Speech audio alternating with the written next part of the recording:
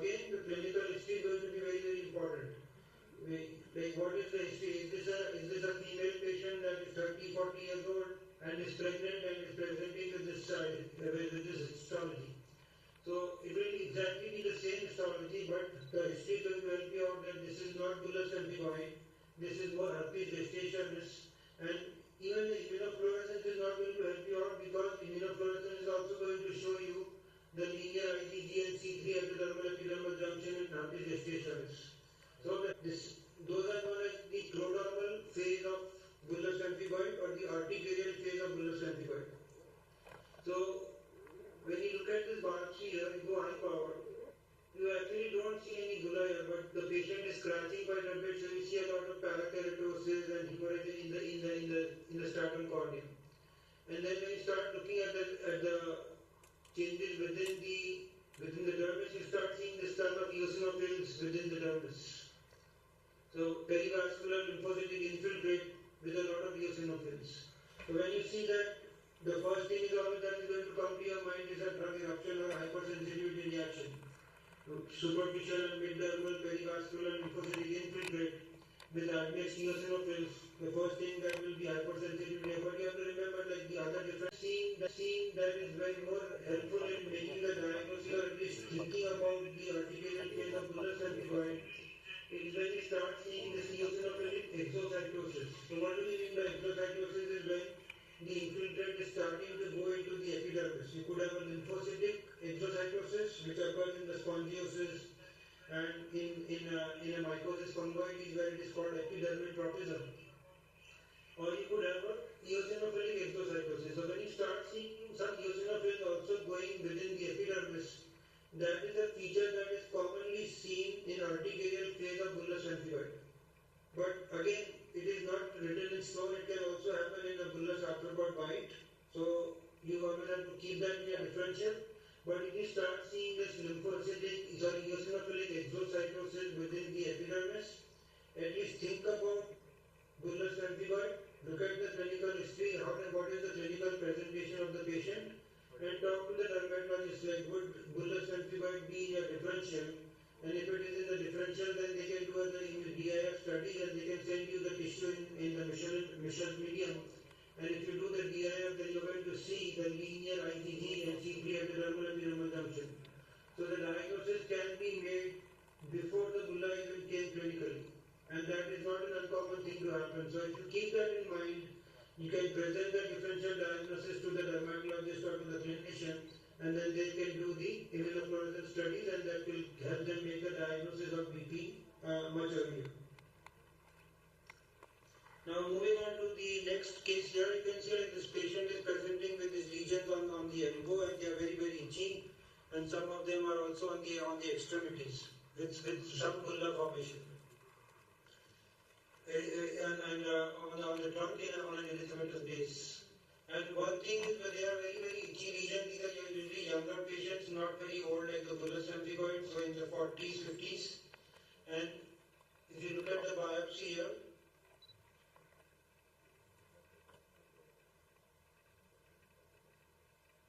so again we know that we are looking at a bullous lesion because you see there is a subepidermal bulla here. So here you can see that the bulla is subepidermal. So like the next question is, do I see inflammation? Yes, I see inflammation. So it is not a cell tumor, it is a cell-rich subepidermal split.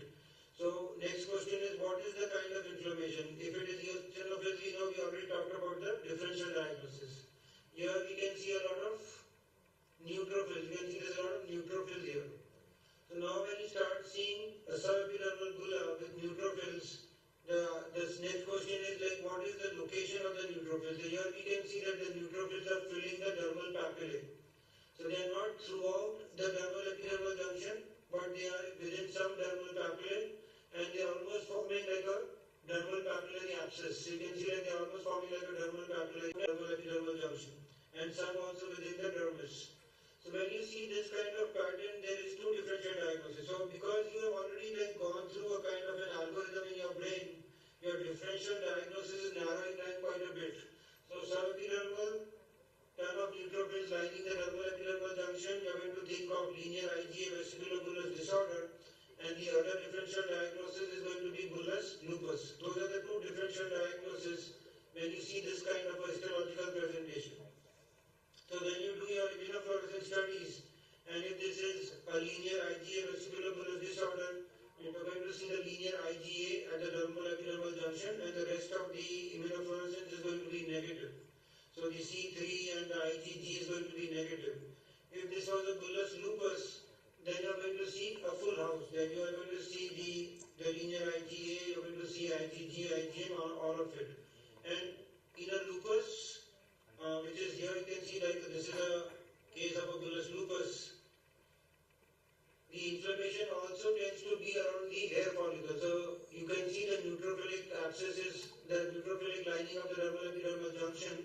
But if you look in the dermis, you are going to see this perifollicular and perivascular infiltrate, and in this one there you see the bluish tinge here basically. So that gives you a clue that you are dealing with bullous lupus.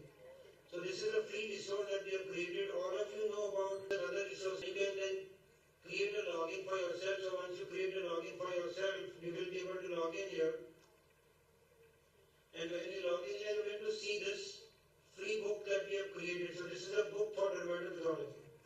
So this is the entire read. If you want to read this book, this has been like these are the best, like Plato was my mentor at MD Anderson, and Dr. Esther and Dr. Bhavan have been like, and Dr. Esther and Dr. Bhavan have been like spectacular teachers that have done clinical differential diagnosis and multiple clinical images and multiple host images. So that is another resource that anybody can use. Thank you very much. And thanks for time.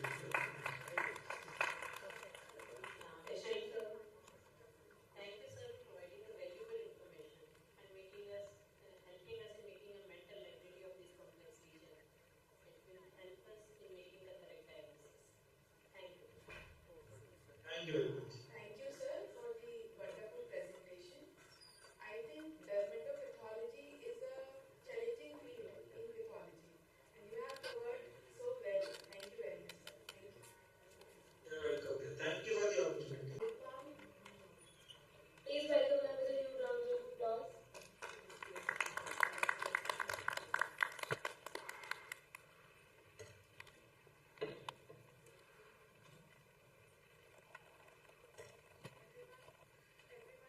Give a huge round of applause to our speaker.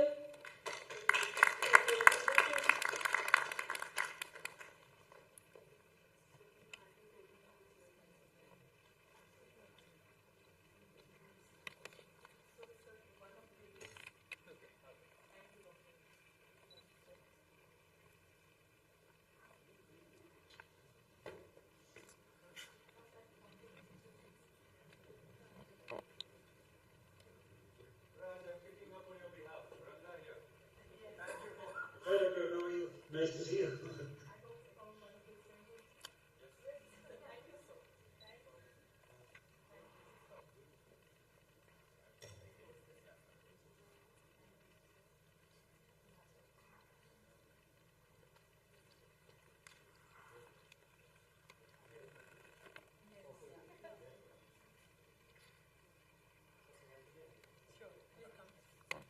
Centre ले ऊपर centre लेके देखो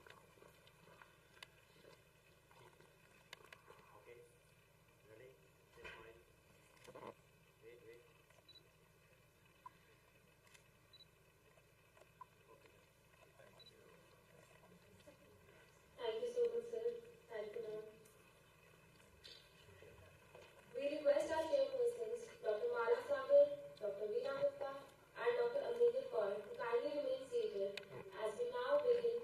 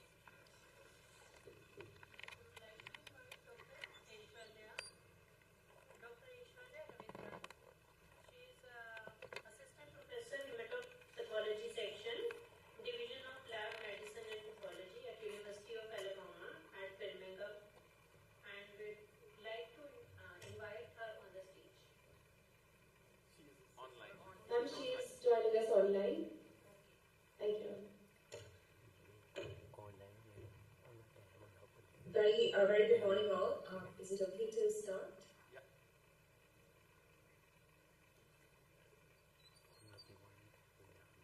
Very good morning all. I'd like to thank the organizers for the opportunity to present on this topic today. I just want to confirm, are you able to see my screen? Yes. I don't think I can hear you. Yes, we are seeing. Okay, perfect. Okay. So histiocytosis has been my area of interest for almost over a decade now. Today, in this talk, I hope to bring in some practical evidence-based insights based on the lessons I learned from my clinical practice and research. You know, although we think about histiocytosis as a hematopoietic disorder, in my practice, I've learned that it applies to every subspecialty of surgical pathology. You can name any organ, and histiocytosis can involve any organ. So I believe that this will be a helpful webinar for any specialty in surgical pathology. So in terms of I don't have any conflicts of interest. So today for the outline for the talk, I'll start with the overview, introducing the classifications and nomenclature, followed by 6 cases integrating the diagnostic pitfalls and phenotypic correlates, and finally concluding my talk with an approach to histopathologic diagnosis. I want to bring the audience's attention to the slide number, which is on the upper right-hand corner. If you want to ask any questions towards the latter part of the talk, and if there is no time, you can always email me referring the slide number, and then we can discuss the responses to the questions. So talking about the overview of histiocytosis. So let's start with what are histiocytes. A histiocyte refers to tissue-resident macrophages or dendritic cells. They are derived from the mononuclear phagocyte system, which comprises of the immune cells, including monocytes, macrophages, and dendritic cells. Prior to going into the classification, I think it's very important for us to understand the ontogeny of this mononuclear phagocyte system. The bone marrow is the primary site of hematopoiesis, and from the hematopoietic stem cells, monocyte dendritic cell progenitor arise, and then they differentiate into monocytes, which are your innate immune cells, and monocytes have the capacity to differentiate into macrophages or dendritic cells in the setting of infections, inflammatory disorders, and as well as in tumors. But in the second subset refers to the common dendritic cell precursors, which differentiate into classical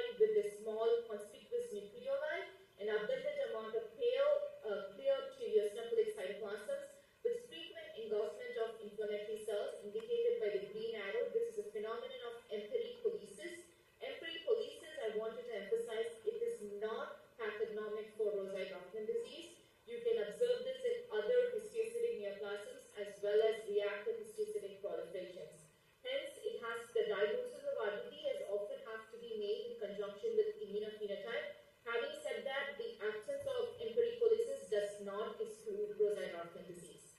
So RDD is characteristically shows positive expression of CD163, S100, OP2, and cyclin D1. Cyclin D1, just like I attributed earlier, is because of the underlying MAP kinase pathway activation. Underlying MAP kinase pathway activation doesn't always mean we will find a mutation. There's probably some other alternative mechanisms that can also result in upregulation of cyclin D1. But this is a near constant phenomenon you observe across all the histiocytic neoplasm in a majority of the cases, compared to the negative cyclin D1 in reactive histiocytic proliferations. One pitfall in OP2 you need to be aware: OP2 stains background plasma cells as well as small B cells. So we have to ensure you're interpreting OP2 in the lesional histiocyte nuclei. There is a semantic difference between emperipolysis, which means there is a cell passing through another cell, whereas hemophagocytosis means the complete destruction of cells when it passes through the macrophages, typically, and this is one of the 8 criteria in hemophagocytic lymphohistiocytosis. The CD163 can be negative in approximately 10% of Rosai-Dorfman disease. It's often necessary that you also use other histiocytic markers. RDD rarely shows BRAF-V600D expression as shown in this case, and when you have a BRAF-V600D mutation, either by immunohistochemistry or by next generation sequencing, always think about mixed histiocytosis. Now, this is an entity which is defined as synchronous or metachronous involvement of 2 or more histiocytic neoplasms, either at the same site or at different site, and it can occur at the same time, which is synchronously, or metachronously, which is different points in time. Most oftentimes, this is the clinical diagnosis. For example, a patient might have LCH 10 years ago, currently presents with Oran-Chester disease, and the treating physician puts it together like an LCH-ECD phenotype. Rarely, it's a histopathologic diagnosis where you can see it as a collision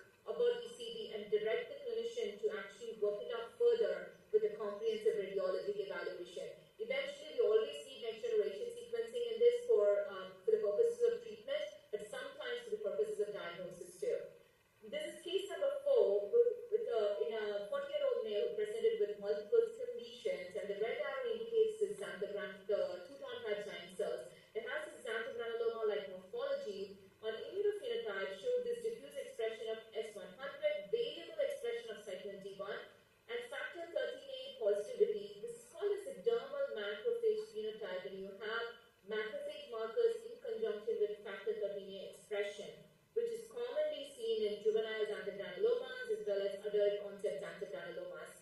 The diffuse S100 expression here doesn't mean it's a Rosai-Dorfman disease phenotype, because the morphology here does not fit the classic Rosai-Dorfman morphology per se. In general, xanthogranuloma lesions, up to 30% of the cases can be S100 positive. So this case it belongs to the xanthogranuloma family of histiocytic lesions. Depending upon the age, you can say juvenile xanthogranuloma or adult onset xanthogranuloma. The juvenile is JHG, is the most commonly recognized term, primarily because of its awareness in the pediatric population. But rather than calling JHG in adults, AHG would be a better terminology. But regardless of this, the main key thing to note is that they have extensive overlapping morphologic features with Uranchester disease, so mandatory radiology correlation is necessary to exclude PCD. This particular case did not have any systemic involvement, and you showed a FLT3 fusion, and interestingly, the patient did show a remarkable response to sorafenib therapy, as you can see here in this bed, near complete response at 6 months of treatment. Really emphasizes the significance of NGS in cases, especially in adult xanthogranulomatous lesions. When the lesions are persistent and they don't go away, always think about what can be the genetics that one can target in order for the patient to show complete response. And talking about the other end of C group of histiocytosis, like I attributed earlier, not all of the lesions in the C, that is cutaneous group, are histiocytic neoplasms. There is a lot of benign and just inflammatory histiocytosis in the cutaneous group. The list is so big, but the key thing to note is that they typically lack the immunophenotypic abnormality that you see in histiocytic neoplasms. That is, they're negative for cyclin D1 of 2, S100, and NGS is also negative, but NGS is really not necessary, especially when you don't have an abnormal phenotype. So my practice to think about NGS in these cases is that when you have an abnormal phenotype, S100 expression, cyclin D1 expression, or ALK or NTRK, it's always good to reflux to NGS to identify a clonal mutation that's present, which would help us to classify a xanthomatous lesion as a neoplastic entity. But if you don't have an abnormal phenotype, NGS is really not required. But if there's a clinically there is concern for histiocytic neoplasm, then you could actually pursue NGS in cases where there is no abnormal immunophenotype. So case number 5, this is a 16-year-old male with lytic bone lesions and showed this diffuse CD1A positivity in these cells of interest. Diagnosed as Langerhans cell histiocytosis, the patient got treated with chemotherapy but had no response. Presented for a second opinion because of this histiocytic nature of this lesion. But upon review, there was something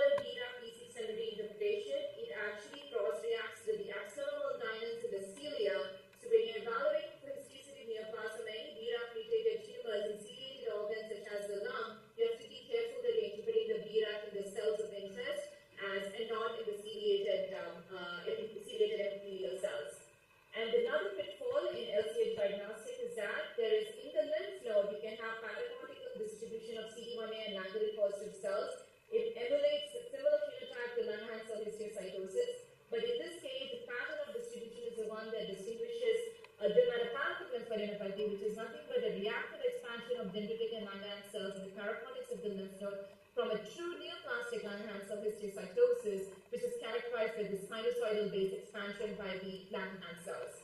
Now, like I said earlier, Langerhans is mandatory for a diagnosis of LCH because this entity here is Langerhans negative, and if it's CD1A positive Langerhans negative, it's a case of indeterminate dendritic cell histiocytosis. Oftentimes, it harbors the MAP kinase pathway mutation similar to other histiocytic disorders, but it can have a slightly different prognosis depending upon the extent of involvement and slightly different biological cause, but we still are learning more about this particular entity. Case number 6, this is a 60-year-old female with a skin lesion on the neck, and as you can see, this kind of streaks of epithelioid cells, which were interpreted as initially positive for CD68 and CD163, negative for all other markers for carcinoma, sarcoma, melanoma, and lymphoma, and initial diagnosis was histiocytic sarcoma. However, on a second opinion, when you go at higher power view, the PU.1 is a macrophage marker as well. It also stains small B cells. You can see this PU1 marker does not stain this epithelioid cells, rather stains the admixed reactive histiocytes.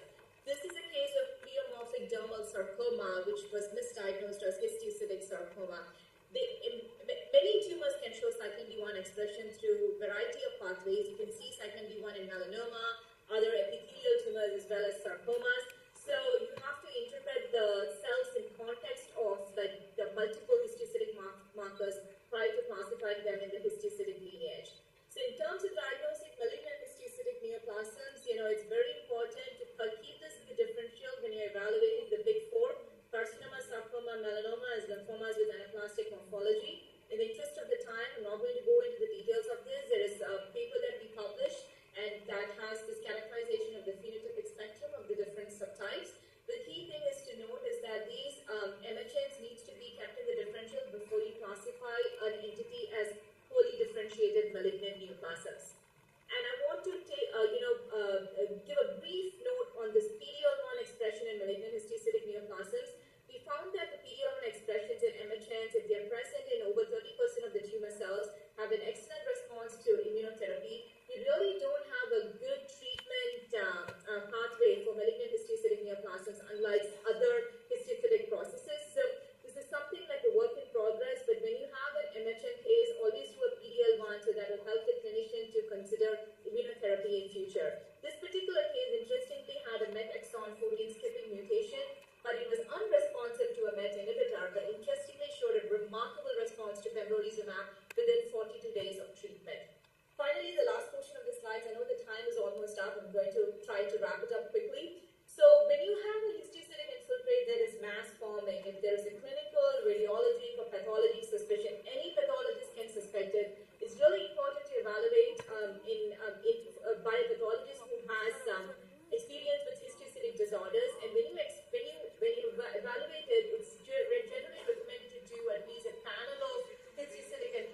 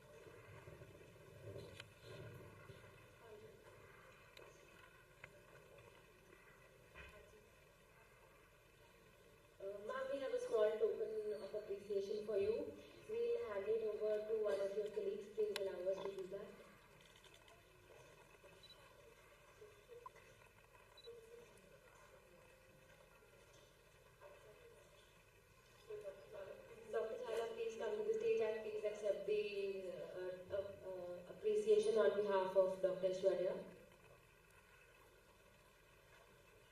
A huge round of applause for our speaker, please.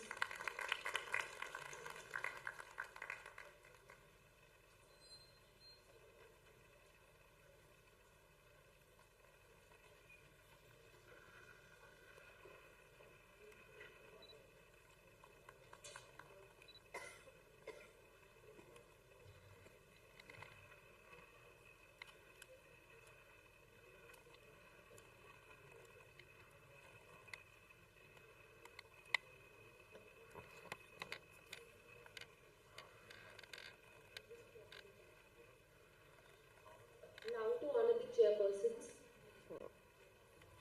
A huge round of applause for them, please.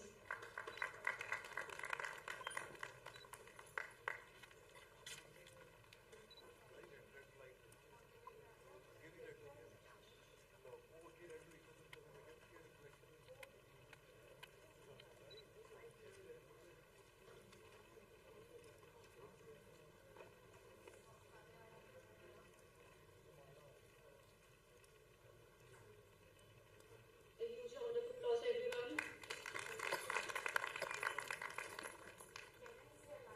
Yes, ma'am, sure, ma'am.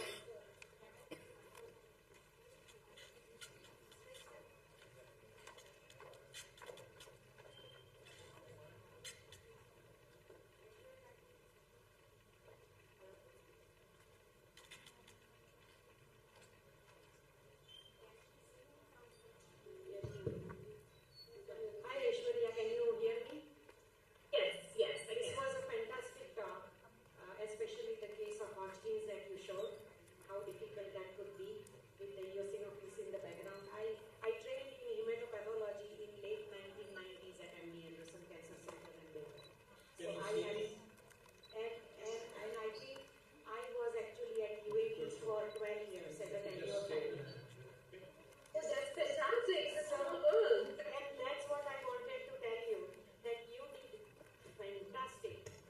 Great presentation. When I knew you are from UAB, I was not expecting that I would take this plaque on behalf of you, but I'm so proud of you, and I'm honored that as a UAB faculty, I'm ever UAB faculty. I'm at UPenn right now, but UAB is always in my heart. So fantastic. Thank you so much, ma'am. And if you know Dr. Vishnu Reddy over there, Yes. please tell him that I am sending lots of regards to him, and my name is Darshana Jala. He would remember me. Absolutely. Thank you so much, ma'am. Thank you for so kind words. Thank you so much, ma'am.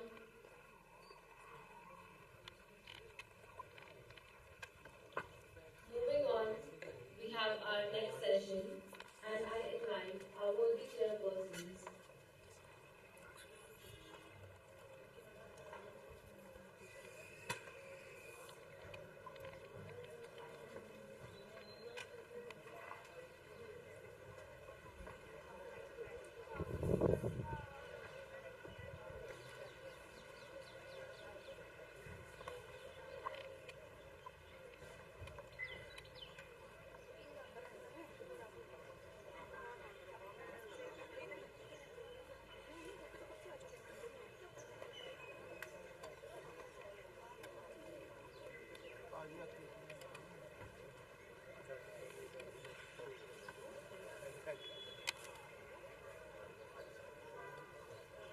Pick it up. Pick it up. Pick it up.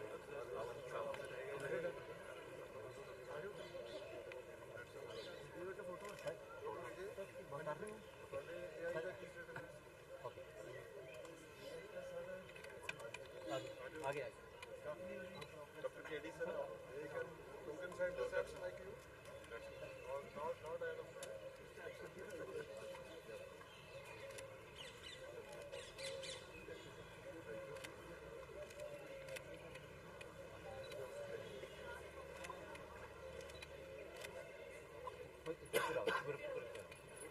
Yes, ready? Dr. Gill sir,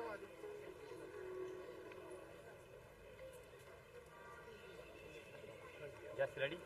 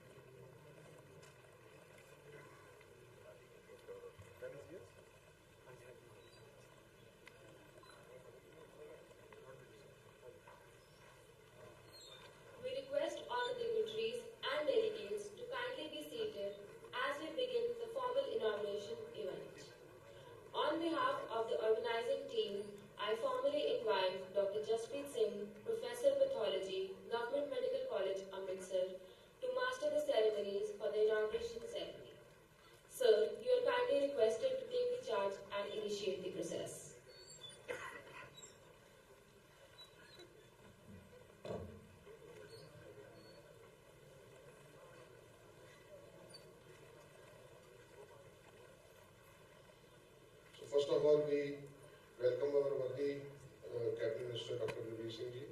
Welcome, sir, to our conference, and dignitaries, DRV sir, DRV sir, and all the delegates.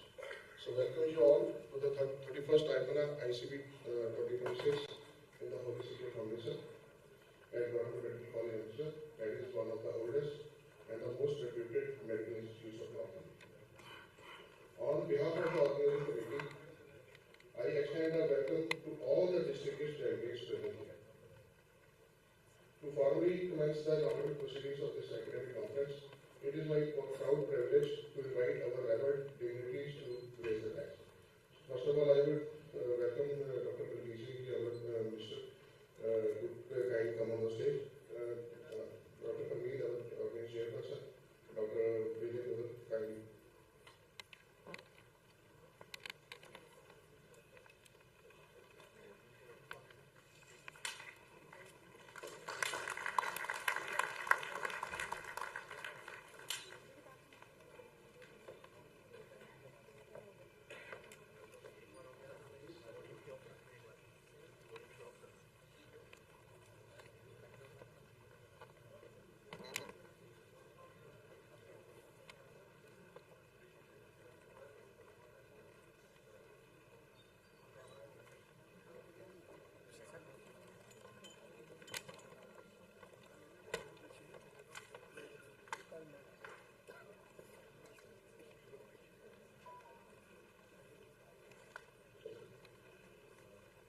So you also welcome on the dais Dr. Avinash, our DRV sir. So Dr. KD and Dr. Karanji, kindly sir, please accompany them on the stage, sir.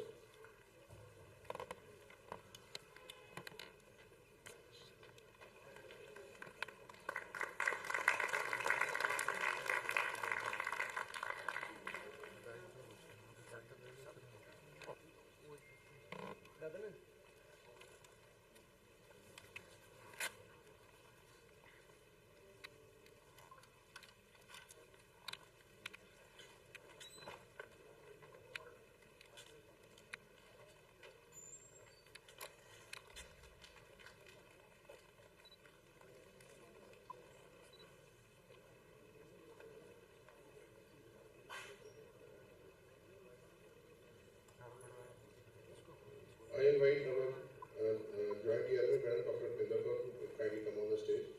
Dr. Karanji and Dr. AMRITSAR, please accompany us.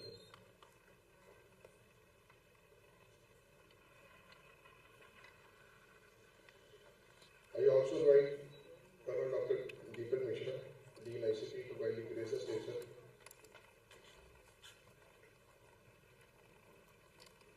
Dr. Ratambra Nada, ICP Secretary, Madam, please.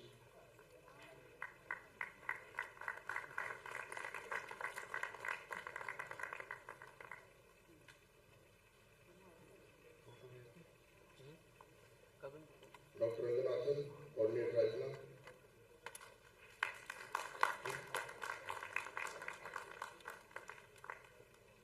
Dr. P.S. Bajpai, PMC member, kindly sir, please raise the stage.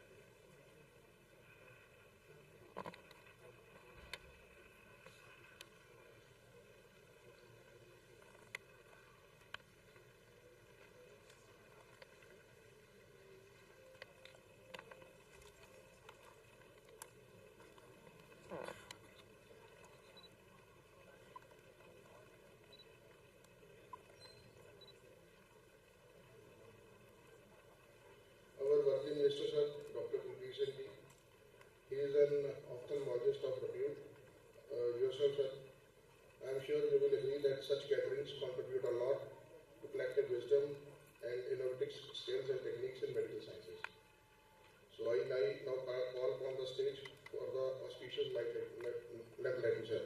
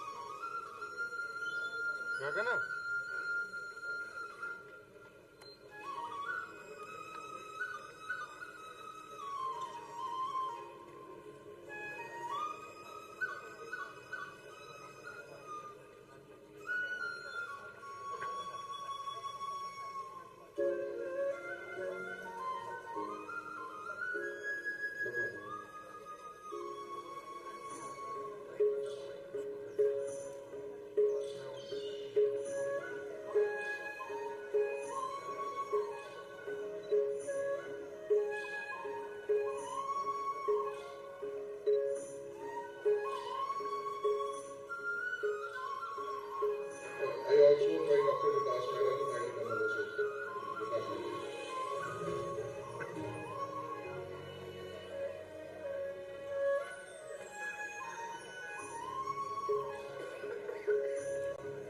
I also invite on stage Dr. Cinference, our civil surgeon of AMRITSAR.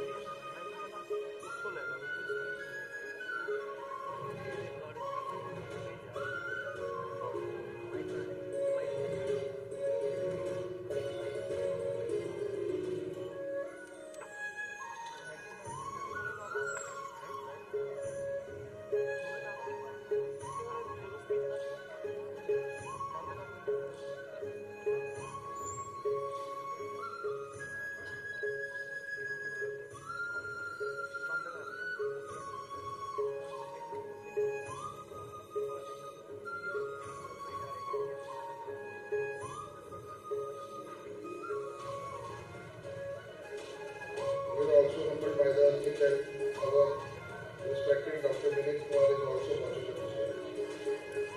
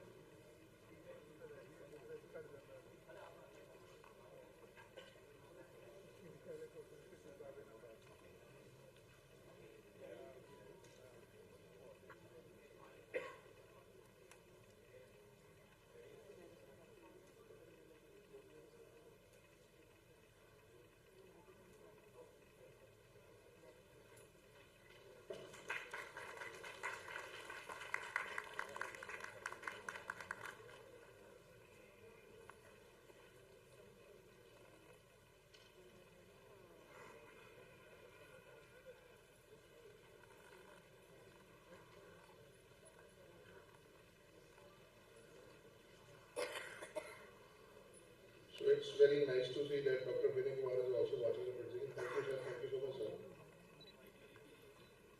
So to start with the proceedings, I invite our organizing chairperson, Dr. Parmeet Bhagga, to have a welcome address. इस side है अगली side पे आ जाओ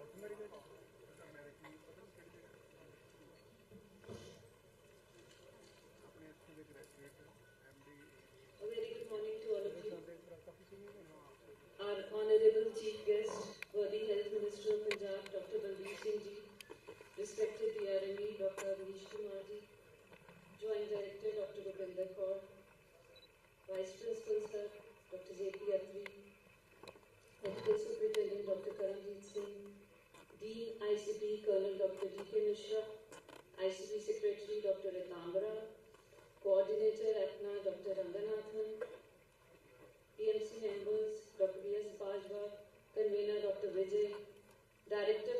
Chief Advisor, Dr. KD, Dr. Karanjit Gill, Professor and Head Pathology, SGRD, other dignitaries on stage, our distinguished speakers from USA and India, dear faculty members, and delegates from different parts of India and overseas.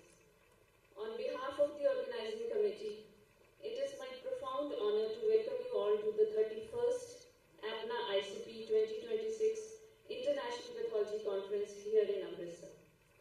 I extend heartfelt gratitude to our chief guest, the Honorable Health Minister, Dr. Balbir Singh Ji, for gracing this occasion. His visionary health programs in Punjab, ranging from strengthening primary health care to expanding access to advanced medical services, have truly uplifted the well-being of residents of Punjab.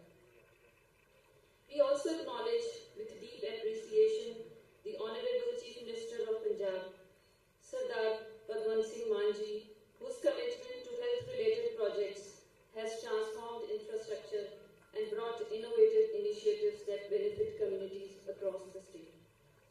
I wish to place on record our sincere admiration for the respected DRME, Dr. Avnish Kumar, whose tireless efforts in the development of medical colleges have expanded opportunities for medical education and training, thereby strengthening the backbone of healthcare delivery in Punjab. We extend our heartfelt appreciation to Dean, Indian College of Pathology, Colonel Dr. D.K. Mishra, whose guidance and vision have ensured that ICP remains a pillar of academic strength and professional growth. Equally, we acknowledge the Association of Indian Pathologists in North America, whose vision and commitment have sustained this remarkable tradition of collaboration. Under the dynamic leadership of President Dr. Megha Joshi, Coordinator Dr. Ranganathan,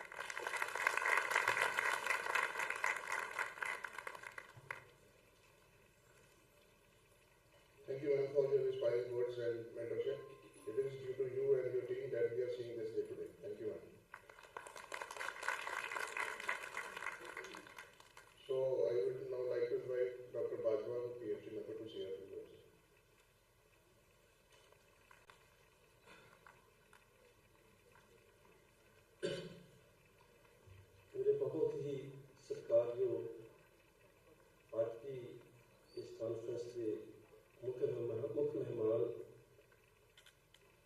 doctor Balbir Singh ji, health minister Punjab,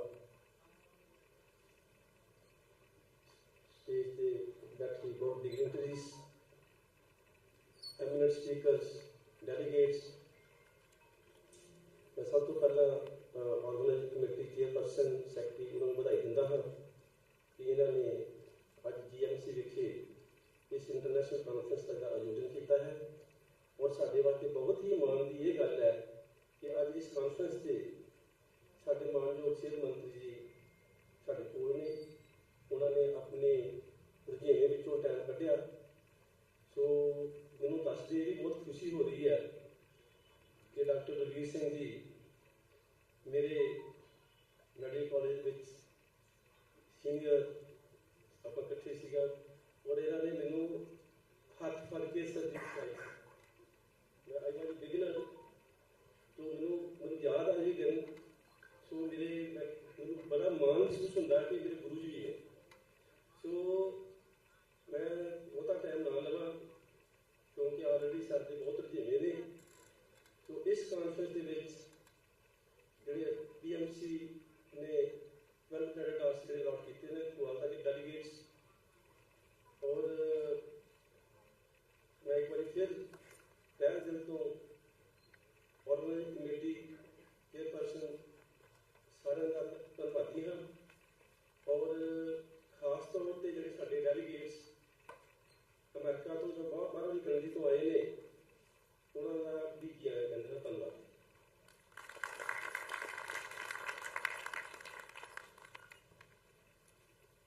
Thank you, sir, for this quote, and thanks for granting 12 CM credit hours to this ability. Thank you, sir.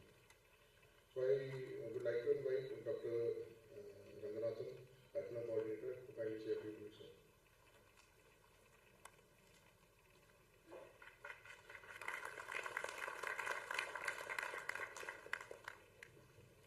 Good morning, everyone. Honorable Chief Guest and all the dignitaries on the podium. Thank you for taking so much pains and so much of organization to try and put together this wonderful CME International Pathology Conference. My job was much smaller. I just had to find the necessary foreign delegates who could come and spare some time and come attend this conference and partake in the knowledge. But you had the bigger task in hand, trying to put together everything and making sure all arrangements are made at your end. So again, thank you all for doing a wonderful job. The mission of IPNA has always been to spread knowledge in India and the alma mater. Most of the people here are alumni from different institutions in India, and they love the opportunity to come back every year to educate all the pathologists, colleagues, the trainees, the postgraduates, the medical students, whoever participates in these conferences, and impart whatever knowledge they can as a broadening of scientific discoveries and ideas, basically, and create new collaborations and give opportunities to new students if they are ever interested in participating in advancing their careers in the United States. So I think this is a great opportunity for all of us to get together and share our experiences, I would say, and also carry the science forward as well as give opportunities to the new learning, new people who are coming into the career of pathology. So I think that I will not take much more time. I think this has been wonderfully arranged, and I want to thank everyone again. And I'm thrilled to be over here, and I look forward to participating with other places in the future. Thank you all.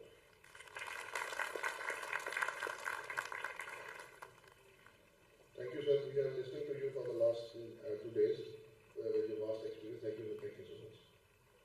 So I would like to invite Colonel Dr. D.K. Mishra, Dean ICP, to say a few words.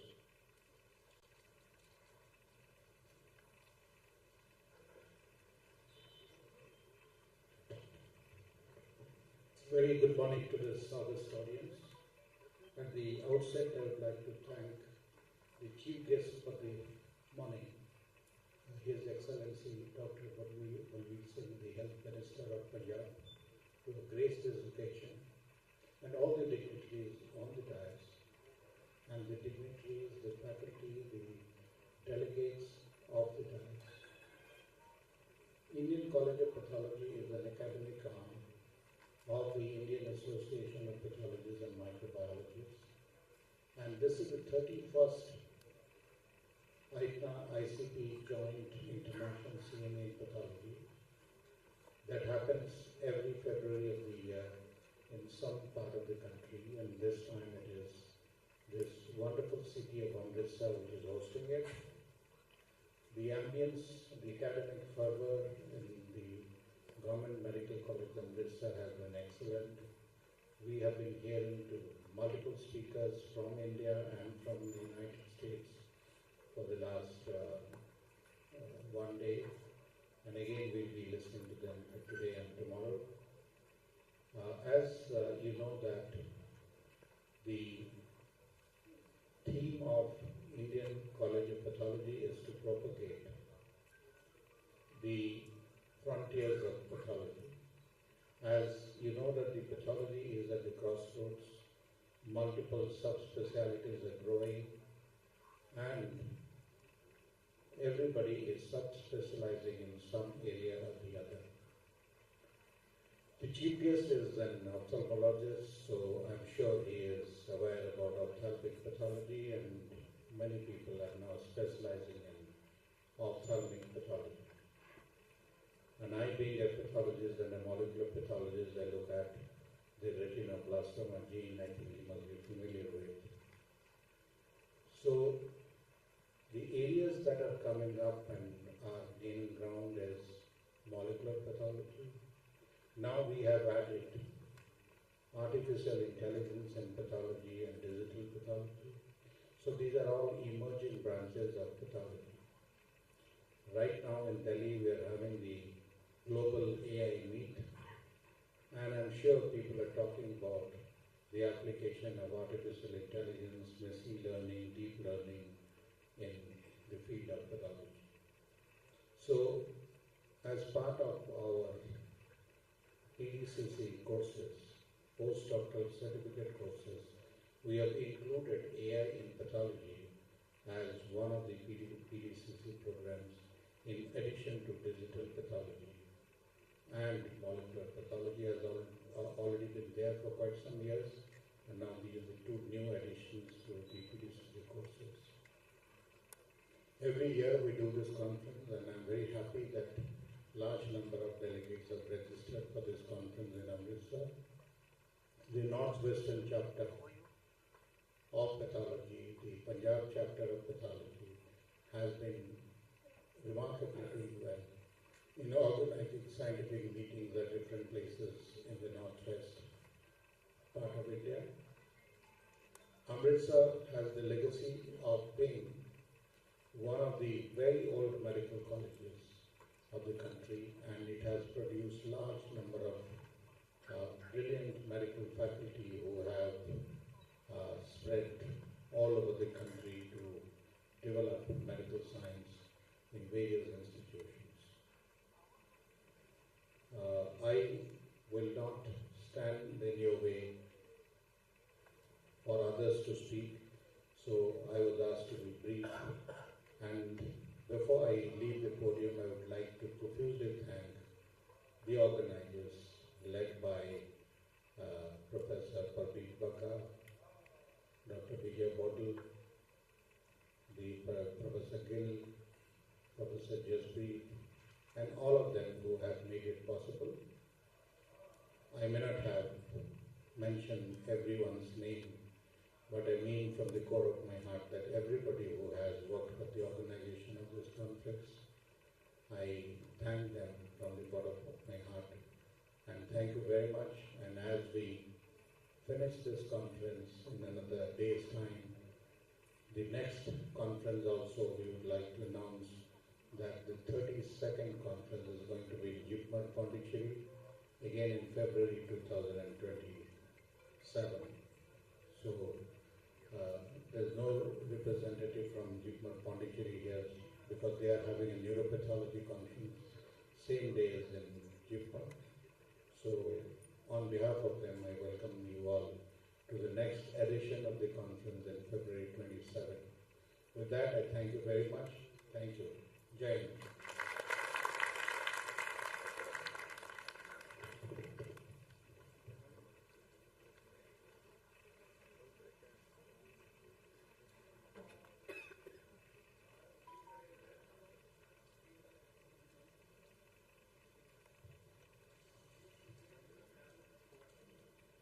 True to his word, Dr. Mishra is known for his academic and literature skills. Thank you, sir.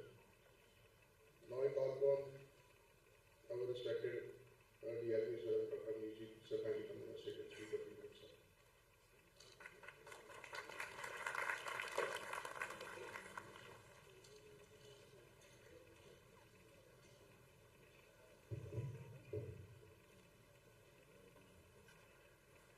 Dr. Balbir Singh Ji, Honorable Cabinet Minister for Medical Education and Research and Health and Family Welfare, dignitaries on the stage and off the stage, organizers and colleagues from APNA and ICP,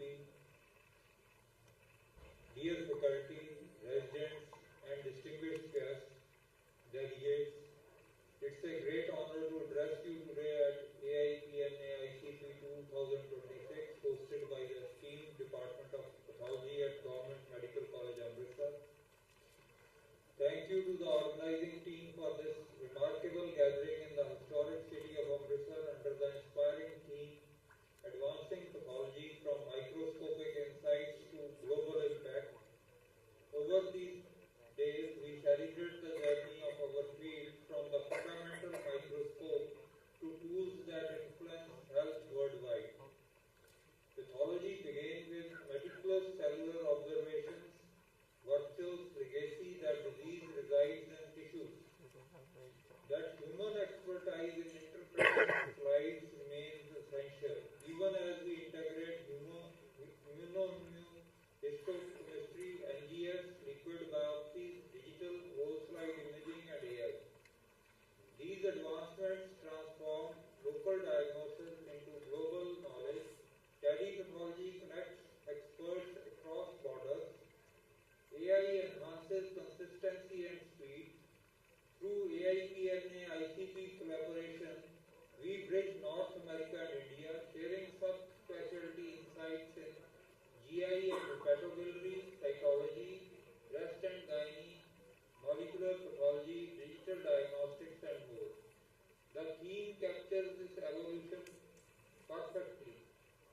Microscopic insights fueling global impact in fighting cancer disparities, infectious diseases, and non-communicable burdens, especially in resource-limited settings.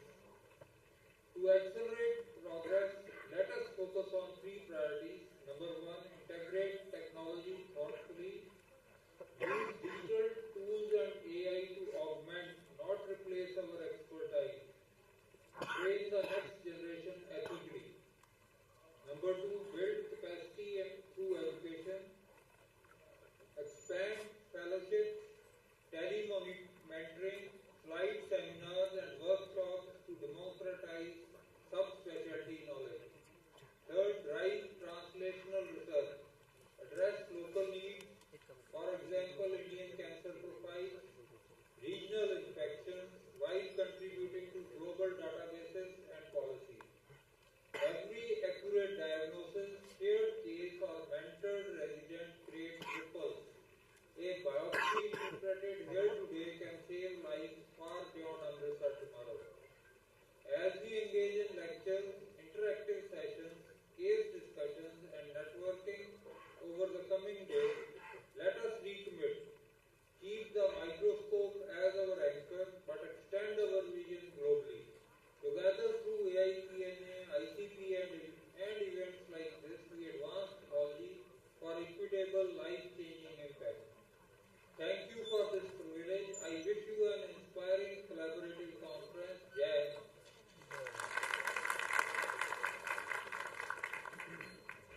Thank you, sir.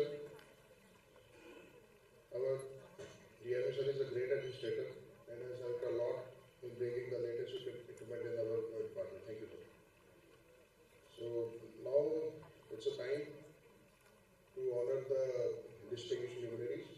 And the first on the list is our worthy Dr. Vinay, who is just listening to us from Chicago. So I would like to invite Dr. Niraj Jhala and Dr. Darshan Jhala to come on the stage and accept the award on his behalf. So before that, I would like to speak a few words about Dr. Vinay. Dr. Vinay is an authority on the cellular and molecular biology of natural killer cells. He has been a leader in understanding the origin and differentiation of these cells and their role in the rejection of transplant. So, and students, as everybody present in this hall, as medical students, everybody has read his book. The whole world has read his book. So, the author of Robbins' important pathological basis of disease and Robbins' basic pathology, the two most.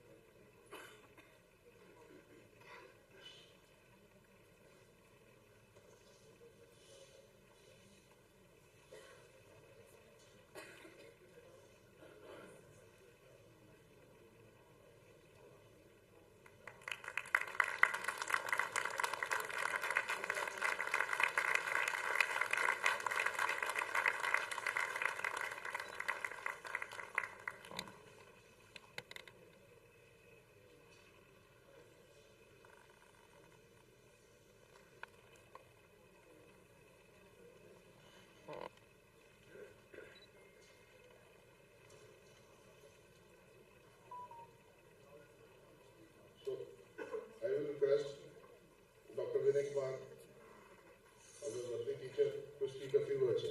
Over to you, sir. मैं तो सुनने वास्ते आया सीगा, बोलने वास्ते नहीं आया सी। फिर भी इस तरह मैं कल क्या सीगा कि मेरे एक दिल का टुकड़ा ऐसे रह गया। तो सिर्फ ध्यान ना रखना कि किसी में लेने वास्ते आ जाऊँ।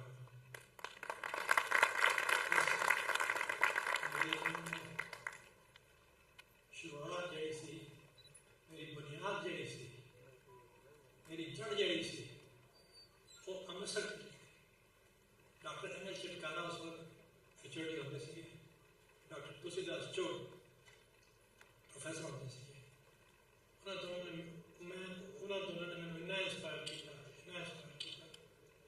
कि मैं बस उस तो बाद रस्ते पे लग गया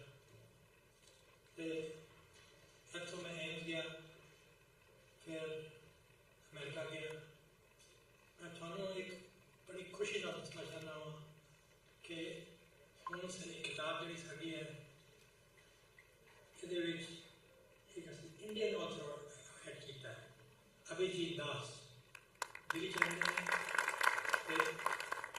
दो है basic pathology pathology basic disease दोवां they which doctor Abhijit Das Delhi रहते हैं वो साढ़े नाल कहते हैं को ऑथर बनने में इस गल की बहुत खुशी बड़ी खुशी होती है कि अमेरिका छपने वाली किताब जिस नतीज सुन चुके हो ਉਹਦੇ ਵਿੱਚ ਇੱਕ ਸਾਡਾ ਹਿੰਦੁਸਤਾਨੀ ਪੈਥੋਲॉजी आ गई मैंने इस बात की बहुत खुशी कोशिश करांगे कि कभी थोड़े नाल मुलाकात हो जाए बाकी और बहुत सारी गल्लां बहुत सारी ऑनरेबल बंदे हैं जिन्होंने बोलना है तो मैं वक्त नहीं लाओ थोड़ा डॉक्टर बलबीर सिंह ने मैं कहना चाहना डॉक्टर साहब तुसी अमृतसर ਨੂੰ ਵਧਾਉਂਦੇ ਜਾਓ ਵਧਾਉਂਦੇ ਜਾਓ ਹੋਰ ਉੱਚਾ ਕਰੋ ਹੋਰ ਉੱਚਾ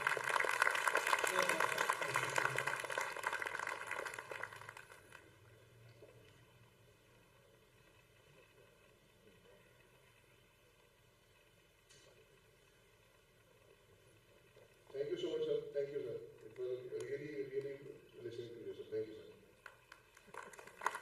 Goodbye, sir. Goodbye, sir, and wish you good health, sir. Thank you, sir. Thank you. So I would like to invite our previous HODs. So I'll check Dr. Amarjit Singh sitting here, sir. Kindly, sir, come on the stage, sir, please.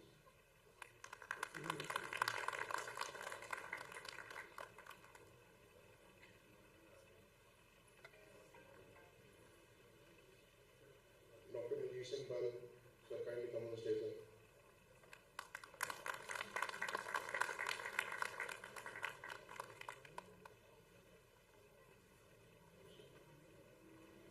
Dr. Vijay Mehra.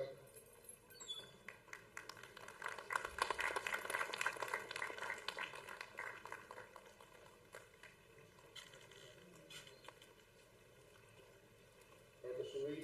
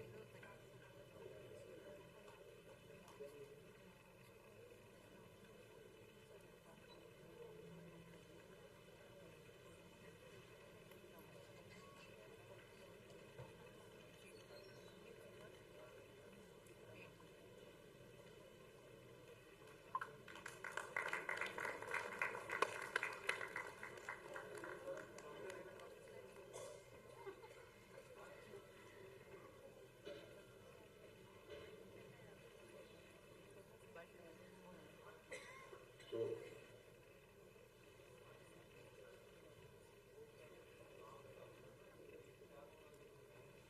I also touch upon our worthy minister, sir, to honor our DRB, sir.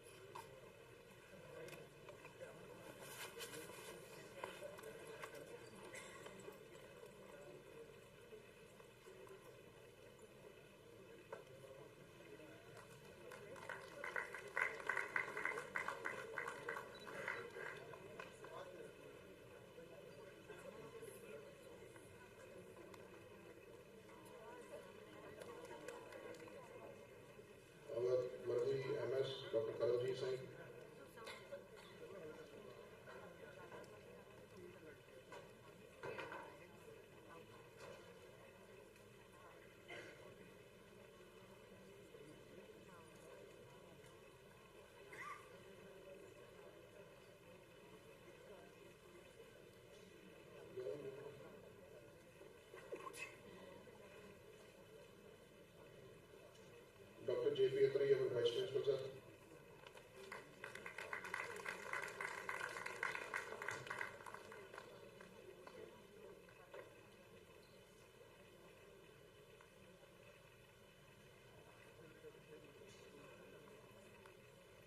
Dr. J.P. Atri.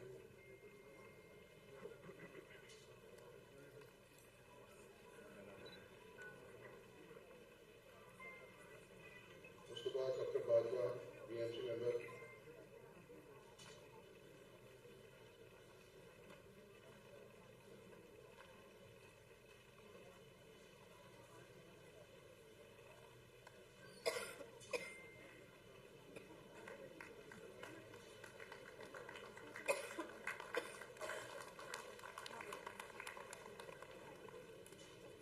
Dr. Ritandra.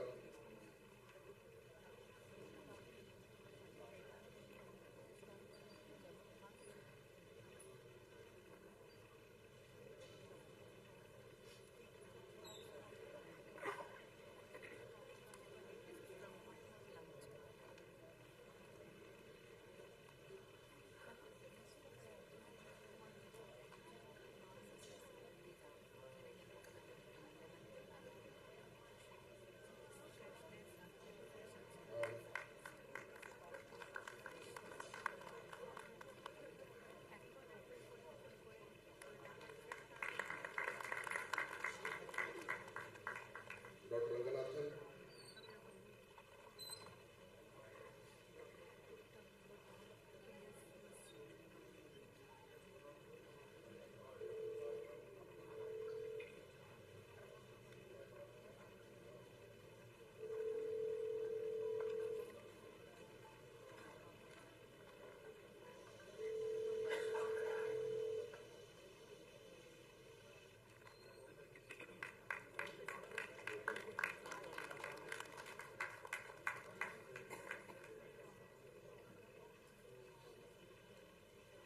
Dr. Ranganathan.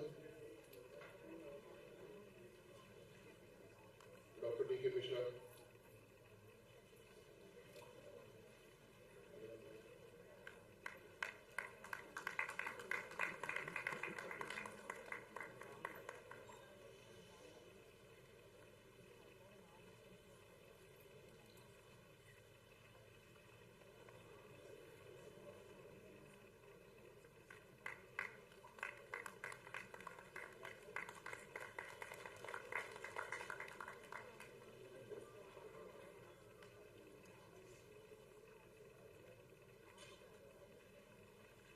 Dr. Parmeet, our chairperson.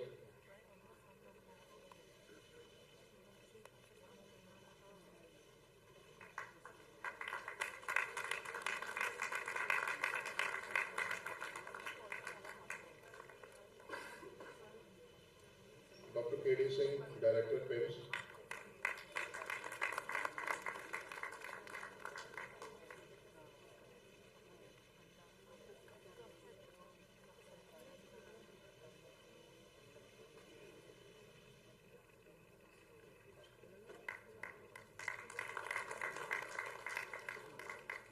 Dr. Vijay Bodal, Convener.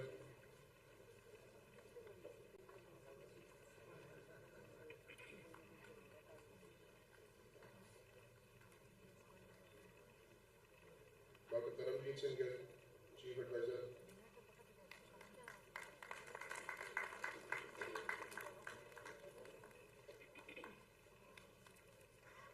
Dr. Jaspreet Singh.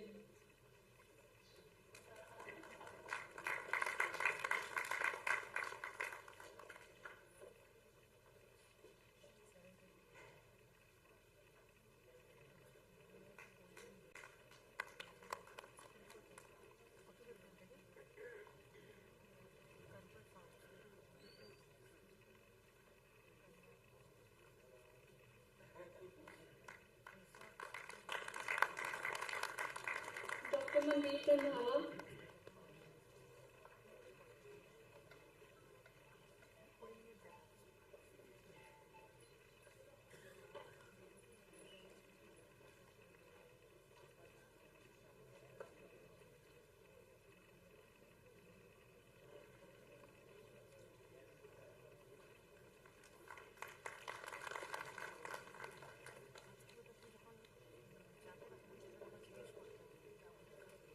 Nirmal Jodhkar. On behalf of Dr. Nirmal Jodhkar, Dr. Nadeem will have the floor. Dr. Poonam, Dr. Vinay Sharma. These are all part of organizing committee.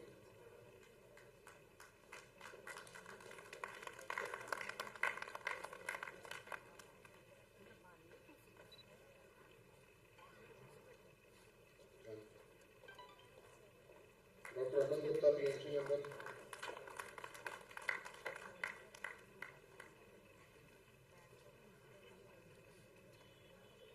Dr. Vikas Mehta, who is already on the desk.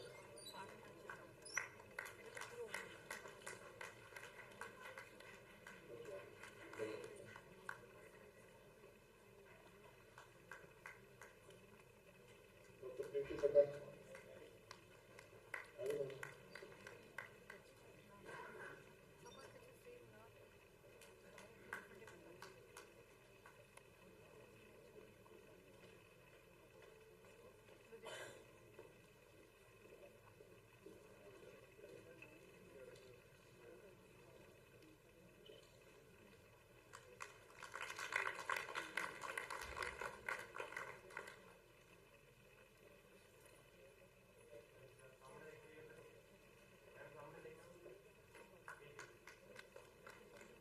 Dr. Aman Gupta, PMC member. उसके बाद doctor Sinderjit Singh George, civil surgeon Amritsar. Doctor Anil Jotwani,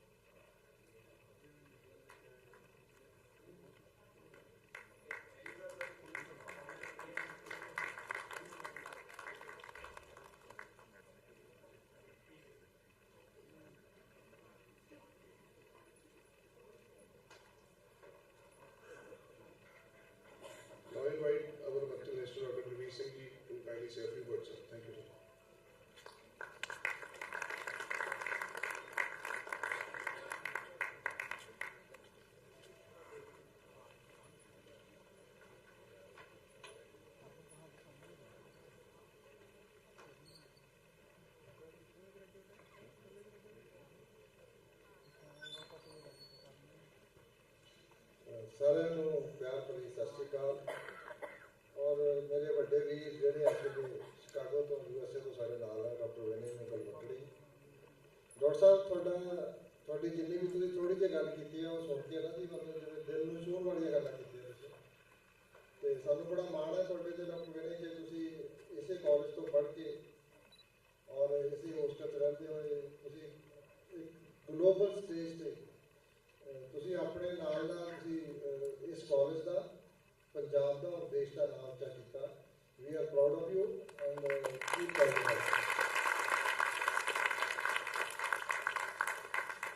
sir ਬਹੁਤ ਸਾਰੀਆਂ generation ਤੁਹਾਡੀ ਕਿਤਾਬ ਪੜ੍ਹ ਕੇ pathology doctor ਬਣੀਆਂ ਔਰ ਉਸ ਤੋਂ ਬਾਅਦ ਬਹੁਤ ਸਾਰੇ ਲੋਕ ਸਪੈਸ਼ਲਿਸਟ ਬਣੇ ਆ।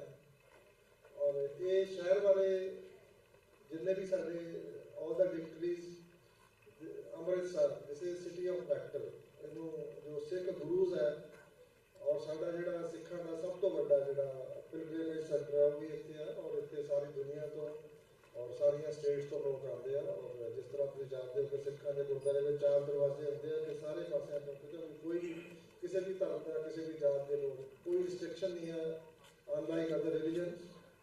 ਔਰ ਇਹਦੇ ਨਾਲ ਡਾਕਟਰ ਵਿਨੇ ਤੁਸੀਂ ਜ਼ਿਕਰ ਕੀਤਾ ਡਾਕਟਰ ਤੁਲਸੀਦਾਸ ਦਾ। ਜਦੋਂ ਦੇਸ਼ ਆਜ਼ਾਦ ਹੋਇਆ ਤਾਂ ਉਦੋਂ ਪੰਡਿਤ ਜਵਾਹਰ ਲਾਲ ਨਹਿਰੂ ਨੇ ਸੋਚਿਆ ਕਿ ਅਸੀਂ ਜੇ ਅੱਗੇ ਵਧਣਾ ਤਾਂ we should have Indian institute of management technology and medical institutes. So ਦੂਜੇ ਪਾਸੇ ਜਿਹੜਾ ਦੇਸ਼ ਸੀਗਾ ਮਤਲਬ ਫੂਡ ਗ੍ਰੇਨ ਦਾ ਬਹੁਤ ਜ਼ਿਆਦਾ ਡੈਫੀਸ਼ੀਟ ਸੀਗਾ। ਅਕਾਲ ਕਹਿੰਦੇ ਹੁੰਦੇ ਸੀਗੇ I think doctor Vinay he by later brother so he bear with me ਕਿ ਬੰਗਾਲ ਦੇ ਵਿੱਚ, ਉੜੀਸਾ ਦੇ ਵਿੱਚ ਲੋਕ ਭੁੱਖ ਨਾਲ ਮਰਦੇ ਹੁੰਦੇ ਸੀ ਹਜ਼ਾਰਾਂ ਦੀ ਗਿਣਤੀ ਦੇ ਵਿੱਚ। ਤੇ ਉਹਨਾਂ ਨੇ ਕਿਹਾ ਕਿ ਆਪਾਂ ਜਿਹੜਾ ਸਭ ਤੋਂ ਪਹਿਲੀ ਗੱਲ ਹੈ ਕਿ ਸਾਡੇ ਕੋਲ ਖਾਣ ਲਈ ਖਾਣਾ ਹੋਣਾ ਚਾਹੀਦਾ ਤੇ ਆਪਾਂ ਕੀ ਕਰੀਏ। ਉਹਨਾਂ ਨੇ ਕਿਹਾ ਜੀ ਇਹ ਪੰਜਾਬ ਕੈਨ ਡੂ ਇਟ। ਫਿਰ ਉਹ ਪੰਜਾਬ ਵਿੱਚ ਆਏ, ਗ੍ਰੀਨ ਰੈਵੋਲੂਸ਼ਨ ਹੋਈ। It's a long story, I will not go into the details, but we became a food surplus state, very slow state. ਉਸ ਤੋਂ ਬਾਅਦ ਇਹ ਸੀਗਾ ਕਿ ਆਪਾਂ ਮੈਡੀਕਲ ਕਾਲਜ ਬਣਾਉਣੇ ਆ। ਆਈ ਰਿਮੈਂਬਰ ਕਿ PGI All India Institute Medical Sciences, you needed institute builders. उस वेले फिर पंडित जवाहर लाल नेहरू ने अमृतसर आए। Doctor Tulsidas he is the founder of PGI. Similarly AIMS वास्ते ਜਦੋਂ ਵੀ ਕਿਤੇ ਕੋਈ ਮੈਡੀਕਲ ਇੰਸਟੀਚਿਊਟ ਹੁੰਦੀ ਸੀ ਤੇ ਉਹ ਕਹਿੰਦੇ ਸੀ ਕਿ ਇੱਕ ਡਾਕਟਰ ਅੰਮ੍ਰਿਤਸਰ ਤੋਂ ਲਿਆਓ, ਜਿਹੜਾ ਡਾਇਰੈਕਟਰ ਪ੍ਰਿੰਸੀਪਲ ਅੰਮ੍ਰਿਤਸਰ ਤੋਂ ਲਿਆਓ, ਬਾਕੀ ਇੰਸਟੀਚਿਊਟ ਉਹ ਬਣਾ ਦੇਣਗੇ। So that is the reputation of Amritsar. Doctor Vinay ਇਹਨਾਂ ਨੇ ਰੈਕੋਗਨੀਸ਼ਨ ਲਈ ਹੈ। ਔਰ ਇਸੇ ਤਰ੍ਹਾਂ ਮੈਂ ਕਹੂੰਗਾ ਕਿ ਡਾਕਟਰ ਨਿਰੰਕਾਰੀ ਵੈਰੀ ਐਮੀਨੈਂਟ ਆਈ ਸਕਦਾ, ਉਹ ਵੀ ਇਹਨਾਂ ਦੀ ਸੀ ਇੱਥੇ। Doctor I remember doctor Tong, doctor Hardas Singh, they were the giants of their fields. ਬਹੁਤ ਸਾਰੇ ਦੂਰੋਂ ਲੋਕ ਉਹਨਾਂ ਕੋਲੇ ਦੇ ਕੰਮ used to come to them for surgeries, for medical care. Doctor Daljit Singh he was a pioneer. ਉਹਨਾਂ ਨੇ ਜਿਹੜਾ ਇੰਟਰਾਓਕੂਲਰ ਲੈਂਸ ਉਹਦੇ ਵਿੱਚ ਉਹਨਾਂ ਦਾ ਵਰਲਡ ਕਲਾਸ ਕੰਮ ਸੀਗਾ ਔਰ ਪੂਰੀ ਦੁਨੀਆ ਦੇ ਵਿੱਚੋਂ ਜਿਹੜੇ ਲੋਕ ਸੀਗੇ ਉਹ ਉਹਨਾਂ ਕੋਲੇ ਕੰਮ ਸਿੱਖਣ ਆਉਂਦੇ ਸੀਗੇ, ਦੇਖਣ ਆਉਂਦੇ ਸੀਗੇ ਕਿ doctor Daljit Singh he was a, I would say, a very innovative person. So similarly, Dr. Rajveer Singh, north of Delhi, ਸਾਡੇ ਕੋਲੇ retina surgeon ਕੋਈ ਨਹੀਂ ਹੁੰਦਾ ਸੀਗਾ, he was the only one. So this city was also known as Mecca of ophthalmology. So ਬੜੀ ਇੱਕ ਮਾਣਮੱਤੀ position ਹੈ ਇਸ ਮੈਡੀਕਲ ਕਾਲਜ ਦੀ। ਇਹਨਾਂ ਨੇ ਬਹੁਤ ਸਾਰੀਆਂ ਇੰਸਟੀਚਿਊਟਸ ਜਿਹੜੀਆਂ ਹੈਗੀਆਂ ਡਿਵੈਲਪ ਕੀਤੀਆਂ, including PGI, AIMS and so ਮੈਨੀ ਅਦਰਸ। ਔਰ ਇਹਨਾਂ ਨੇ ਇੰਟਰਨੈਸ਼ਨਲ ਲੈਵਲ ਦੇ ਉੱਤੇ ਵੀ। ਔਰ ਤੁਹਾਡੀ ਜਿਹੜੀ ਬੜਾ ਹੀ ਬਿਫਿਟਿੰਗ ਹੈ ਜਿਹੜੀ ਤੁਹਾਡੀ ਕਾਨਫਰੰਸ ਹੈ ਵਿਚ is Indian council of pathology, Indian College of Pathology, and this is American Indian Pathologist of North America. Is that right? So, Association of Indian Pathologists in North America. So again, you see, it's a very, I think, in the present circumstances, when the world is fragmented in the name of so many things. So you unite people because the disease doesn't know any barriers. It doesn't recognize the borders, be it smallpox, be it COVID very recently, or so many other diseases that you see, they spread across borders, and why should the knowledge be limited? And this is very befitting that people across continents, they come together, share knowledge, and it benefits our generation next, which I find very few of them are here. So most of the faculty is here. So I mean, in future,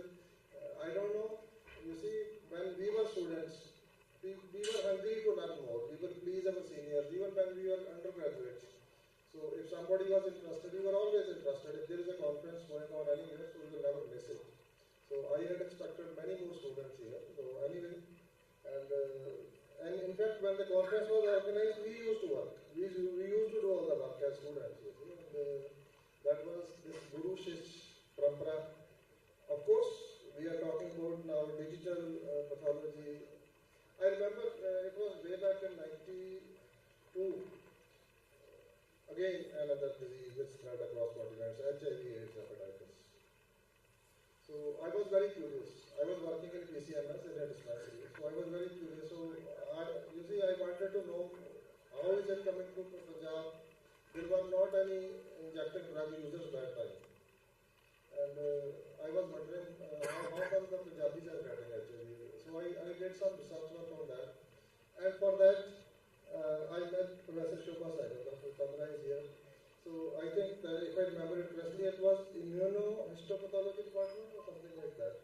So she spotted me and we did research work which was published in the international journal. So I'm a doctor working in a dispensary and the professor and PJ could work together. So knowledge should have no barriers and it knows no barriers. And then that gave me a recognition and it helped the state to formulate policy. So what you do, you see, I look inside the eye. What is happening inside the eye, and you look inside the cell, different cells of the eye, what is happening inside the ganglion cells where the light shines, you see. This knowledge comes from pathologists, and when you are looking at a tissue, there is a patient connected to it, there is a family connected to that, and there is a whole society connected to that. So what is happening in COVID, what is happening in so many novel viruses now and so many new diseases, you are the people, when I was student before that, there used to be department of eye and ENT, it was one department. Now we have 10 departments in eye itself. Vitro-retina surgery. You see? So the time is progressing. Similarly, I think when Dr. Vinay was student, so it used to be only pathology, there was no microbiology school that time.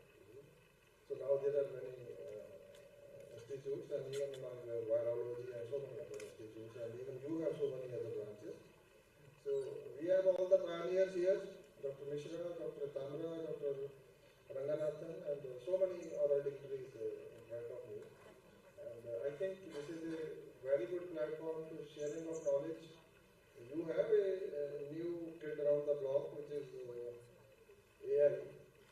And I think Dr. Mishra mentioned about AI Impact Summit. And India was written by a Chinese AI dog.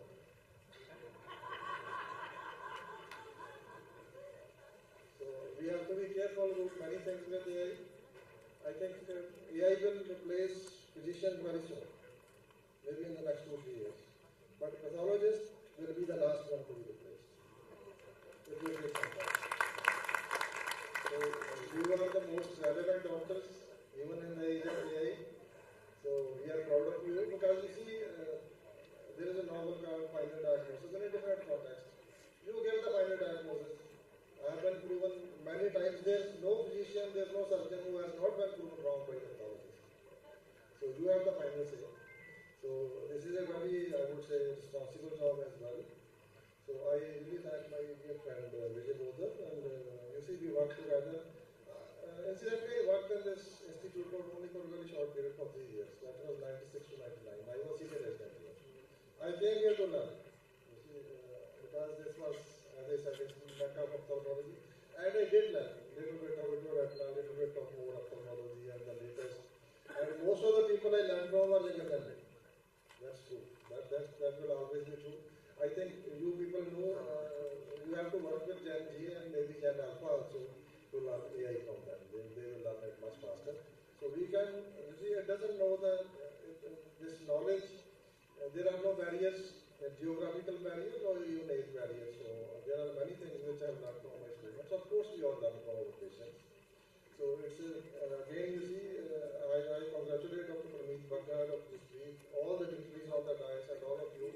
And AMRITSAR is also, you see, known for variety of its food. And of course, you must have visited the Golden Temple, the Kana Mandir, and it's a center of pilgrimage. There is a lot to learn from. The people are very hospitable. People are very known for their, I would say, Punjabis. जो असली पंजाब की जड़ी है ना जो actual flavour है पंजाब का वो थोड़ा अमृतसर मिलेगा कि लोग बहुत प्यारे मिलापड़े और अपने इंटर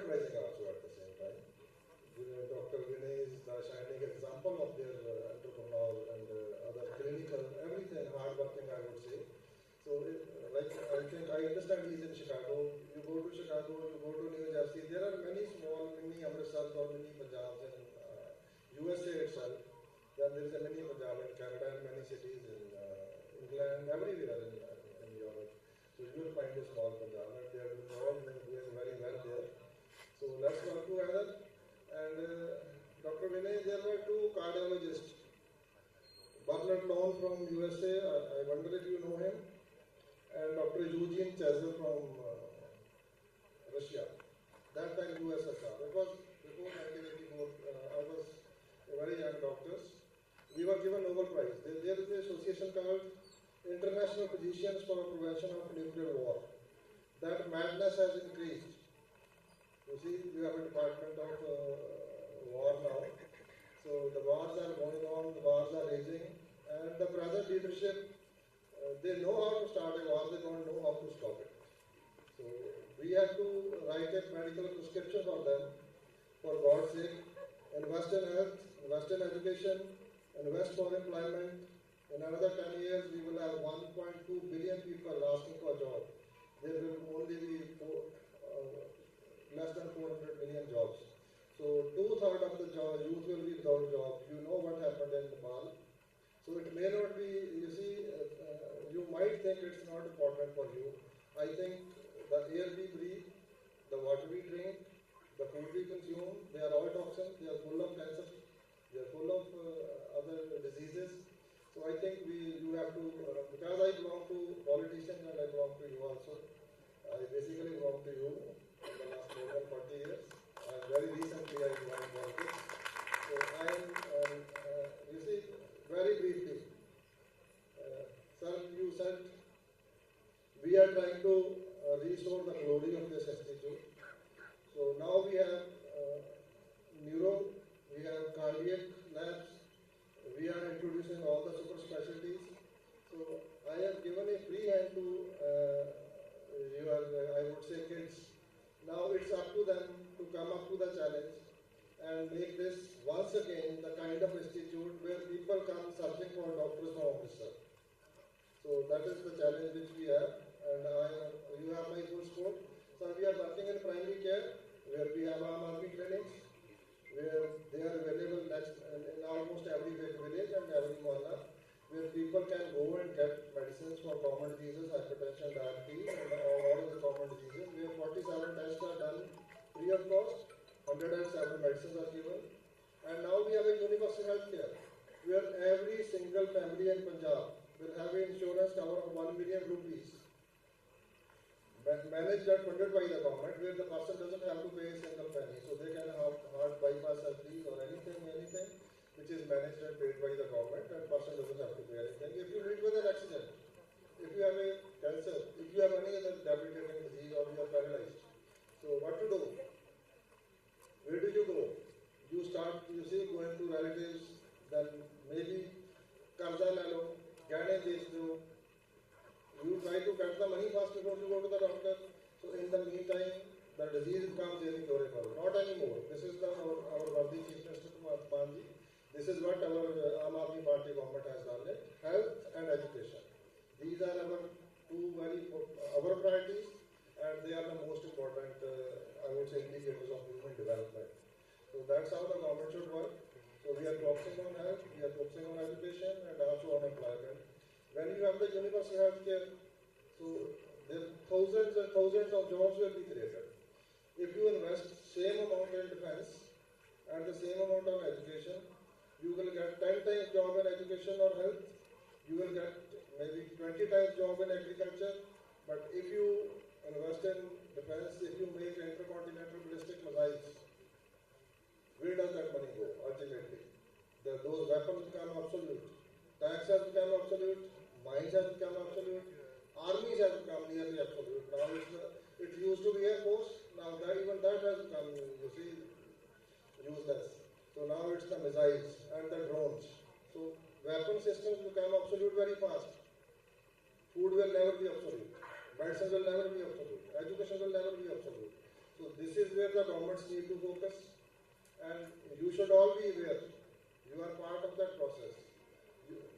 Doctors वोट पाने नहीं जाते डॉक्टर ने थोड़े भी शायद उत्ते प्रॉब्लम होगी साढ़े तो बहुत प्रॉब्लम है वोट पाने दिन ये छुट्टी कराने चले जाते हैं चलो मनाली चलते हैं बच्चे करके ना घूमता रहता है so it is a responsibility which you must remember so you have to choose people who promote education and health so with these words I congratulate all of you and I hope this will be the beautiful because this is also a working holiday yes and Dr. Vinay we are very happy and pleased to say that the room you lived in at pathology lecture theatre this will be named in your name so that people remember it. We have the quality and your hostel room is already named. And this is my request to the faculty that people should know who is Dr. Vinay Kumar, what he has done is. There should be a complete description, a very brief description of that what he has achieved and what you can, if you follow in his footsteps, what can you can do. So, sir, you are a guide, you are a mentor, you are the shining light for all of us. Thank you very much. I know you were the first one, when I came, you were sitting there. So, thank you very much.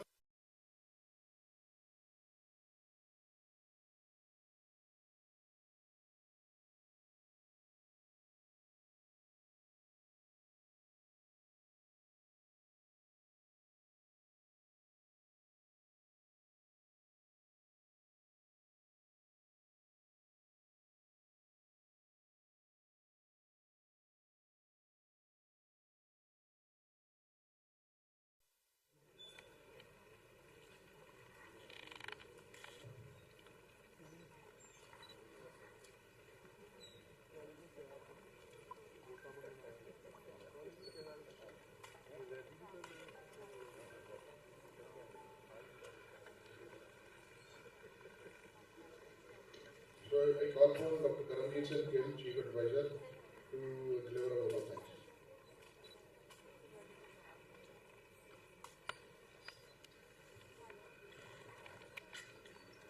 Good morning, everyone. It's my privilege and honor to propose the vote of thanks. First and foremost, I express my heartfelt gratitude to our esteemed Chief Guest, Dr. Balbir Singh, Honorable Minister for Health and Medical Education, Punjab, for consenting to be with us in this August gathering. Thank you, sir. And guest of honors includes Dr. Avinash Kumar, DRME, Dr. Pinder Kaur, Joint DRME, Dr. J.P. Atri, Vice Principal, Dr. Karamjit Singh, Medical Student, Dr. Deepak Mishra, Dean ICP, Dr. Ritamra Nada, ICP Secretary, Dr. Ranganathan, Coordinator APNA, Dr. B.S. Bajwa, PMC Member, Dr. S.P. Singh, Bajaj, Civil Surgeon, Dr. Vijay Bodal, Convener, Dr. K.D. Singh, Director PIMS, Dr. Parmeet Kaur Bagga, Organizing Chairperson and HOD, Dr. Jaspreet Singh, Organizing Secretary, and I see many faculty members and HOD of GMCs. So thank you very much everyone for joining us here. I would like to extend my sincere thanks to all distinguished speakers and panelists from APNA, ICP 2026 and others who contributed their knowledge, experience and time to make this conference meaningful and engaging. My appreciation goes to organizing team led by Dr. Parmeet Bagga, Dr. Vijay Bodal, Dr. Jaspreet Singh, whose untiring efforts made this event see the light of day. As Helen Keller said, alone we can do so little, together we can do so much. To all the participants, thank you for your involvement and enthusiastic presence. I am sure as the conclave evolves to its conclusion, the information shared and wisdom gathered would be of immense importance to all of us, and goes without saying that we would be much wiser and enlightened as we exit the holy city of AMRITSAR.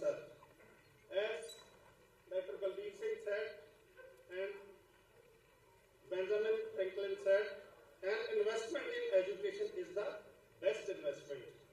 So thank you so much, GN. Welcome. Thank you.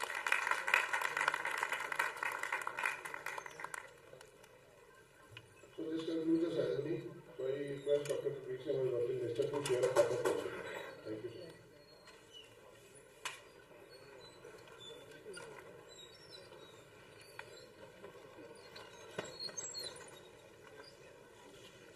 Sir ठीक ठाक हो sir all well घर परिवार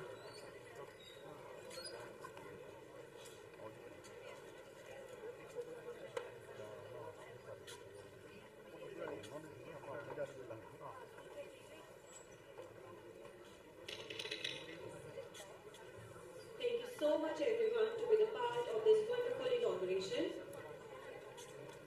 The breakfast has been served. Those who wish can proceed to the dining area. Due to paucity of time, we will begin with our academic session soon.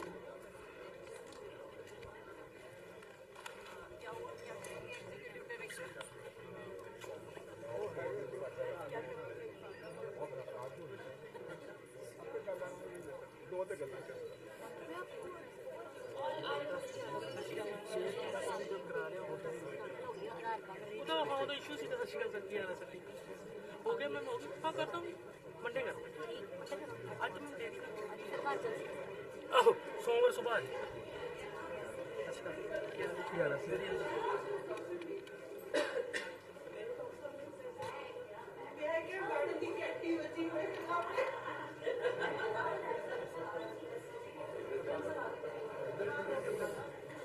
ਜਦੋਂ ਤੁਸੀਂ like ਕੱਲ ਤੋਂ ਇੱਥੇ ਸੀਗੇ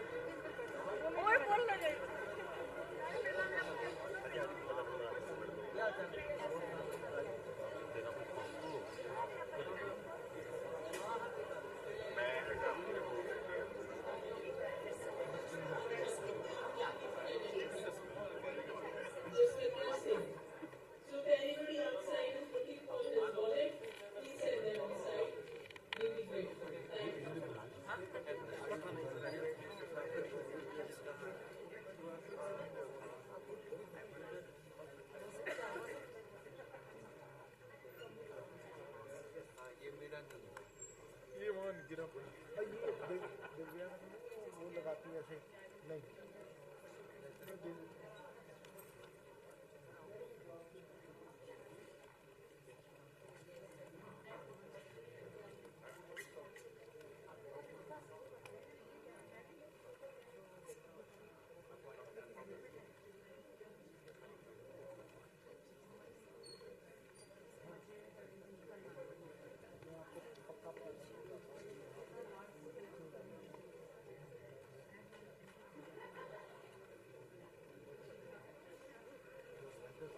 I will show it to her. Yes, please.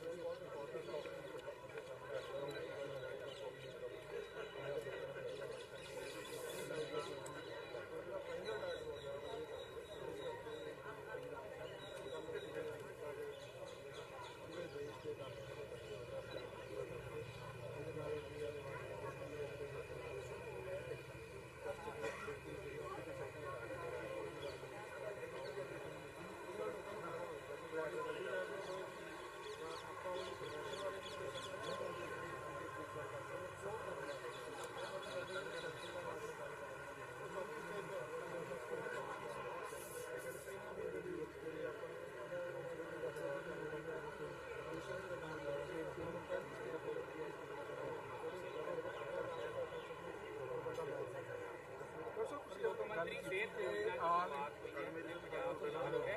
Total card ਕਿੰਨੇ ਬਣੇ ਨੇ ਤੇ ਕਿੰਨੇ 2:30 ਵਜੇ VC ਕਰਾਂਗੇ ਆਪਾਂ ਦੁਬਾਰਾ।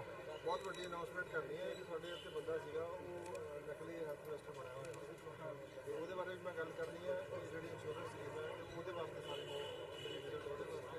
ਸੋ 2:30 ਵਜੇ ਆਪਾਂ DC ਆਫਿਸ ਮਿਲਣੀ। ਹਾਂਜੀ AI ਜਿਹੜੀ ਹੈ ਤੁਸੀਂ ਅੰਦਰ ਗੱਲ ਵੀ ਕੀਤੀ AI ਜਿਹੜੀ ਹੈ ਆਉਣ ਵਾਲੇ 2-3 ਸਾਲਾਂ ਫਿਜ਼ੀਸ਼ੀਅਨ ਦੀ ਜੌਬ ਜਿਹੜੀ ਉਹ ਖਤਰੇ ਹੈ। ਦੇਖੋ ਇਹਦੇ 'ਚ ਨਾ ਜਦੋਂ ਪਹਿਲਾਂ ਇੰਡਸਟਰੀ ਆਈ ਜਿਵੇਂ ਟਰੈਕਟਰ ਆ ਗਿਆ ਉਹਨੇ ਬੈਲ ਨੂੰ ਰਿਪਲੇਸ ਕੀਤੀ, ਫਿਰ ਮਸ਼ੀਨ ਆਪਣੇ ਹੋਰ ਦੂਜੀਆਂ ਚੀਜ਼ਾਂ ਆਈਆਂ ਉਹਨੇ ਫਿਜ਼ੀਕਲ ਲੇਬਰ ਨੂੰ ਜਿਵੇਂ ਹੁਣ ਤੁਹਾਡੇ ਹਾਈਵੇ ਬਣਦਾ ਹੈ ਸੜਕ ਬਣਦੀ ਹੈ ਜਾਂ ਤੁਹਾਡੇ ਗ੍ਰਿਡ ਬਣਦਾ ਪਹਿਲਾਂ ਉਹਦੇ ਸੈਂਕੜੇ ਬੰਦੇ 11 ਬੰਦੇ ਕੰਮ ਕਰਦੇ ਹੁਣ ਇੱਕ JCB ਮਸ਼ੀਨ ਕਰਦੀ ਉਹਨੇ ਫਿਜ਼ੀਕਲ ਲੇਬਰ ਨੂੰ ਰਿਪਲੇਸ ਕਰਤਾ। ਜਿਹੜੀ AI ਹੈ ਉਹਦੇ ਵਿੱਚ ਤੁਹਾਡੇ ਕੋਲ ਜਿਵੇਂ ਇੱਕ ਵਕੀਲ ਹੈ ਤੁਹਾਡੇ ਵਰਗੇ ਸਾਹਮਣੇ ਇੱਕ ਵਕੀਲ ਹੈ ਉਹਨੇ ਆ ਕੇ ਉਹਨੇ ਕਿੰਨੇ ਕੇਸ ਆ ਜਿਹੜਾ ਇੱਕ ਵਕੀਲ ਨੇ 3 ਦਿਨ 'ਚ ਕੰਮ ਕਰਨਾ ਉਹ 3 ਮਿੰਟ 'ਚ ਕਰਦਾ ਕਿਉਂਕਿ ਉਹਦੇ ਕੋਲ ਸਾਰਾ ਮਰੀਜ਼ਾਂ ਦਾ ਦੇਖ ਲੈਣਾ ਸਿਮਿਲਰ ਕੇਸਿਸ ਕਿਹੜੇ ਆ ਕੀ ਆਰਗੂਮੈਂਟ ਬਣਦੀ ਹੈ। ਸੋ ਜਿਹੜੀ ਇੰਟੈਲੈਕਚੁਅਲ ਲੇਬਰ ਹੈ ਚਾਹੇ ਉਹ ਵਕੀਲ ਹੈ ਚਾਹੇ ਉਹ ਡਾਕਟਰ ਹੈ ਚਾਹੇ ਉਹ ਟੀਚਰ ਹੈ ਜਿਵੇਂ ਟੀਚਰ ਜਿਹੜਾ ਬੱਚਾ ਹੈਗਾ ਉਹ ਰਿਲੈਕਟੈਂਟ ਹੈ ਆਪਣੇ ਟੀਚਰ ਨੂੰ ਜਾ ਕੇ ਸਵਾਲ ਪੁੱਛਣ AI ਨਾਲ ਨੂੰ ਹੈਜ਼ੀਟੇਸ਼ਨ ਇਸੇ ਤਰ੍ਹਾਂ ਡਾਕਟਰ ਹੈ ਮੈਨੂੰ ਸਕੂਲ ਤੋਂ ਐਪਲੀਕੈਂਟ ਹੈ ਉਹ ਸ਼ਰਮਾਂਦਾ ਹੈ ਮਾਂ ਪਿਓ ਨੂੰ ਨਹੀਂ ਦੱਸਦਾ ਮਾਂ ਪਿਓ ਲੋਕਾਂ ਨੂੰ ਨਹੀਂ ਦੱਸਦੇ ਬਟ ਕਿਉਂਕਿ ਇਹ ਫੇਸਲੈਸ ਹੈ ਜੇ AI ਹੋਏਗੀ ਤਾਂ ਸ਼ਾਇਦ ਆਪਣੀ ਸਾਰੀ ਬਿਮਾਰੀ ਨੂੰ ਦੱਸ ਸੋ ਇਸ ਕਰਕੇ ਇਹ ਆਉਣ ਵਾਲੇ ਦਿਨਾਂ ਦੇ ਵਿੱਚ ਜਿਹੜੀ ਹੈਗੀ ਹੈ ਨਾ ਉਹ ਪਹਿਲਾਂ ਜਿਹੜੀ ਸੀ ਜਿਹੜੀ ਮਸ਼ੀਨ ਉਹਨੇ ਫਿਜ਼ੀਕਲ ਲੇਬਰ ਨੂੰ ਰਿਪਲੇਸ ਕੀਤਾ ਤੇ ਜਿਹੜੀ AI ਹੈ ਇਹ ਇੰਟੈਲੈਕਚੁਅਲ ਲੇਬਰ ਨੂੰ ਰਿਪਲੇਸ ਕਰੇਗੀ ਨਾ ਕਿੰਨਾ ਖਤਰਾ ਹੈ। ਮੈਂ ਇਹਨੂੰ ਖਤਰਾ ਨਹੀਂ ਸਮਝਦਾ। ਦੇਖੋ ਜੀ ਟੈਕਨੋਲੋਜੀ ਦਾ ਉਹਦੇ ਵਿੱਚ man it's a positive kind of a contribution. We have to stay ahead of it. We have to learn how to use AI and not let the AI use it. So we have started to do press conference. इसको अलावा भी गल की होवे civil hospital ranking ਦੇ ਵਿੱਚ Bathinda number 1 ਤੇ ਅੰਮ੍ਰਿਤਸਰ ਕਦੀ ਨੰਬਰ 1 ਹੈ। ਕੀ ਕਾਰਨ ਸਮਝਦੇ ਅੰਮ੍ਰਿਤਸਰ ਦਾ ਸਿਵਲ ਹਸਪੀਟਲ ਜਿਹੜਾ ਰੈਂਕਿੰਗ ਪਿੱਛੇ ਤੋਂ ਮੈਂ ਬੇਸਿਕਲੀ ਇਹ ਸਮਝਦਾ ਕਿ ਇਹਦੇ ਵਿੱਚ ਕਿਤੇ ਨਾ ਕਿਤੇ ਜਿਹੜਾ ਆਪਣੇ ਮੌਕੇ ਤੇ ਆਉਂਦਾ ਜਿਹੜਾ ਸਭ ਆਪਣੇ ਨਾਲ ਕਦੇ ਮੈਂ ਲੁਧਿਆਣੇ ਗਿਆ ਲੁਧਿਆਣੇ ਦੇ ਵਿੱਚ ਮੈਂ ਜਾਂਦਾ ਸੀ ਮੇਰਾ ਬੜਾ ਮਨ ਖਰਾਬ ਹੁੰਦਾ ਸੀ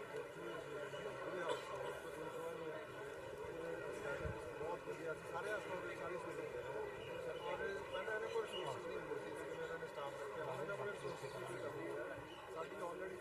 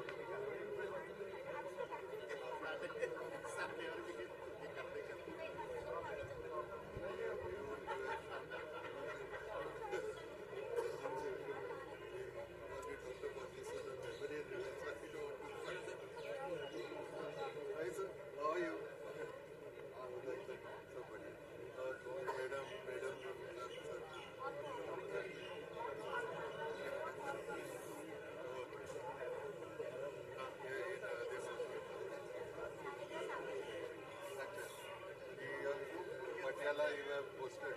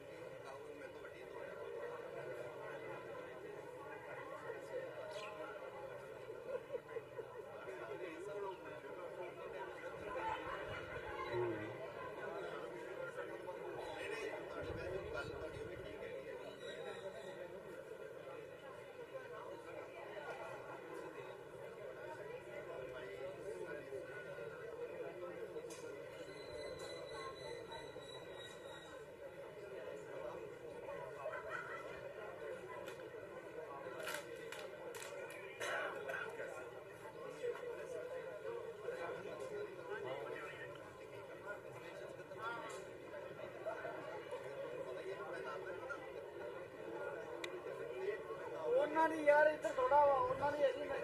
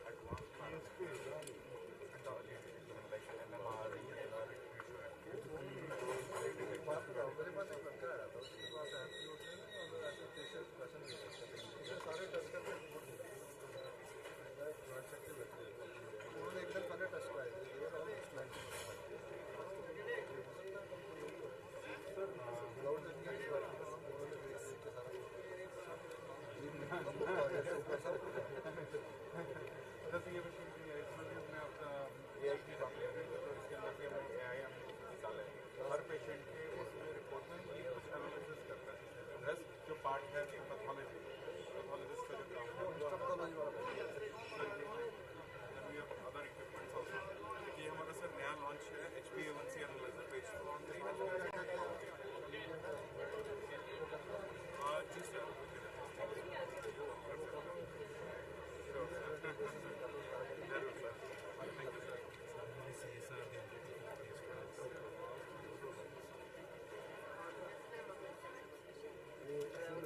काम करते हैं।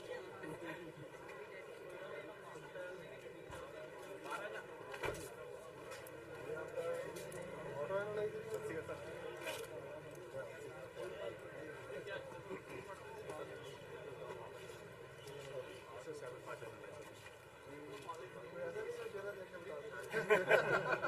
आ गया मेरे पास आया था जी, उसने सारे टेस्ट की रिपोर्ट दी और ये सर AI फीचर है सर, ये हमारे पास के पास व्यू करता है और AI से मैच करता है।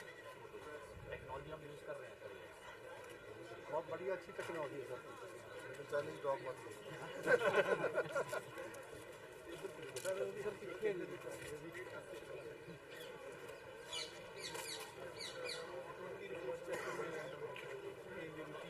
स्टेजिंग करेक्ट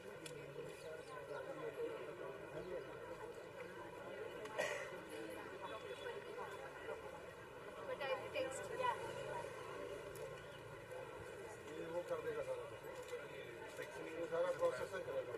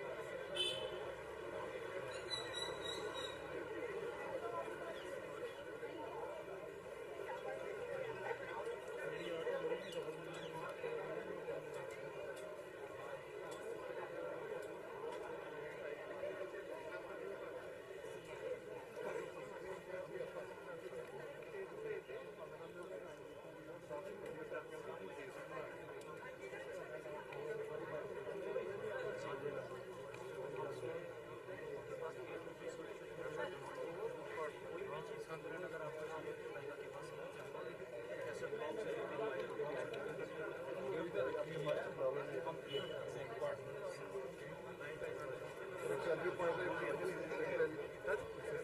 सर वो एक सर एक गोल्डन टेम्पल गोल्डन आया क्या कुछ और सर एक सेल्फी बूथ में आपके साथ फोटो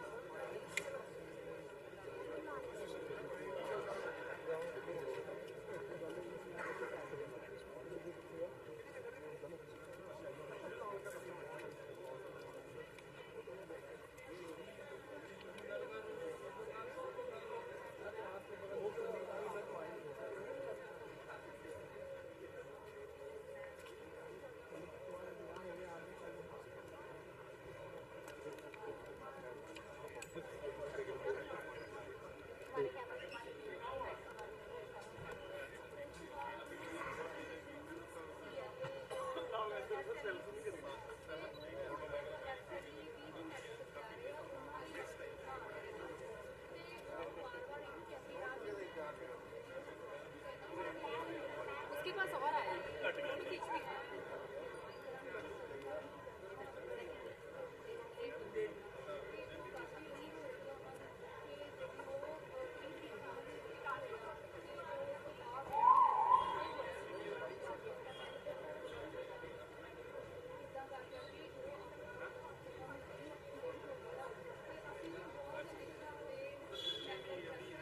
चंगा मैं अज मैं आप आ गया कल मुंडा भी जाएंगे हम लोग पूछे नहीं कल भी कल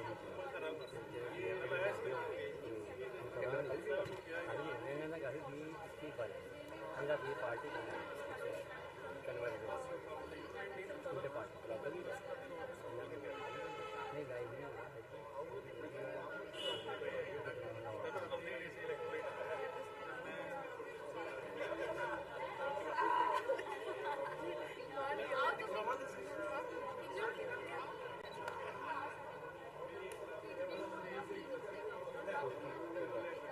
बस थोड़ा ब्रेकफास्ट से खाता ना करो आजो मैं ना आजो चले आयो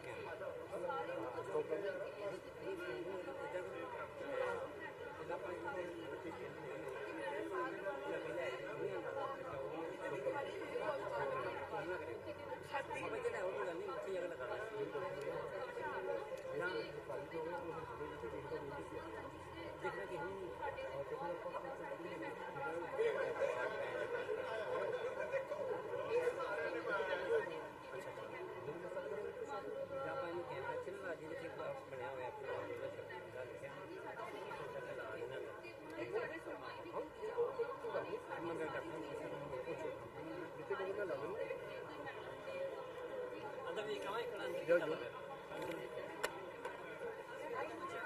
हम ਜਿਵੇਂ ਮੈਡਮ ਕਹਿੰਦੇ ਸੀ ਕਿ ਮੈਂ ਤੇ ਕਿਸੇ ਹੈਲਥ ਮਿਨਿਸਟਰ ਜਾਂ ਐਮਐਲ ਤੋਂ ਵੀ ਨਹੀਂ ਡਰਦੀ ਹਨਾ ਮੈਡਮ ਮੀਟਿੰਗ ਦੇ ਵਿੱਚ ਸਾਨੂੰ ਸ਼ਰਮ ਚੀਜ਼ ਬੋਲ ਦਿੰਦੇ ਸੀ ਕਿ ਮੈਨੂੰ ਇਹਨੂੰ ਕੋਈ ਨਹੀਂ ਹਿਲਾ ਸਕਦਾ ਮੈਨੂੰ 15-16 ਸਾਲ ਹੋ ਗਏ ਆ ਤੁਸੀਂ ਤੇ ਮਤਲਬ ਕੱਲ੍ਹ ਦੇ ਆਏ ਬੱਚੇ ਹੋ ਤੇ ਤੁਸੀਂ ਕੀ ਕਰ ਸਕਦੇ ਹੋ ਪਰ ਚਲੋ ਜੇ ਸਾਡੀ ਜੌਬ ਜਿਹੜੀ ਹੈਗੀ ਆ 5-6 ਸਾਲ ਤੋਂ ਵੀ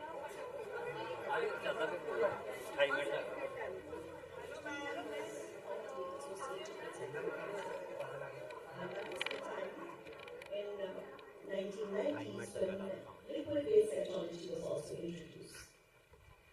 Along with that, in 1990s, there was FDA approval for DNA testing as a primary screening method. Now, in 2020s, we have moved on. Now we have AI-powered screening of pap smears. As As per WHO in 2024, cervical cancer is the fourth most common cancer in women globally, with around 660,000 new cases and around 350,000 deaths in 2022. The highest rates of cervical cancer incidence and mortality is in low and middle income countries, and we all know the reason. There's lack of access to national HPV vaccination programs and to the cervical screening programs and to the treatment services. Prophylactic vaccination against HPV and routine screening and treatment of pre-cancer lesions are effective strategies to prevent cervical cancer and are very cost effective. If diagnosed early and treated promptly, cervical cancer can be cured. This is the global landscape of cervical cancer incidence and mortality. The top map shows the incidence rate and the bottom one shows the mortality.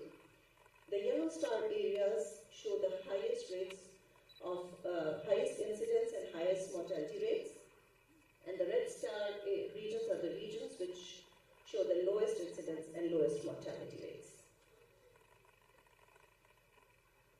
Since the adoption of conventional PAP in 1950s, there have been several technological advances to improve and automate PAP tests.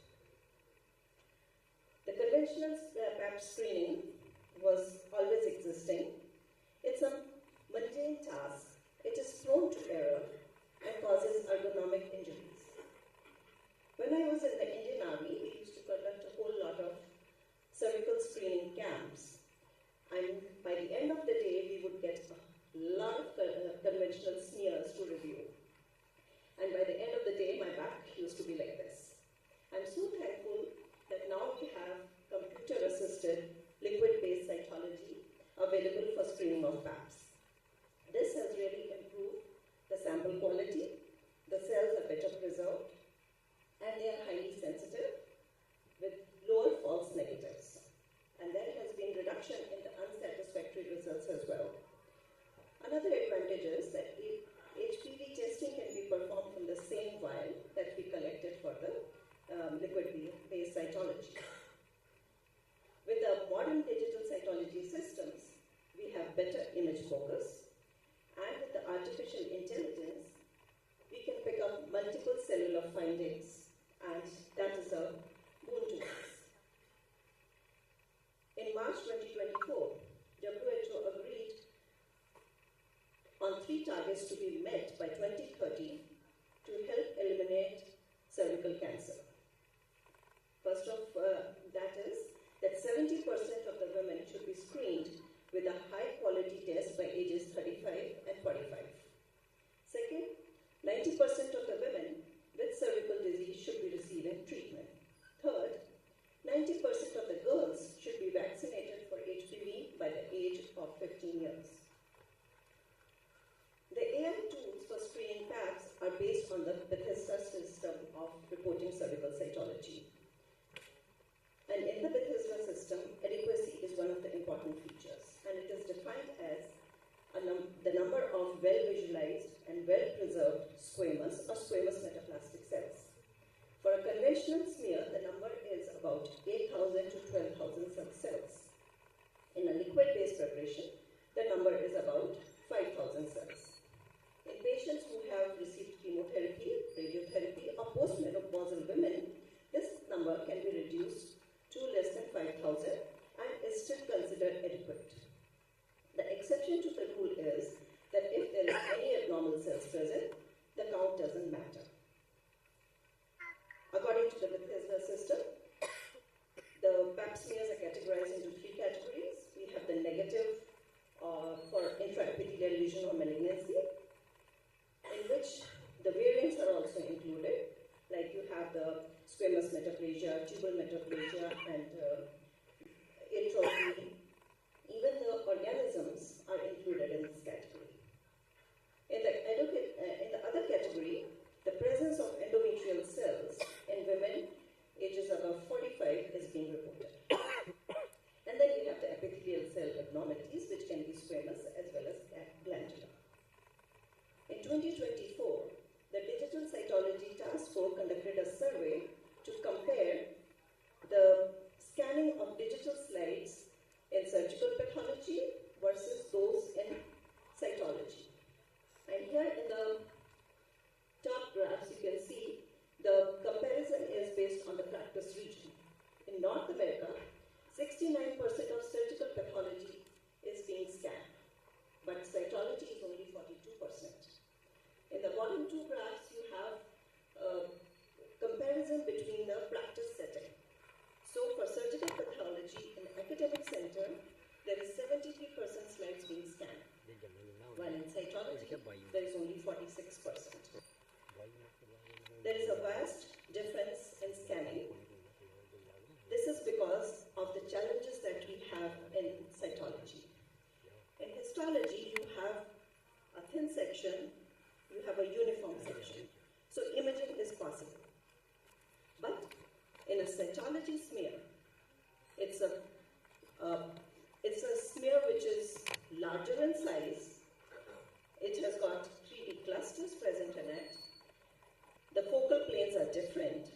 As a result, the traditional imagers are not able to produce a good enough image for evaluation for a cytology specimen.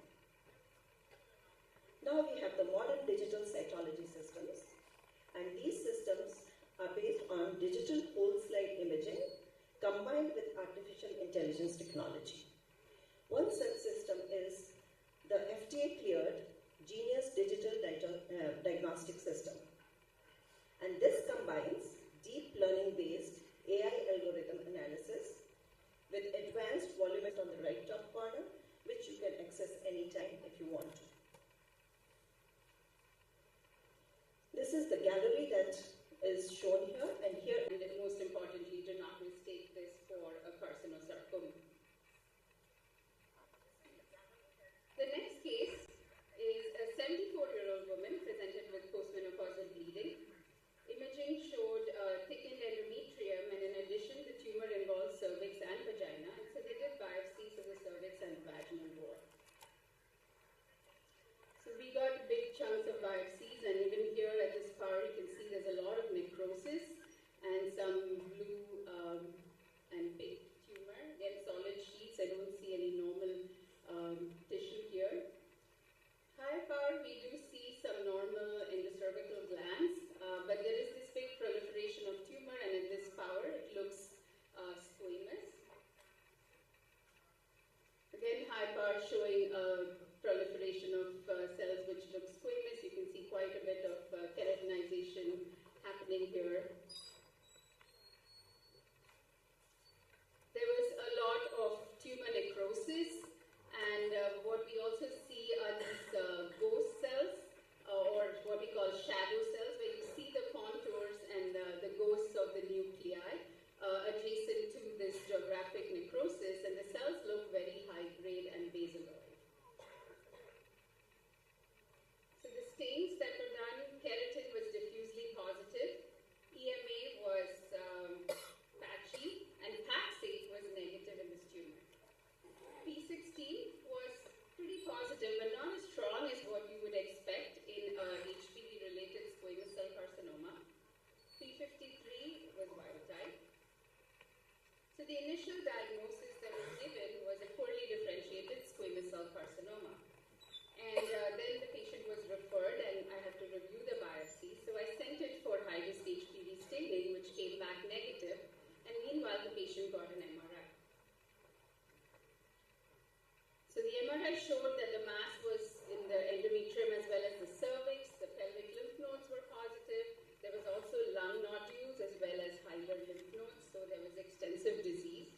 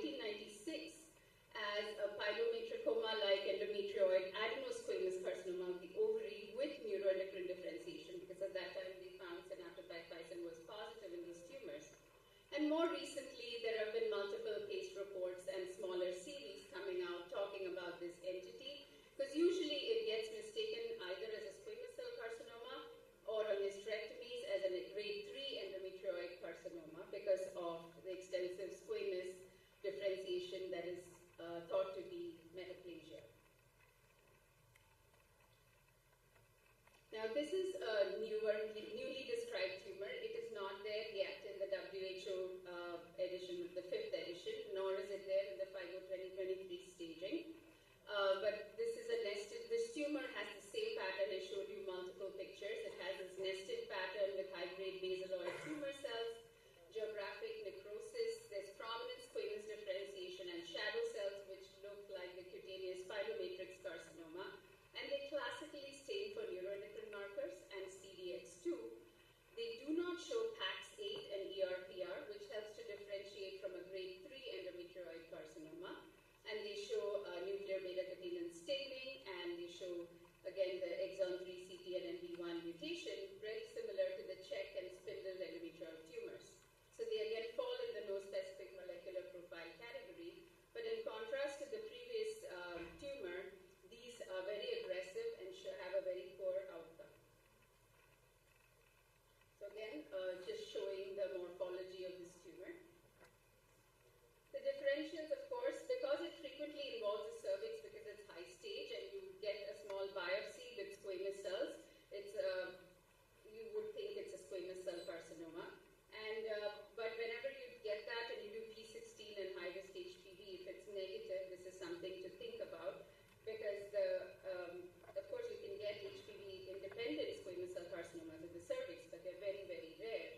So you want to think of an alternate diagnosis before calling it that. Again, the high-grade endometrioid grade 3, I talked about that, and you can use ER, PR, PAX8 to differentiate. Remember, endometrioid carcinomas can also show CDX2 staining, so that's not necessary. That necessarily will not help differentiate. And these could also be mistaken for high-grade neuroendocrine carcinomas because of the neuroendocrine staining, and therefore the morphology along with beta-catenin nuclear staining is important to clinch the diagnosis in this case. So again, think about this entity when there are basaloid cells, extensive abrupt keratinization shadow cells. This is the immunoprofile, and again do a high-risk HPV to help differentiate from cervical squame. Moving on to the next case. This is a young woman, 24, Nali Paris, a little overweight, BMI 40, presented with irregular vaginal bleeding. And on colposcopic exam had polypoid masses protruding into the cervix from the endometrium, and biopsies were taken. So we got a very generous sample, and you can see at this power that it has a few patterns here. You have some elongated papillae, and there is some other more solid looking areas here. So I'm going to first focus on this area, and then I'll come back to this larger area. So this was the top right area, and in this power itself, you can see there are some glands and what looks like some squamous differentiation. We'll look at high power. And this looks like a low-grade endometrioid carcinoma. You have glands that are back-to-back with that look like proliferative endometrium, and you have squamous differentiation. I think most people would agree that this would be like a FIGO1 endometrioid carcinoma. Higher power looking at the nuclei, there's some cribriforming that you can see. But the nuclei show mild to moderate atypia. There's no pleomorphism. There's pseudostratification, but overall the polarity seems okay, pretty well maintained. No marked atypia seen, not much of appreciable mitosis. Of course, there is always some. And then going to the other area that we saw that looked a little different. These are the elongated papillary structures that you can see. Again, high power, just to show these papillary structures. And you can see some glands on either side here. The nuclei here definitely look different from the first area that I showed. Here they look larger. They're more vesicular with some prominent nucleoli. And there is quite a bit of loss of polarity in some areas. But overall, it's like moderate atypia, not severe, not much pleomorphism. And then there was one area that was marked by the green, which looked like this. It was a little distinct. And here you have more solid, a little bit of papillae on the surface. You can see some hobnailing of the cells, cuboidal cells with the nuclei kind of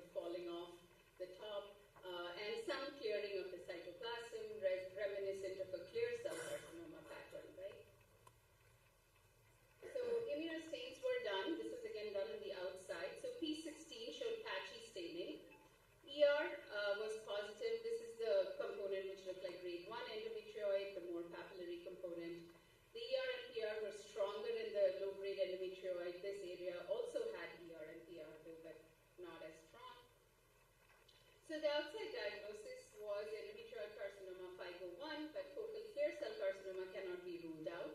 And ER and PR were patchy positive, and so they sent it for a consultation. So again, this is the endometrioid component, which I agreed with. I thought it was low-grade endometrioid carcinoma. But this component looks a little different. Again, we talked about the patterns. And this is the nuclear features that you can see. Here you have some scalloping of the borders inside, and here you have, again, the hobnailing and the clear cell-like features. Here you have some eosinophilic material within the glands, and again here you have the higher grade nuclear features. So I added some stains. So this is TTF1, and you can see that the papillary area is diffuse and strong, and the endometrioid component is negative. GATA3 was not as dramatic, but still you can see some patchy staining, and again negative in the endometrioid component.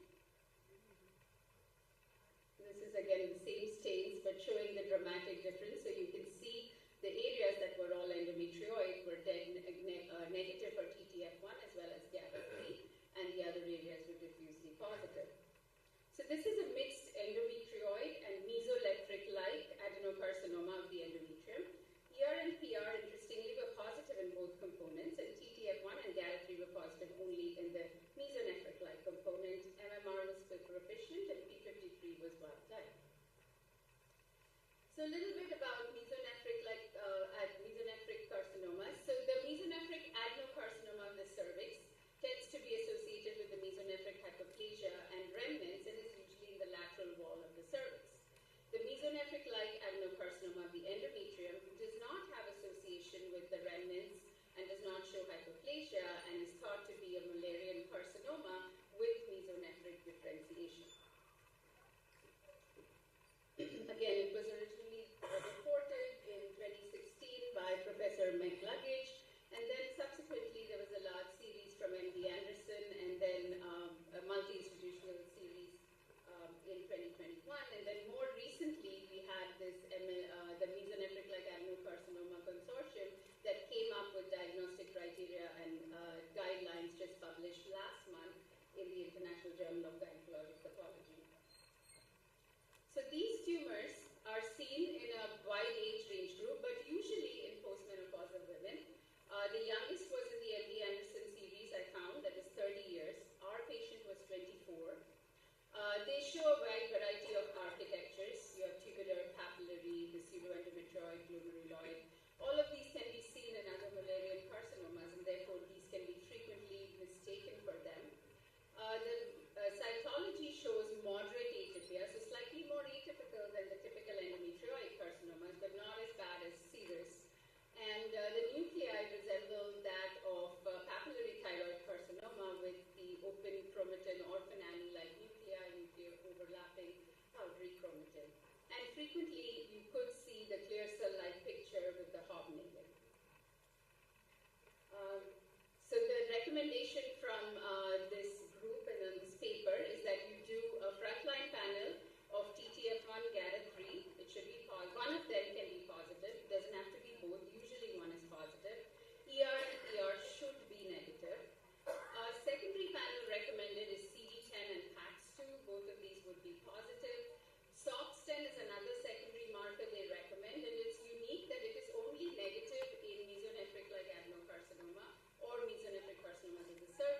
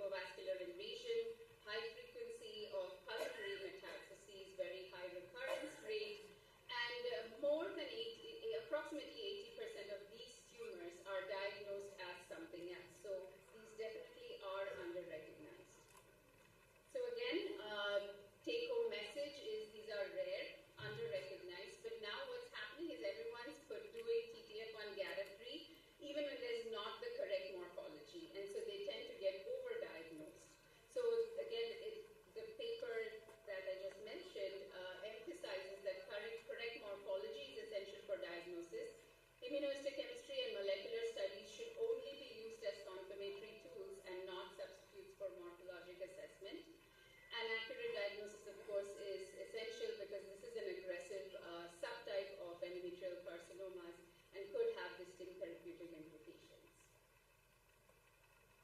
I'll move on to my next case. 75-year-old woman, postmenopausal bleeding, endometrial biopsy is performed. So here we have a tumor which has solid areas, but some areas maybe you can see some glands or some papillae.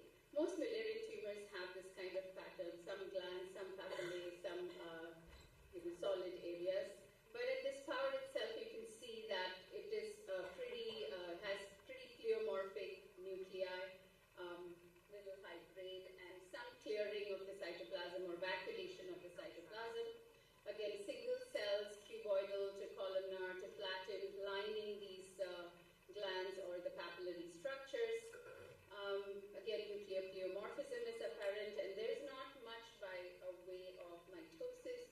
You do see some apoptotic bodies.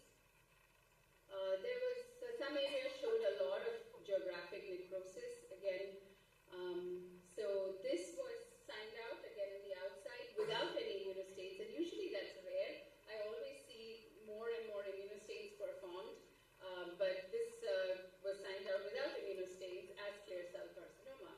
And on first look, I agreed with it. But then I was uncomfortable because, again, we are so used to doing immunostains. I said, okay, let me do a couple of immunostains and see if they stain. And usually, clear cell carcinoma, it is pretty, it stains many things, or it doesn't really stain for a lot of things, like ER and PR can be diffusely positive or negative or patchy, so that's not a good stain to do. Napsin and AMRITSAR are, if they're positive, they're good, but if they're negative, it doesn't rule out a clear cell. So the only consistent stains that usually are positive are PAC-8 and CK7. So I did the two stains. Both of them were dead negative in this tumor. So then I was initially shocked and I said, okay, what are the mimics of clear cell? What else could it be? First, we need to make sure whether, the stain is actually working, but it did. So went ahead and did some more stains. Any clues? Does anybody have an idea? Any PGs? What do you all think this could be? No idea? No guesses? Yeah. So this is SAL4 and CDX2, diffusely positive in this tumor. And this tumor is known to be a great mimic of clear cell carcinoma. It's just that it is very rare in the endometrium. So this is the yolk sac tumor of the endometrium. So extragonadal germ cell tumors are very rare. You can see them in the vagina, vulva, cervix, or the endometrium. And there are several histogenetic mechanisms, but in the endometrium, we think it's because of, again, transdifferentiation or specialized differentiation from a somatic carcinoma. The paper from MD Anderson talks about how this is still a diagnostic challenge in this paper. Almost all the cases that they received as consult were called something else. And again, this paper came out just now in Modern Pathology this month. And they did the molecular testing in a bunch of these somatically derived endometrial yolk sac tumors. So again, it's the most common extragonadal germ cell tumor seen in postmenopausal women. And you can see all the histologic patterns of yolk sac tumors that you see in the ovary. And they do mimic somatic neoplasms. And because it's, again, thought to be transdifferentiation, it's associated with other Müllerian neoplasms, endometrioid, serous, clear cell, carcinoma, NNT. Here we have the reticular pattern, the pseudo-endometrioid, papillary, solid. It's the more mucinous pattern, and here we have the classic Schiller-Duval bodies that are marketed very well in these tumors, but very rare to find. So this is a table from the MD Anderson paper where they talk about the stains that are used to differentiate, but I think when you think about it or when you want to rule it out, the SAL4, Glipican-3, CDX2 are very good stains. AFP, at least in my lab, is a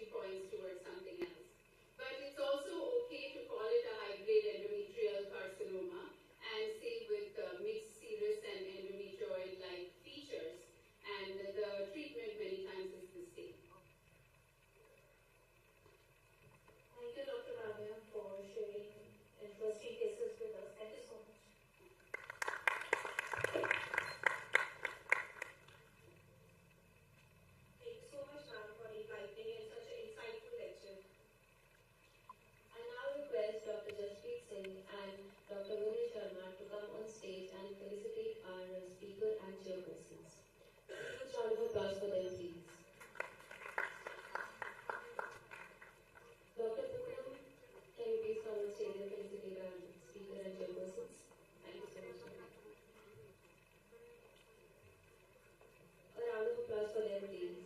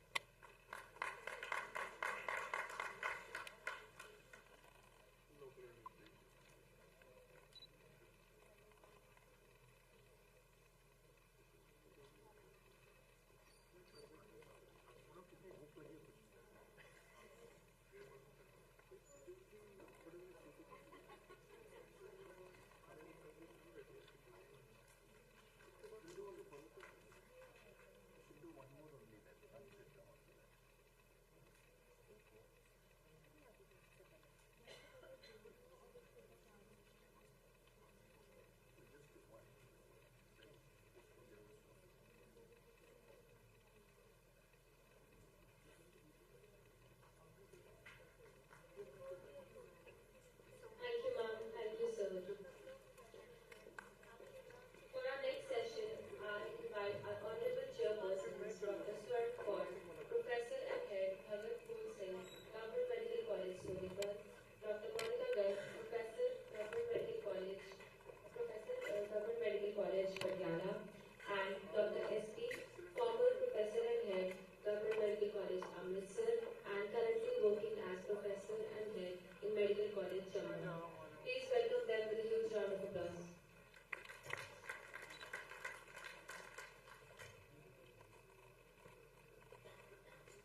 The topic for this session is triple negative breast cancer, molecular profile.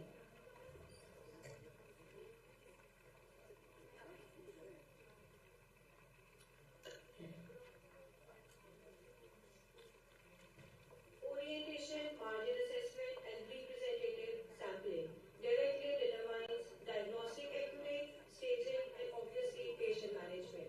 So, to throw light on this topic, crossing of breast lesion, I invite Dr. Kamalji to share their insight on this topic.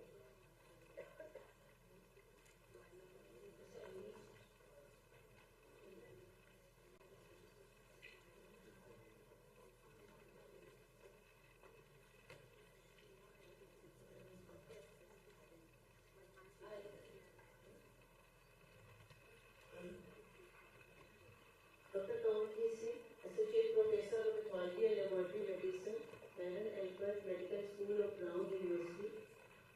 He is Director of Breast Pathology, Director of Women's Health Fellowship, expertise interest, breast and the gynecology pathology. Welcome, Dr. Kamalji. Thank you, ma'am. So, I will start with a few words from fifth group. I think it's appropriate in the setting and the location. Uto anda paranka, maram payo pragas, kati vedi pagete, gurkini band class. The verse syncs very well with what we are doing here. The fifth guru says, knowledge is guru, and guru helps to break the shackles of ignorance.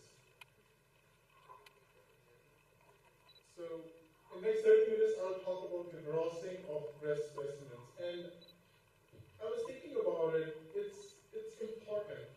And why is it important is it sits at this crucial stage where you have the clinical presentation and you're about to examine the slides. And in breast, when you're making a report, really, at least in my setting, we do a lot of work to find out the extent of the disease. So sometimes there are calcifications, sometimes there are mass, and when we are doing the gross examination, we really have to explain everything that has led to that excision. And every excision, at least in my setting, is very measured. And we will talk about that.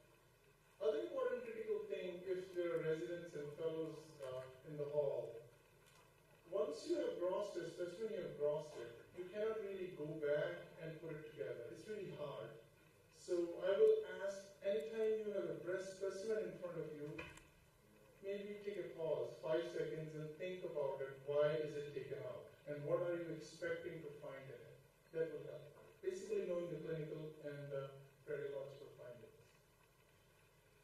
So we will talk about the different types of breast specimens that you can get, how to orient them, ink them, fix them, how do you serially slice them, how do you note down the gross findings? Because a good gross description is really what your attendings need when they're looking at the slides, and it really helps. And how do you submit the sections? I bike, but 5 years ago I thought all kind of bikes are same, but this is a mountain bike, you can't take it on the road, this is a road bike, and this is a commuter bike. So breast specimens are kind of similar. They all look yellow, fatty, but they're not the same. So what are the types of breast specimens?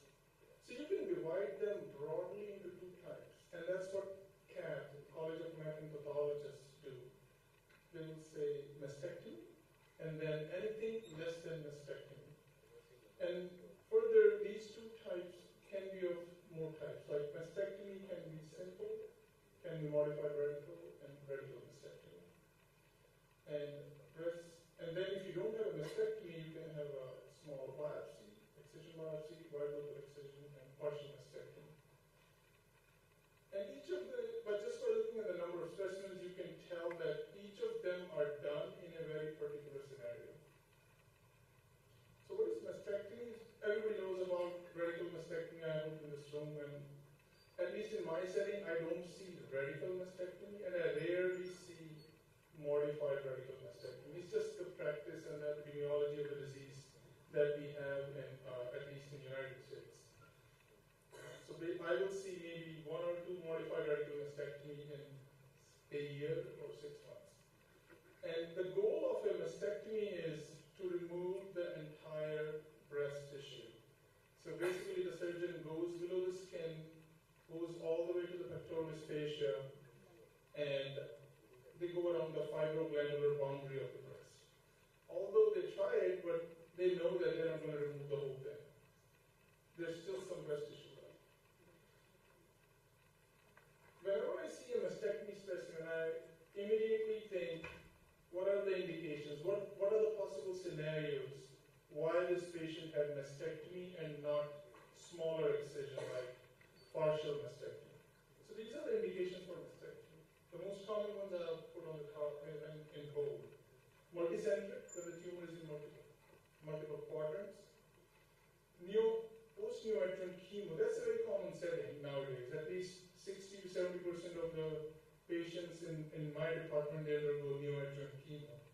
Inflammatory breast cancer, T4, early pregnancy, local recurrence following partial mastectomy in the past. Once the breast is radiated, you rarely can re-radiate it.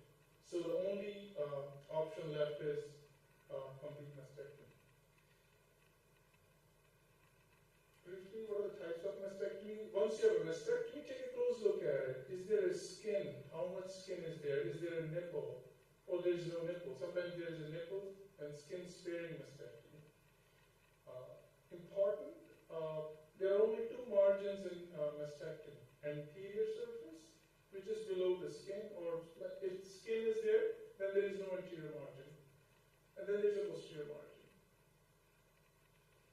One of the pictures from the mastectomies. So this one is kind of skin-sparing, simple mastectomy, which is oriented with 2 sutures.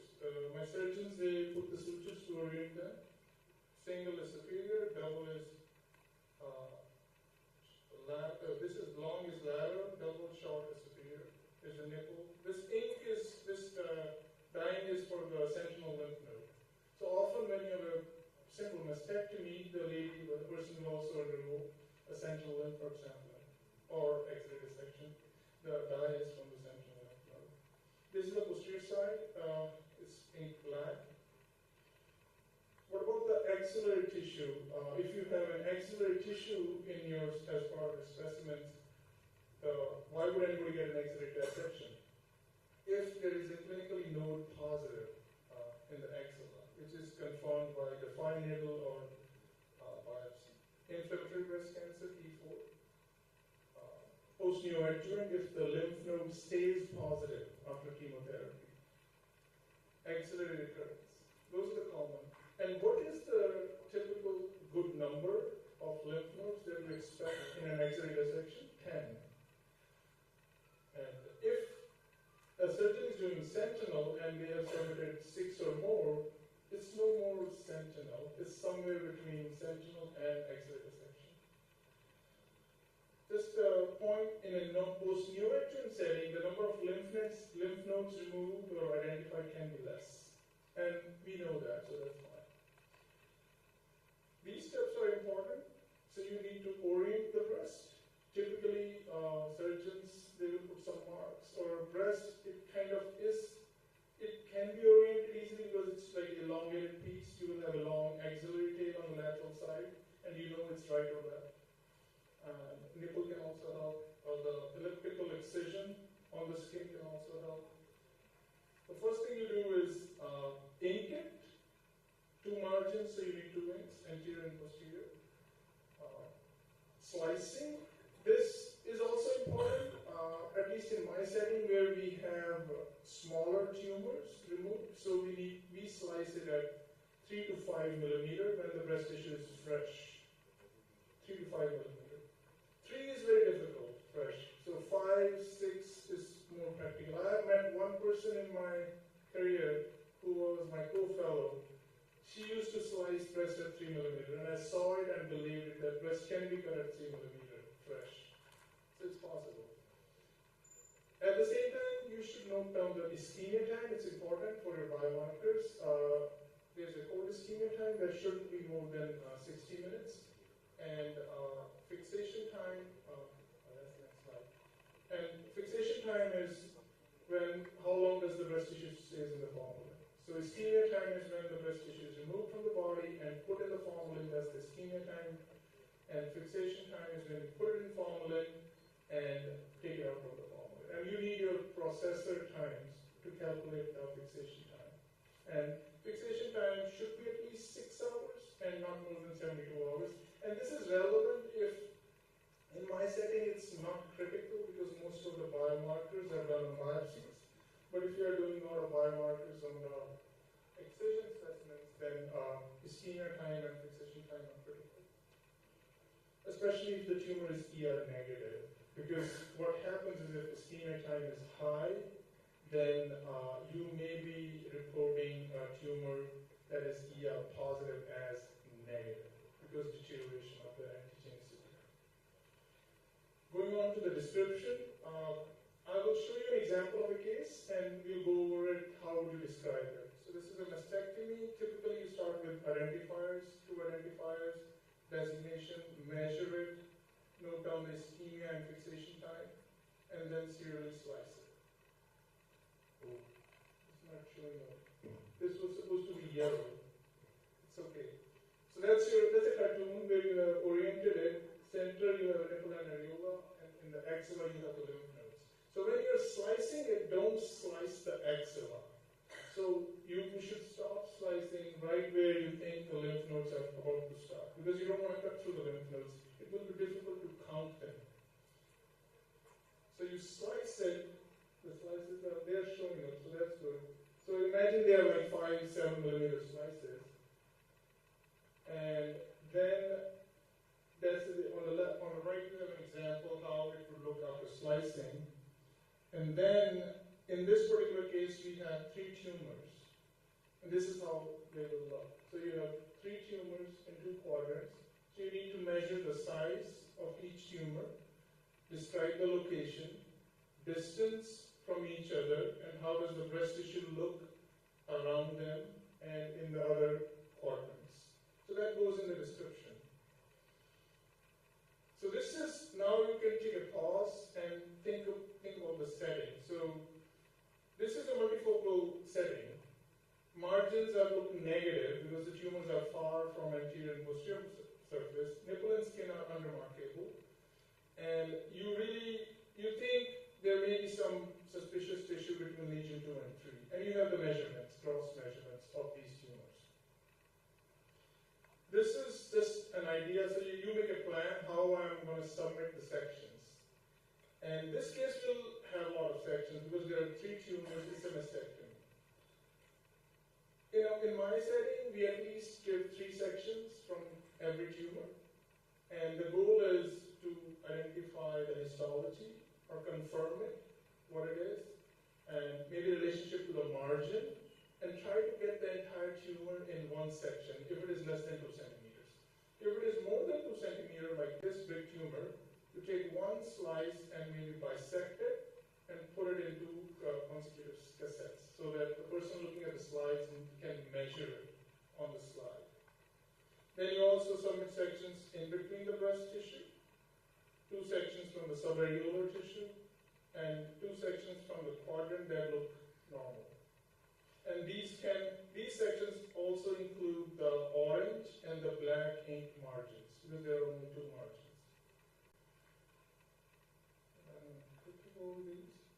So how do you gross lymph nodes? So you don't slice them. You can separate the axillary part and squish the fat between your fingers. And you will be surprised. You'll be able to feel the lymph nodes, and then you can just peel them out. You don't have to be very forceful. You don't want to rip the capsule, but that way you can just melt the fat and take out the lymph nodes. And then you can count them. How many do you have? And then serially slice them along the long axis. So this is one of the papers in modern pathology where they tell you how to serially slice them. The guidance is you have to slice them at 2 millimeters. And the way you put them down in the cassette is also peculiar so that you don't miss the smallest micromet. At least in my setting where we do get a lot of microscopic metastasis, this is important. However, it depends on your setting. If you have a lot of macromet, then this may not be relevant. Here's a picture from a normal lymph node, mostly fatty. This is how typically your macromet will look, a white tumor replacing the lymph node parenchyma. So, summary of sections from this case would be like this. And when I was doing this in Philippines, the audience started laughing because they thought these were too many sections. But I think this is kind of an extreme case where you have 3 tumors, a lot of lymph nodes. So you have to, and each of these sections are done in order to get a message, which will go into your report, and that is based on the synoptic reporting of the camp, from the camp. Now, this is something that comes up very frequently when the tumor is very close to the skin. So I'm going to just go over these scenarios. So one of them is Paget disease. Paget is most of the times associated with DCIS, and it in itself is TIS. So often you will have DCIS in the duct, and the cells will be present in the epidermis only. So that's TIS. It's not skin involvement, because skin can look very dramatic, ulcerated or eczematous. That's not skin involvement, that's not T4. A tumor that is sitting just below the skin, one big tumor, directly involving the dermis, overlying skin is intact. This is also not T4, and because overlying skin is intact, it's just a superficial tumor. Another setting where the tumor erodes through the skin, and also it ulcerates the skin, and often the surgeon, your clinician will tell that. They will be able to see it, and that will be T4. Here's an example of a large tumor. This is a mastectomy. Skin is on this side, anterior, posterior. It's a necrotic tumor, and it's directly involving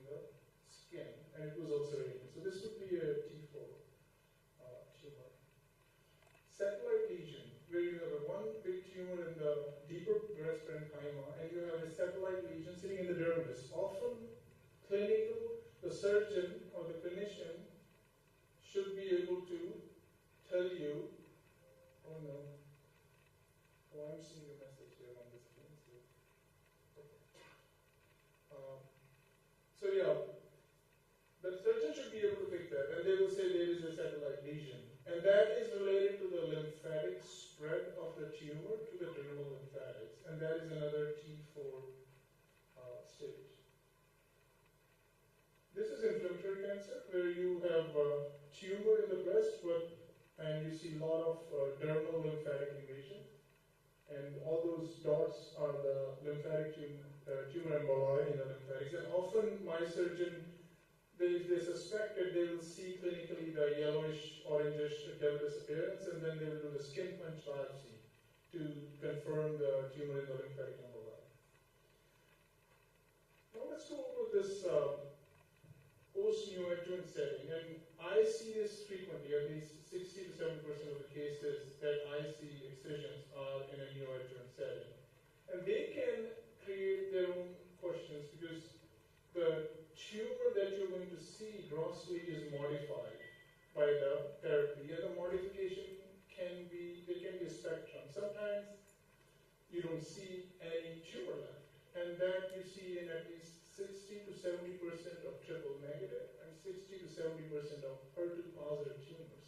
That's the rate of pathologic complete response after chemotherapy in those settings. If it's an ER positive, HER2 negative tumor, you will still see a lot of tumor left. You don't see complete response. So these are the three examples. So on your right, there's no invasive carcinomas. The shadow is just where the invasive tumor was present, and you may see just a fibrotic area now. So in right terms, there is no invasive tumor bed. In the middle, you have the tumor bed as a white shadow. However, the blue stars are the residual carcinoma. So grossly, the fibrous tumor bed is large, but actual invasive tumor bed is small. And that is relevant because in neoadjuvant cases, you will calculate the RCB score as well as the TNM staging. So your T staging is not based on the white fibrotic tumor bed, but it's based on the residual invasive tumor bed size, which is the blue colored tumor foci. The other pattern is on the right side, where you have scattered foci of residual invasive carcinoma, and they're small usually, but they're separated from each other. And so that will make a difference in how you do the TNM staging and RCB staging. So for TNM, since they are more than 5 millimeters away, you can call them individual separate invasive foci. So that will be multifocal T1, maybe A or B, depending on individual size. For RCB, you will calculate the entire area through which these tumor foci are spread. So that's the big difference between RCB and TNM. Here are the two examples. On the right side, you have a mastectomy, and the round thing here is the metal clip that is placed during the biopsy. Right there. And there is no tumor, it's just loose fibrous tissue. So that's the example of likely no residual carcinoma. This is a different case where you have a lot of fibrous tissue, and it's really hard to tell how much of this is tumor. And so this will be a little difficult case, like how am I going to measure it? I don't know how much of this is tumor, and how much do I submit? This will be easy. If this is less than 2 centimeters, you submit the entire tissue, entire tumor bed. So let's go to our cartoon again. This is the axilla of the lymph nodes, nipple, superior, inferior, medial, lateral. If this is your white fibrous area, we map the fibrous area. And in this setting, very important is, I should have said it in the beginning, in a neoadjuvant case, you should know the clinical history. often they will tell you how big is the tumor bed. And to get chemotherapy, you need to have at least 2 centimeter tumor size. So this is like 5 centimeters, 6, 7 centimeter tumor bed, and it's very fibrous. I don't know how much tumor is there, so I will map it. And we usually submit a section every centimeter. And they are submitted in a sequence so that I can put them together when I'm looking at the slides to give the size of the residual invasive carcinoma. The rest of the sections are representative sections from the normal looking breast tissue from the 3 other quadrants. Same thing, do not serially slice lymph nodes. The process is similar. So this is how, this is not a mastectomy, but I just took this to show or share how we map the breast tissue. So you can put the breast slices on a piece of paper, label the slices, and then some sections, and in your process description you can tell them 2 sections from slice 1, 3 sections from slice 2, and the person who is pathologist who is looking at the slides, they can put them together. So this is how it will look at the end for the mastectomy case, post-neoadjuvant chemotherapy. So slices, usually submitted from representative slices, and then lymph nodes. Lymph nodes are similar, so expect smaller lymph nodes after a good response. If the patient had positive lymph nodes, they may look very fibrotic. Usually the lymph nodes get smaller. So, but the idea is you remove the fat, squeeze the fat, remove the lymph nodes, count them, serially slice them. And the best is, if you don't see any tumor, you submit the entire lymph node. If you are sure there is a white residual tumor, you can just submit 1 section of representative tumor in the lymph node. Already mentioned this. How do you tackle the lymph nodes? So that's the mastectomy in a conventional invasive tumor and in a setting of neoadjuvant therapy. Now let's look at the other samples, excisional biopsy and bilocal excision. I don't know how many of these kind of samples you get, but these are mostly where you think the surgeon is thinking it's going to be benign. Fibroadenomas, radial scar. Those are the settings where we get excisional biopsy or papillary lesions or atypical hyperplasia. They have, most of the times they're not oriented and margins may not be relevant. So what we do is if it's unoriented, we ink it all black and serially slice it. If it is done for atypical lesions, then we ink the margins if the tissue is oriented. This is the commonest specimen that I get at my place of practice, breast conserving surgery, partial mastectomy. The only difference between this and mastectomy is this has 6 margins. The tumors are usually smaller, so you have to keep that in mind. These are the indications. 6 margins, so we ink them with 6 colors. They come oriented by the surgeon. Same thing, ischemia time, fixation time needs to be recorded. This is how the typical partial mastectomy looks like. So we have 6 colors. This is anterior, posterior, lateral, medial. This is the inferior side, and there's a green ink on the other side. We have access to the x-rays of these specimens. This is a bracketed excision where the patient likely had 2 specimens and they wanted to remove the both, so they insert the wires before the patient go for surgery, and the surgeons, they go around this breast tissue. So this is a bracketed, localized partial mastectomy. Simple, we serially slice them at 3 to 5 millimeter. We label the slices. This patient had a very small tumor. That's the metal clip that is inserted before the biopsy. Primary picture. It's a small tumor.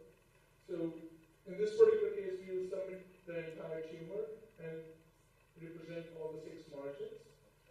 Rest of the breast tissue looks mostly fatty. So some representative sections from the fatty tissue. The good thing is breast is either all fatty or it's fibrous tissue. And you can, by looking at the fibrous tissue, you can make a good guess that there may be a lesion or not. We do get some reduction specimens.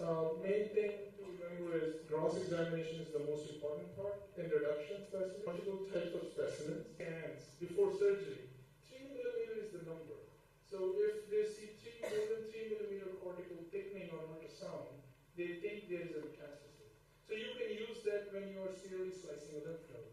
If there is something, a white spot or an area which is distorting the lymph node and is 3, 4, 5 millimeter, that may be the tumor.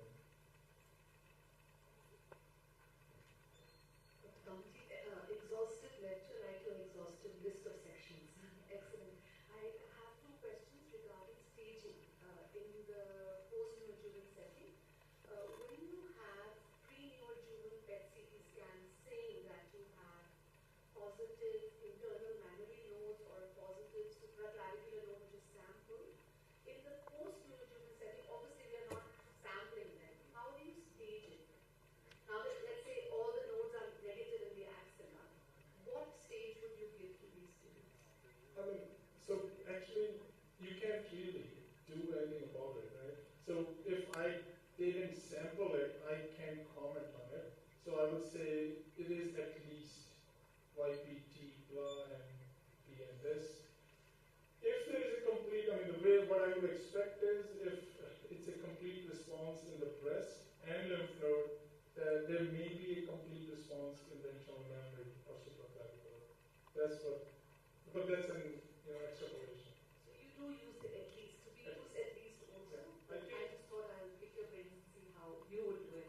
Yeah, I would say C note, this is at least this, and then I'll hope that at the tumor board, the tumor board is where we meet every week and discuss the findings, that we will talk about it. And I'll be curious, how does the internal memory lymph node look? The second one is regarding the staging when you have contralateral axillary lymph nodes positive. Our clinicians want us to call it both. We are assuming that the second breast was also tumor, and they don't want to call it M. They want to call it YPTXN. So is that how you do it at your Yeah, so that's a good question. The reason, I don't know if you understand the question. So there is a tumor on the right side, and there is a tumor in the lymph node, and sometimes you will find metastasis on the contralateral side. That's the question, right? So often I see that in a setting where the lymphatics are either disturbed, either it's a recurrence, either it's the patient had radiation, some situation. So that's the setting. And TNM says that should be measured as a MET. Yeah, I think our clinicians also kind of say, well, I don't want to call it a MET, but I'm forced to call it a MET. But often they don't treat it as a MET because it can be treated locally in the axilla. Tell us, they say that they've done a mastectomy on the, whatever, they've even done a mastectomy on the other side. And they say that do not call it M, please call it YPTX. We don't get tumor on the other side as expected. No, I think that's one way of dealing with it, but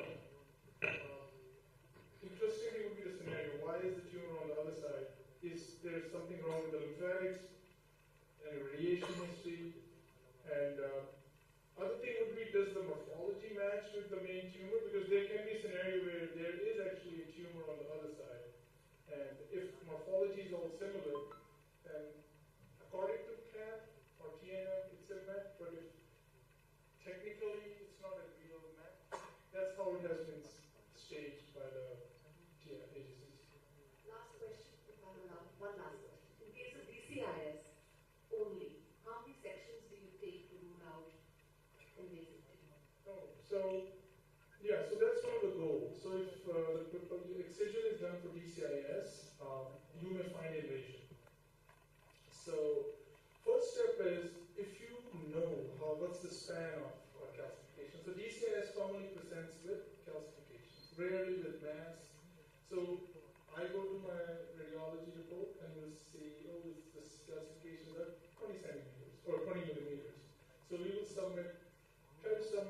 representative sections from those 20.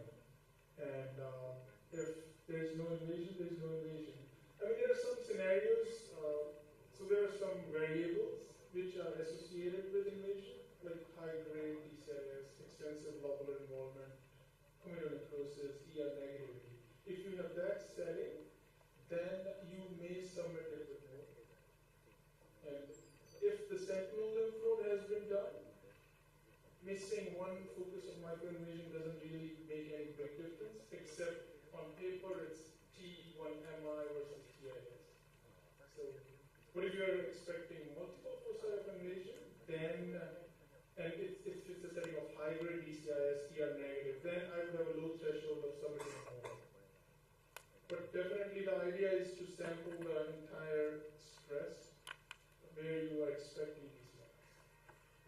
There's no right answer to it, so it totally depends on the case type. Thank you, ma'am. Thank you. Thank you, ma'am. Thank you. So that's about this knowledgeable session.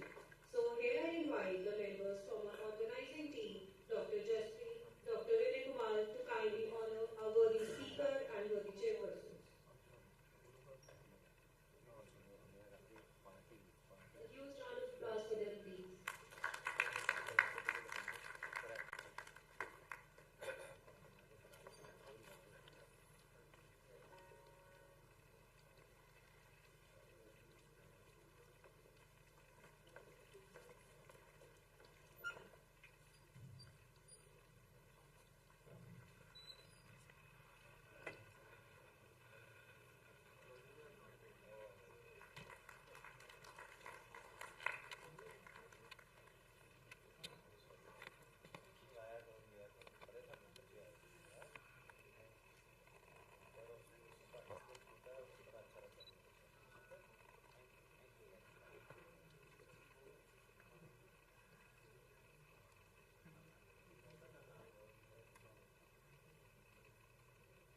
Everyone, a tremendous round of applause to them.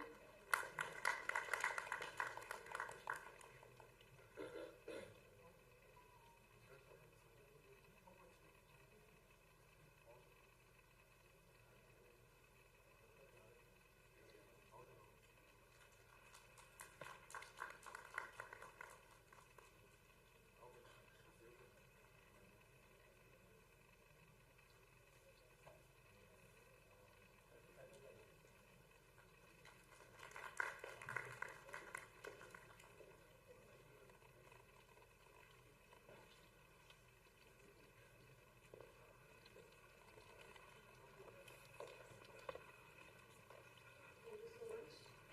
So moving on to our next session, that is by Trans-Asia Biomedical, which are our main sponsors. The topic for the session is Update on Hematology, that is to be presented by Mrs. Archana Ravindra, DGM Marketing. May I request you ma'am on the stage?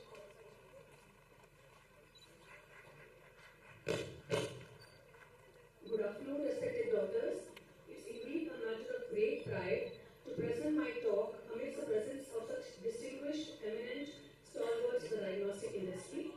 On behalf of Trans-Asia Biomedicals, I would like to express my sincere gratitude to the organizers, AIPMA ICP, for giving us this opportunity. Now, before moving ahead with the product updates, a brief introduction of Trans-Asia. Trans-Asia, #1 diagnostic company, has been serving the IVD industry since 1979. We are in our 47th year, and we are covering the entire spectrum from hematology, clinical chemistry, immunology, critical care, urinalysis, molecular, coagulation, and diabetes, believing in offering reliable, affordable, and innovative medical diagnostic solutions. Our immense reach, not only in India, but even in the global, we have 19,000 plus installations across the country. Yeah. And with the 900 plus strong field force, 50,000 plus labs are equipped with some or other Trans-Asia product, partnered with 500 plus channel partners in 26 zonal offices. So it's practically 150 plus tests done every second on any Trans-Asia product across the country.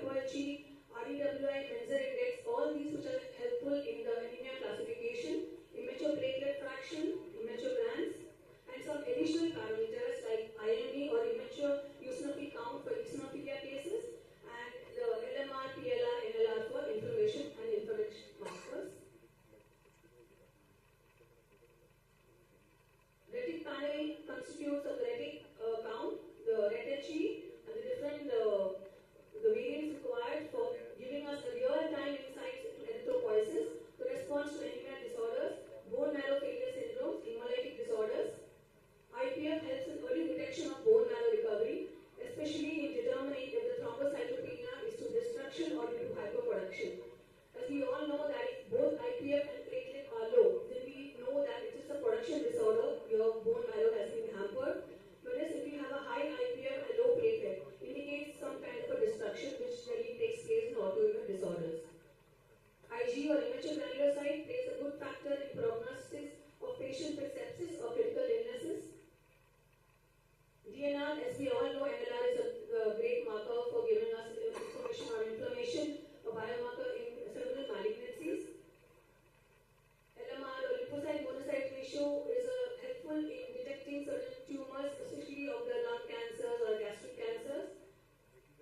PLR or platelet lymphocyte ratio helpful in cardiovascular disorders and autoimmune disorders. HFC is helpful in viral infections and immature eosinophil count as explained. IRF helps us to give us a good idea on the quality of erythropoiesis. FRC for understanding if there are any damages to the red blood cells. Hypo and hyperchromic to get a good know-how of the hemoglobin present in the RBC cells. Microcytic population, macrocytic population to help us in improving on the treatment towards anemia.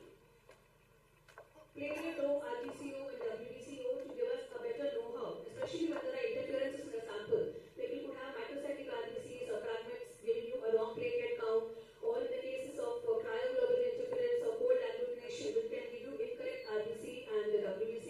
So we have even those corrective measures given out here.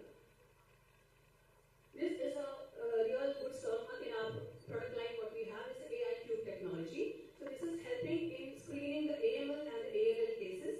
There is a panel where you need to activate in the system, and accordingly we are able to give you a good picture of what is suspected. This is a case of a 58-year-old female who had come up with low fever, and as you can see, the instrument had identified obviously a very high WBC count with blasts. Monocyte percentage was more than 30%, and significant decrease in the platelet count. The instrument had flagged leukocytosis, abnormal scattergram, and with abnormal lymphocyte count, immature glands, and which was similar to what the blood smear microscopy had reported, and the instrument had given the diagnosis as acute myeloid leukemia. Another case of ALL, this is a male, 14-year-old, who had come to the department due to general fatigue, and here also we can see a pronounced WBC count. It is significantly very high with blasts and reduction in the RBC count, low platelet. The instrument had given the flagging here accordingly for leukocytosis, mononucleosis, and abnormal lymphocyte, which was similar to what the blood smear microscopy had given. And the diagnosis out here was for acute lymphoblastic leukemia. Moving on to the next launch, it was recently just few months old. This is our solution for HPLC or HbA1c analyzer. It's designed to give a throughput of approximately 60 seconds per test in the standard mode and 96 seconds per test in the variant mode. Android system interface, it's got a gap piercing technology, and it's got a good venting system which can ensure fast analysis, especially reducing the downtime. With an autoloader and NGSP and IRCC traceable results in the CV less than 1%. As you know, the heart of our HPLC analyzer is the column. So this is a very robust stainless steel column which can withstand high pressures, which is required and mandatory in liquid chromatography. 6,000 tests is the column capacity with almost stability of 9 months. The venting technology is supreme because here generally what is observed in HPLC that air bubbles or you could have microclouds which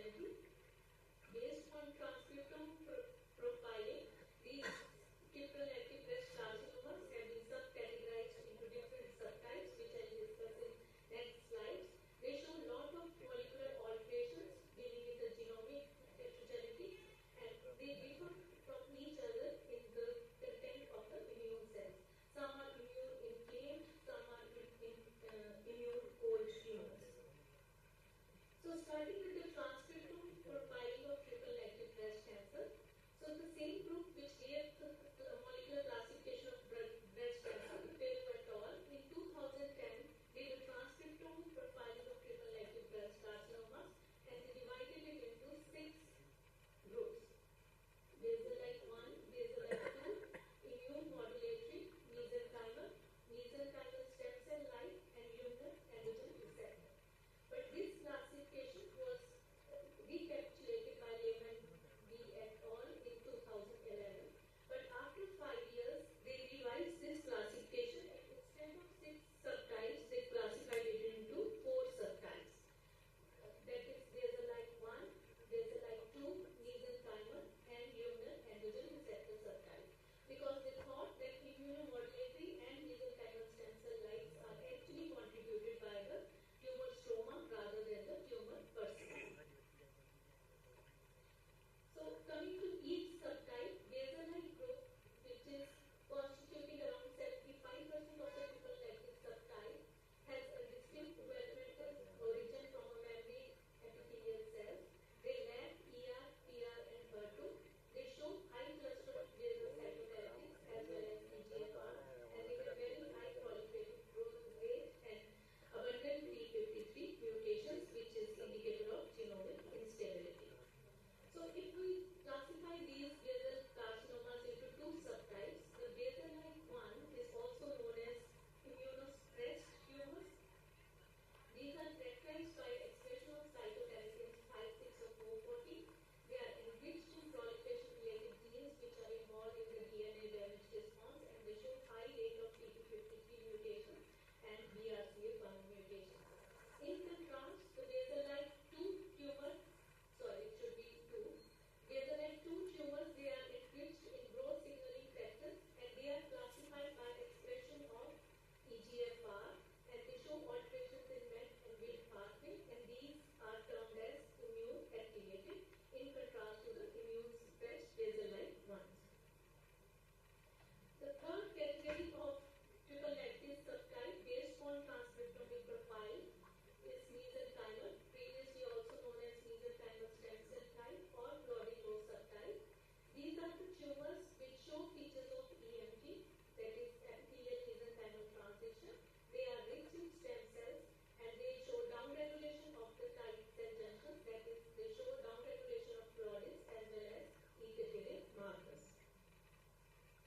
These tumors, since they are showing epithelial mesenchymal transition, they show high cell motility and features of EMT, along with angiogenesis, and stem cell associated genes are enriched, and the Claudins and the cell tight junctions are low. So they have high propensity to metastasize because of high motility, and they are resistant to therapies because of stem cell mass. The fourth category is luminal androgen receptor subtype, and this is enriched in hormonally regulated pathways, but it is not ER/PR. It is androgen receptor. These tumors show high expression of androgen mRNA as well as androgen protein expression on immunohistochemistry. So this classification was based on gene expression profiling, but gene expression profiling is impractical in routine diagnostics, and it's time-consuming, expensive, and transcriptomic profiling gives best result when fresh frozen tissue is used rather than the formalin fixed tissue. So people have tried to reproduce this gene expression profiling classification using immunohistochemistry, which is available in most of the pathology labs. It's easier and accessible, and immunohistochemical subtyping of triple negative breast carcinoma can provide information on prognosis as well as, to some extent, on appropriate targeted therapy as good as the transcriptomic analysis. So we did a study using IHC panel of antibodies, and they were done on automation on Ventana platform, except for EGFR, which was done manually because protease was used to do antigen retrieval.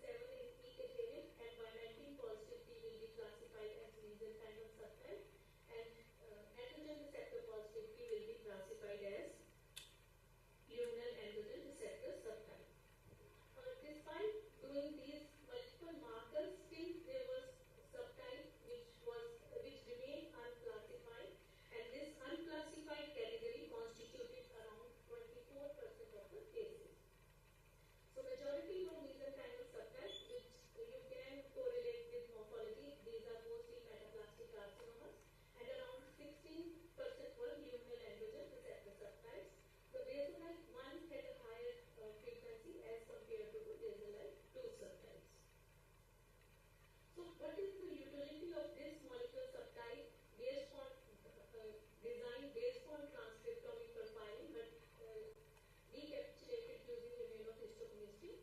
So it has been seen that basal-like 1 tumors, they have higher response to chemotherapy because they have high proliferative gene signature and the tumor cells are rapidly dividing. In contrast, the basal-like 2, which is immune activated, they show higher sensitivity to immunotherapy. The reason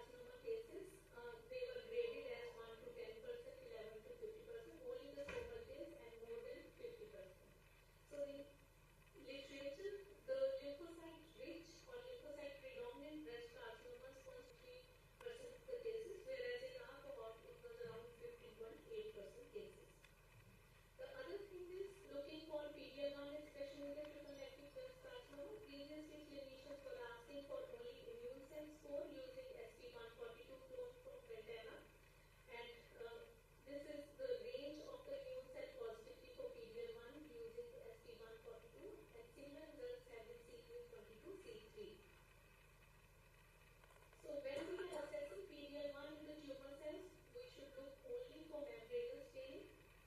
It can be of any intensity, either complete or partial, does not matter, but it should be membranous staining. But if you are assessing PD-L1 in the immune cells, it should be granular cytoplasmic or membranous staining. Any staining can be taken into account. And we should look for intratumoral immune cells, or you can take the inflammatory cells which are at the border of the tumor stroma junction.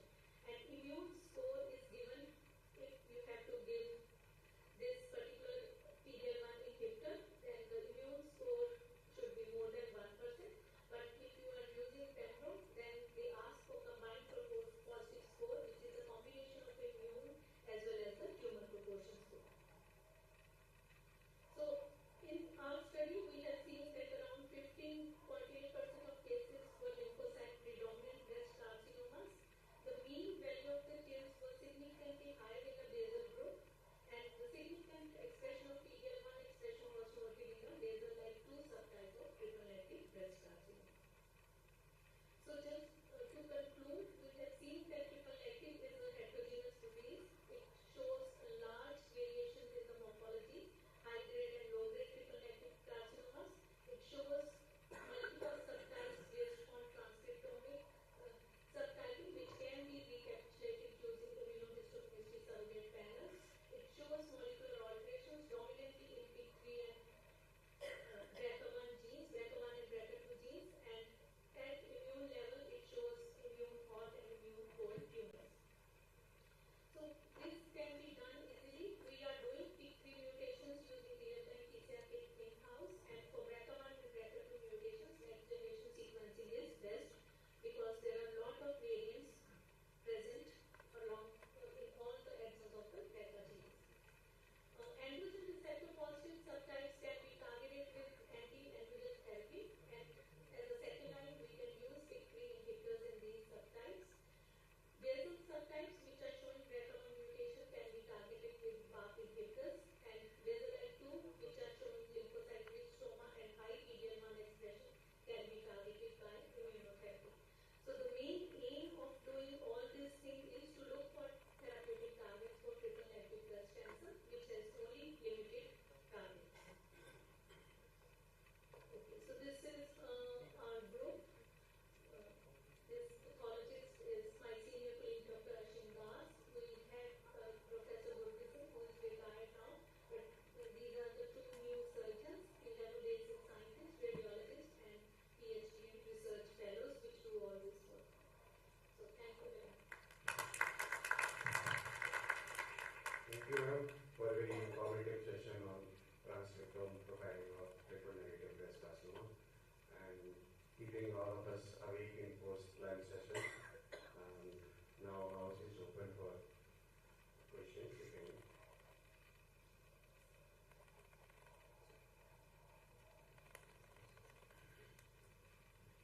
Dr. Abdul, thank you very much.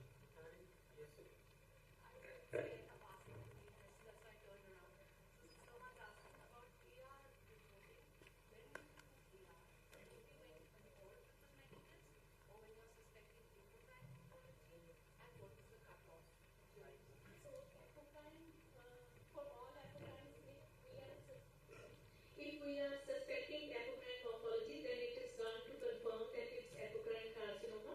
For triple-negative breast carcinomas, only if clinician asks and if they are planning to do anti-androgen therapy. And for androgen receptor reporting, we are following the Albert scoring as we do for ERPR.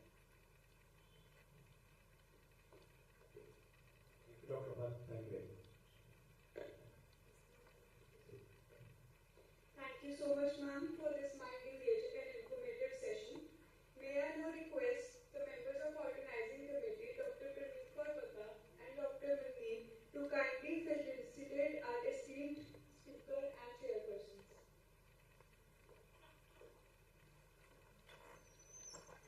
Can we have a big round of applause?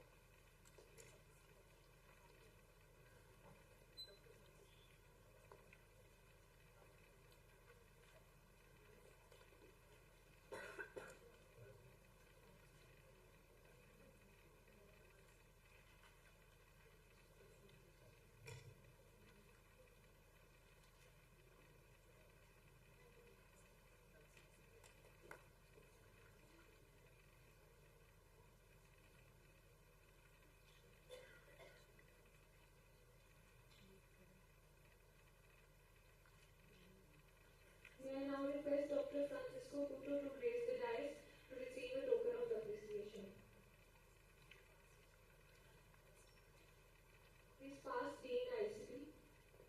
May I have the stage, sir?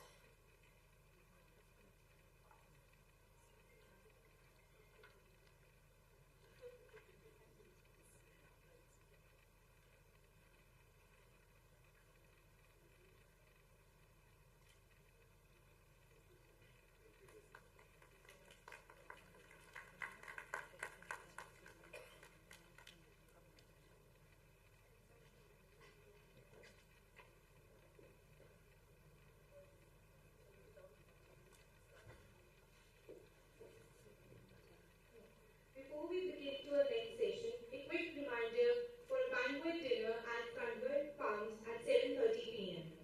So let's begin to the next session.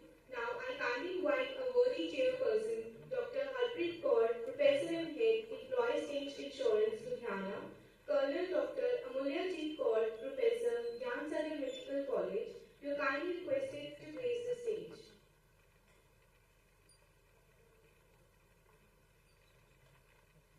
So as we begin our session on lobular neoplasia, I am honored to call upon stage our speaker, Dr. Kamaljeet, to enlighten us with the topic.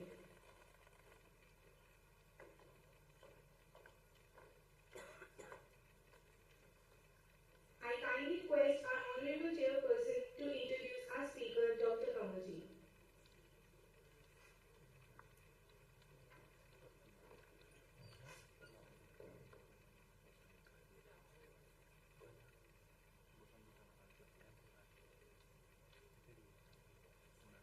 Good afternoon. Welcome, Dr. Kamaljeet. We wanted to hear you in the previous session, and it was all very little basic and although very enlightening and very important for many of us out here to know. We already know about him in the previous session. He's from the Brown University, and he's into breast and gynecology pathology. And he's accomplished in his field. I'm sure he's going to speak on lobular neoplasia, and I'm sure you have a lot to tell us. There are a lot of newer insights. Sometimes I wonder, so much of molecular profiling is being done, whether the histopathologist will be needed one day. Maybe the clinicians will come and say, okay, just tell us what molecular type it is. But I think that day will be, hopefully, a little far. Over to you, Dr. Kamaljeet. Thank you, ma'am, for the kind introduction. Yeah, I won't say I would enlighten you, but I'll try to do my best. Because lobular neoplasia is an interesting topic for me.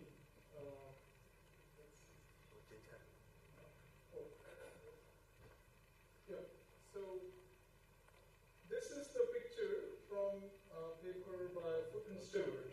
And this is the most common, often if you're reading an article on lobular neoplasia, especially LCIS, inside the lesion, you will, this is the paper where they first described LCIS, lobular carcinoma inside, in 1945.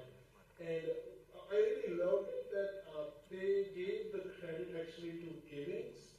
So this is the picture that Ewings had published in 1919. And they said, well, we are describing this entity, but we want to give the credit to Ewing because Ewing was the first one who said, or first saw it. And this is the picture, it's black and white. Now, this is the life story of lobular neoplasia. We know about it for maybe 80, 90 years. And I would assume if there are breast pathologists in the audience, we have sometimes trouble saying, oh, is it lobular or not? Especially when it's invasive tumor. And often you will say, oh, it's invasive carcinoma with ductal and lobular features, or invasive ductal with lobular features. So we're still trying to figure out what's the best way to pin down the lobular carcinoma. would say there is a similar ambiguity when you're dealing with in situ lesions, especially when the LCIS is high grade, and it can very perfectly mimic ductal carcinoma in situ. And so at the end of this talk, if I can just leave you with a little bit of guidance or an impression that maybe if you're looking at in situ carcinoma that you're thinking is ductal, it could be pleomorphic lobular carcinoma in situ. That's the one point. And second, maybe give you some guidance on how to identify and diagnose invasive lobular carcinoma as a pure entity. So I don't diagnose invasive carcinoma with ductal and lobular features because it doesn't help my clinicians. They want to know whether it's ductal or lobular. All right. So those are the goals. I actually kind of have mentioned them. I will talk about the E-Cadgen IHC. I don't know how many of you do it. Many places where, when I was a fellow, I didn't do E-Cadgen my entire 1 year. And we did one IHC on my last day and I was not able to see what was the result. So, but now in my practice we do it very often. So we'll talk about that. So what is ILC? ILC is it's the second most common type of breast cancer. It's the most common special subtype. It makes 10 to 15% of the breast carcinomas. What pins down ILC is the E-Cadgen alteration, which leads to disruption of the expression. And because of that, there is a very specific histologic growth pattern characterized by single file of discohesive, small, monotonous tumor cells, often without stromal reaction. So this is the key of this presentation. If you can just remember this, especially the residents and fellows, that's how you diagnose lobular carcinoma. And here's the technique picture. Monomorphic, small round cells, cohesive, and often you can confirm it by loss of E-Cadgen expression. There is a positive control of the top. Why is it important to diagnose ILC as such? It's a very distinct clinical disease. It has a very distinct biology.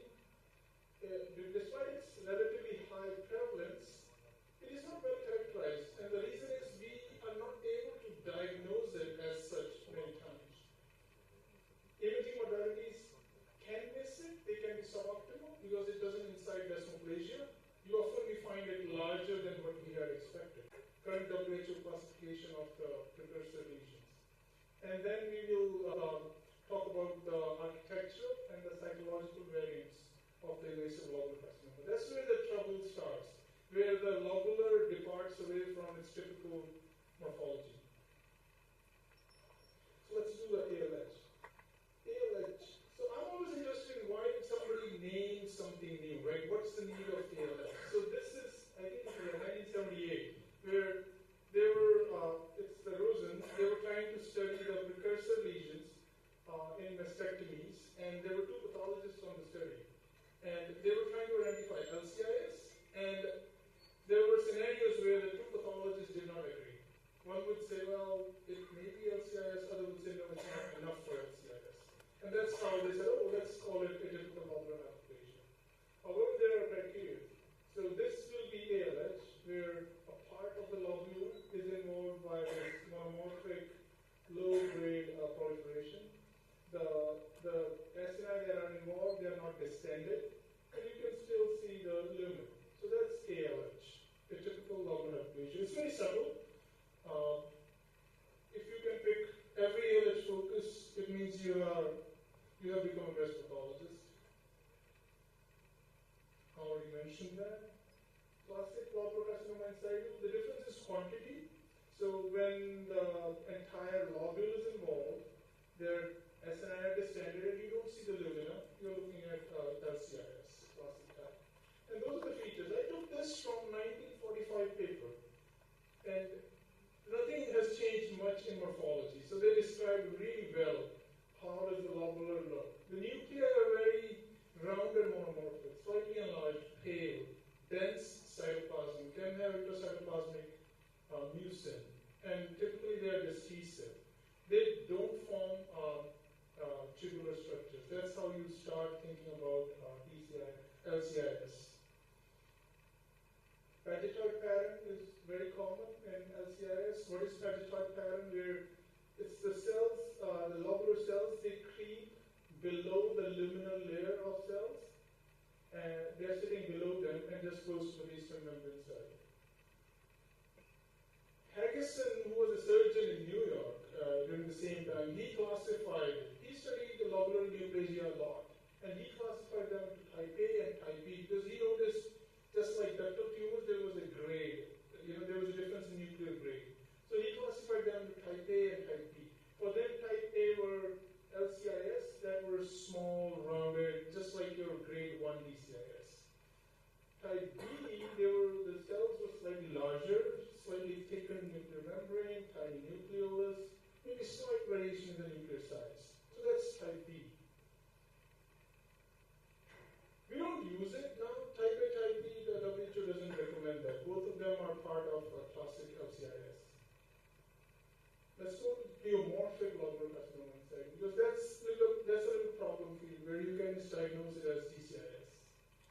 What is pleomorphic lobular carcinoma instead? As per WHO, you're looking at an in situ carcinoma which has a nuclear grade similar to high grade DCIS. So here's the picture. This one is easy because you can see they're kind of monomorphic, little plasmacytoid, or you can think of apocrine. And nuclear tibia is towards high grade, and they're discesive. They don't attach to. There's a little space between each of those cells. There's no duct formation, and there is, of course, commutal necrosis. When was it first described? 1996. I think the Frost was there, and Silverberg was the senior author. And interestingly, it was associated with a pleomorphic invasive lobular carcinoma, which was PR negative and HER2 positive. So lobulars are rarely HER2 positive.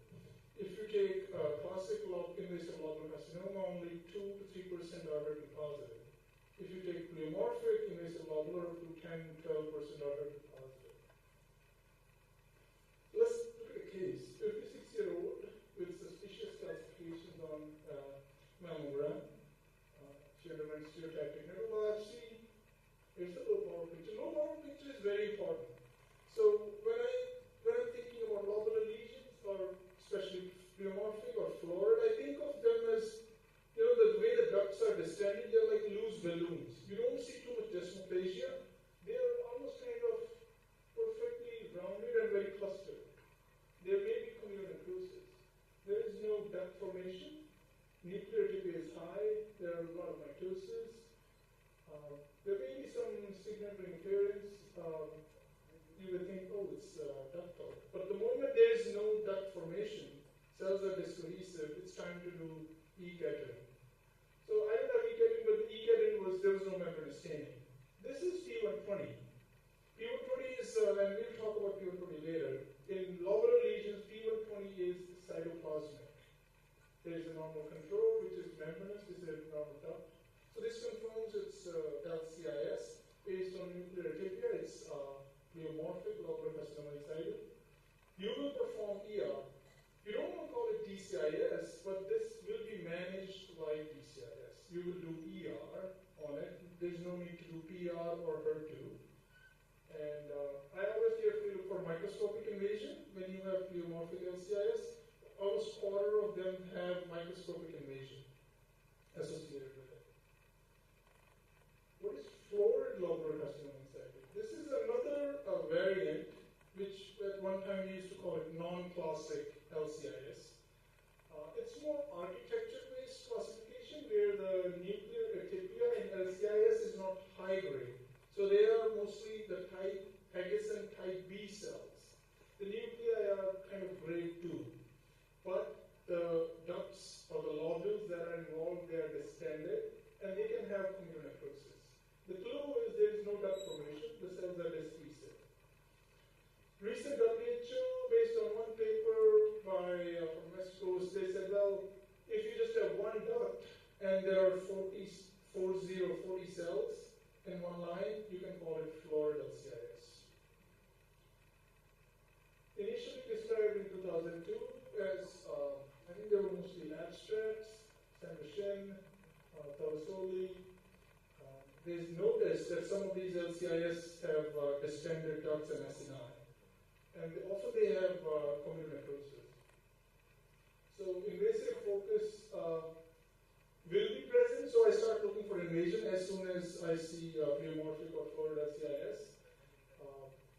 And unlike your classic lobular carcinoma in situ, if you're dealing with pleomorphic and florid LCIS, the invasive component will always be lobular. They are committed to lobular phenotype. So which is contrast to your classic LCIS where we don't classify it as, we call it PTIS, but we don't measure it, we don't give the span, ER is not needed. This is treated as a true in situ carcinoma. They are very closely related, pleomorphic and florid LCIS. They can have similar clinical presentation with calcifications because of this communal necrosis. They can have signet ring cells. At genomic level, they're also related. They have similar hits, including cyclin D1, c-MYC, HER2 amplifications. So they are related. Biomarkers. Classic LCIS is rarely, or I have not seen any ER negative or HER2 positive disease with classic. The moment you have florid or pleomorphic LCIS, the invasive disease can be ER negative or HER2 positive, and even triple negative, which is unusual for lobular carcinoma. Here's an example of HER2 where you have a classic LCIS, which is HER2 1+, 2+, but this is a florid LCIS, which is strongly HER2 positive. Misdiagnosis. I think this is important. Most of the studies that focus on pleomorphic LCIS, they noticed that many of their cases were originally diagnosed and treated like DCIS. So clinically, there is no harm done, but the difference is if you call something pleomorphic or florid LCIS, the initial treatment will be the surgery, which is just like DCIS, but later the adjuvant treatment can be tweaked. Like, does the patient need radiation? That can be tweaked. She doesn't really need to have radiation if it's pleomorphic or florid LCIS. There's a discussion. If you call it DCIS, then definitely the person will have radiation. So that's the one big difference how lobular versus ductal diagnosis can make in the adjuvant treatment. Upgrade rate, what is upgrade? Upgrade is when you have an in situ carcinoma on the biopsy and you find invasion in the excision. So there is a range of a quarter or more of cases, they show invasion when you have pleomorphic or florid LCIS in the biopsy. So how do you manage them? Once you have diagnosed florid or pleomorphic LCIS in the colorectal biopsy, the surgeon would like to excise it with negative margins, which is like DCIS. If the pleomorphic LCIS or florid LCIS is present at the margin, surgeon may want to go back and remove it. It depends on the case. If there is a lot of florid LCIS, then definitely. If it's ER negative, then maybe. So, and radiation therapy may be considered. So it can be treated like DCIS, depending on the case scenario. But here are the problems. While working on this classic and pleomorphic LCIS, I found it very difficult. Sometimes it's hard to pin down, should I call it pleomorphic LCIS, although the criteria are there. So if the nuclei are, there is a 2 to 3 times variation in the nuclear size, thick nuclear membrane, you can call it pleomorphic LCIS. However, often it's mixed with classic LCIS. You can't really rely on the biomarkers. Morphologically, sometimes it will look like DCIS, and sometimes you're like, wow, well, that can easily resolve by doing e-catching. I think I've already gone over this, but this is just to show what is the current status. Well, pleomorphic LCIS can be treated like DCIS, so it's important to diagnose it or identify it.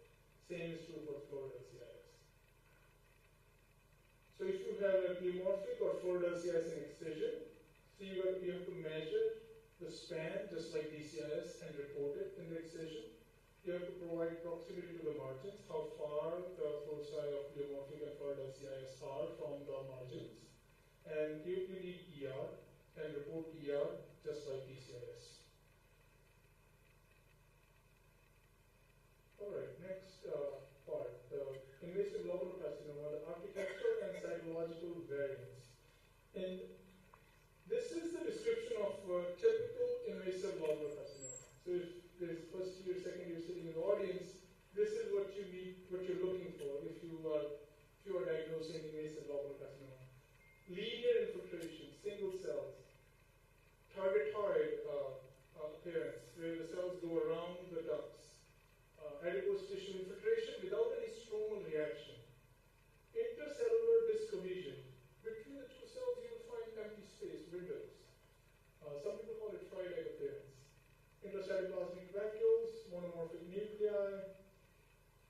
Mucincles, that's rare. We will talk about that. That's like a variant of invasive lobular. Invasive lobular usually don't make mucin.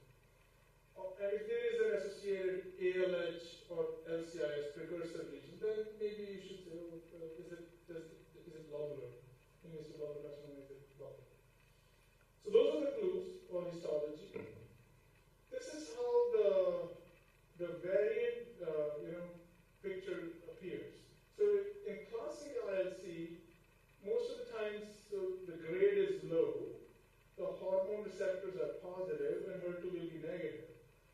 These are the architectural variants: trabecular, alveolar, solid, with mucin, with tubular elements, papillary, and then the cytological variants: apocrine, histiocytoid, signature, and pleomorphic. As you go towards these variants, the grade becomes high, receptors become negative, ER and PR, and HER2 becomes positive.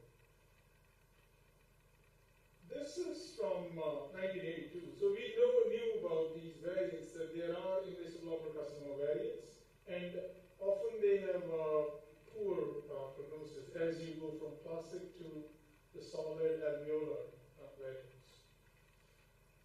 This is the pleomorphic lobular carcinoma in the breast, and this one is actually older study, and as a part of human pathology in 1992, and they're just showing if the tumor is pleomorphic, there's a very high risk of recurrence, 4 times, 7 times.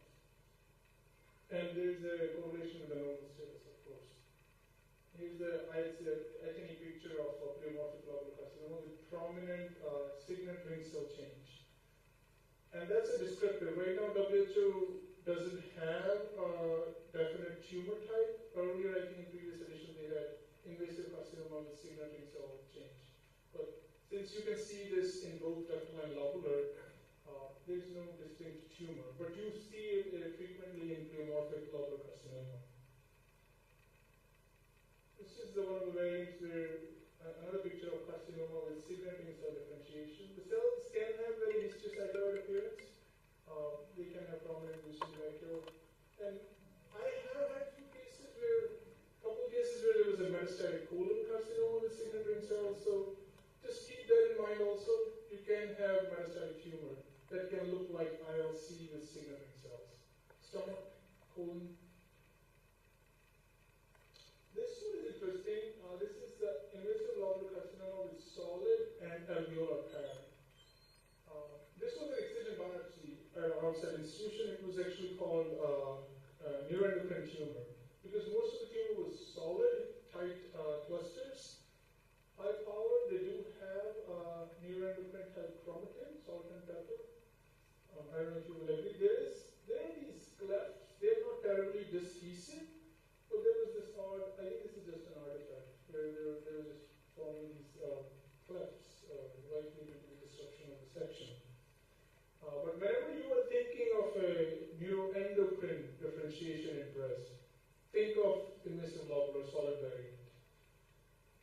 So this was synaptophysin chromopositive, GARA positive, GCF50 positive. The odd thing was weak adrenaline wasn't negative, which you want to see for lobular.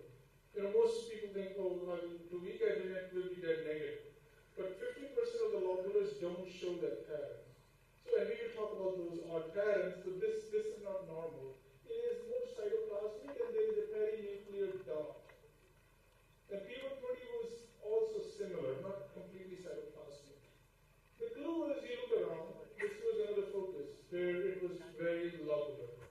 pleomorphic cells, single file. So this was invasive lobular carcinoma with neuroendocrine differentiation, or you can say solid pattern. This picture in this slide has the same tumor on the right side, and this is actually a true neuroendocrine tumor of the breast. So they can look very similar, but think of lobular if you're about to diagnose neuroendocrine tumor. Invasive, this is another histological variant. History was a 70-year-old female. She had a history of breast carcinoma, so this was really a chest wall recurrence. However, the tumor was a little different from what we knew about her.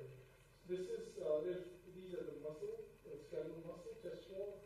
There are pools of mucin with tumor cells floating in the mucin. They don't look terribly discohesive. They're making loose clusters, and there are some single cells. So first thing will be, it's likely a mucinous carcinoma, like ductal type. But E-cadherin was negative, and VO20 was cytoplasmic. So this is invasive lobular carcinoma with extracellular mucin. It's very rare. I don't want you to think about it on every mucinous carcinoma from tomorrow. No, it's very rare. But still to keep in mind. So we had a few cases, we published it, and most of them were older patients, present with mass, large tumors. One of them was small. They were all ER positive. And there was one case had mucinous LCIS too. And the other people have presented similar tumor series. Most of them are one, the doctors, the Schmidt, he had the largest series, 10 cases. So, invasive lobular carcinoma with extracellular mucin. This one is, can cause problem. This is invasive lobular carcinoma with tubular elements. So you really don't need E-cadherin to make tubules. So lobular carcinomas, so this is a tumor which has loss of E-cadherin, but the tumor cells are making tubular structures. And often they will be very focal and scattered in the corners. Should not be too much. Then you can just call it invasive lobular carcinoma with tubular elements. This is not a mixed carcinoma. Mixed carcinoma is where these tubules will have retained intact E-cadherin. So there is actually true ductal and lobular elements. Lymphoepithelial-like carcinoma, as I said, lobular is cold or warm regarding to the TILs, but there are rare cases where you can have high TILs, and it can look like a lymphoepithelial-like carcinoma. So keep that in mind if you have that scenario. Mixed ILC. This is similar to, the concept is similar to ductal tumors, where you have more than one type of morphology. You can call them a mixed lobular carcinoma, invasive lobular carcinoma. Alright, I think let's go to the last part, E-cadherin, which is as important. So this is a cartoon which shows where the E-cadherin exists. So these are the two cells, cell membrane, intercellular area. So E-cadherin has this extracellular portion and the intracellular portion.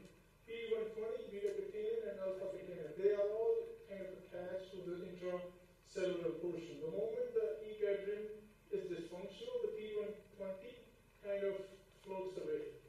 Same thing happens to beta-catenin. Normal beta-catenin is at the membrane. Abnormal beta-catenin floats into the cytoplasm, more commonly into the nucleus. I will go through this quick. So E-cadherin came to picture in 1991, but the people who were researching, they didn't figure out that it was a lobular tumor. So later, Moll, he confirmed that E-cadherin loss is only identified in invasive lobular carcinoma. Very important observation they made was that as in a ductal tumor, there is gradual loss of E-cadherin or diminishing of intensity of E-cadherin as you go from grade 1 to grade 3 true ductal tumors, which I keep in my mind if I'm looking at a high-grade tumor. P120 came into picture in 2004. I already mentioned it. Cytoplasmic staining is abnormal. Normally, it's on the membrane. So this will be used in those 15% invasive lobular carcinomas where they don't show complete absence of E-cadherin. This, the P120 stain can help. This is the paper I think, this is the paper most of the and cytology. This is recent one from a European group, and they have a collaborative group on lobar carcinoma. So if you want to read more, this is I would say good paper. I think this is one of the last slides where we go over the patterns of E-cadherin. So on top is the axon, you got the molecular structure, the domains, and these are the antibodies that we use for immunohistochemistry, which explains how the staining pattern can depend on what kind of antibody you use. And there are papers on that. So what are the abnormal patterns? Cytoplasmic staining is abnormal. Nuclear staining is abnormal. Dot-like staining that we saw in the solid variant, that's abnormal. Complete but weak membranous staining. Fragmented focal or beaded membranous. Normal staining is like 3 plus 30. Circumferential, strong membranous staining. Key point, you don't have E-cadherin towards the luminal side of the cell. So don't expect E-cadherin towards the luminal side, just like HER2. Pediatrician, this is normal. Absent is abnormal. P120, membranous is normal. Cytoplasmic is abnormal. Two pictures, complete loss, cytoplasmic. You guys have to go to high power. This is not intact. This is abnormal. Retained but decreased. This is also abnormal. Can be conformed with P120, which is cytoplasmic. Solid, that urine differentiation. It's cytoplasmic with perinuclear dot.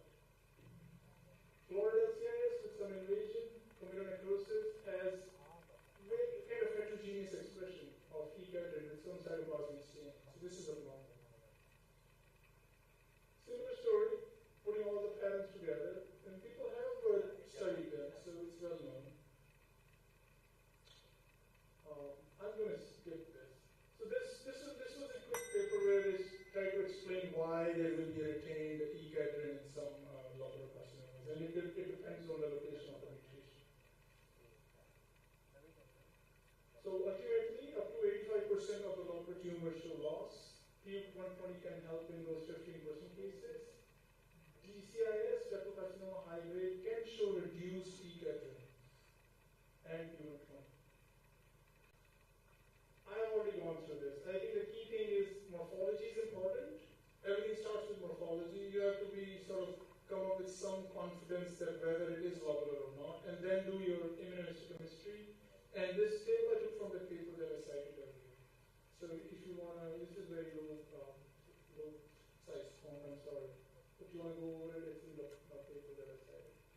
So I would just leave you that take some effort to kind of diagnose ductal versus lobular more cleanly. Keep in mind that the in situ tumor that you're looking at could be lobular. It may not be ductal, even though it looks high grade and has comedonecrosis and has calcifications. And there are some architectural variants of lobular, which can look very ductal. So keep them in mind. Thank you.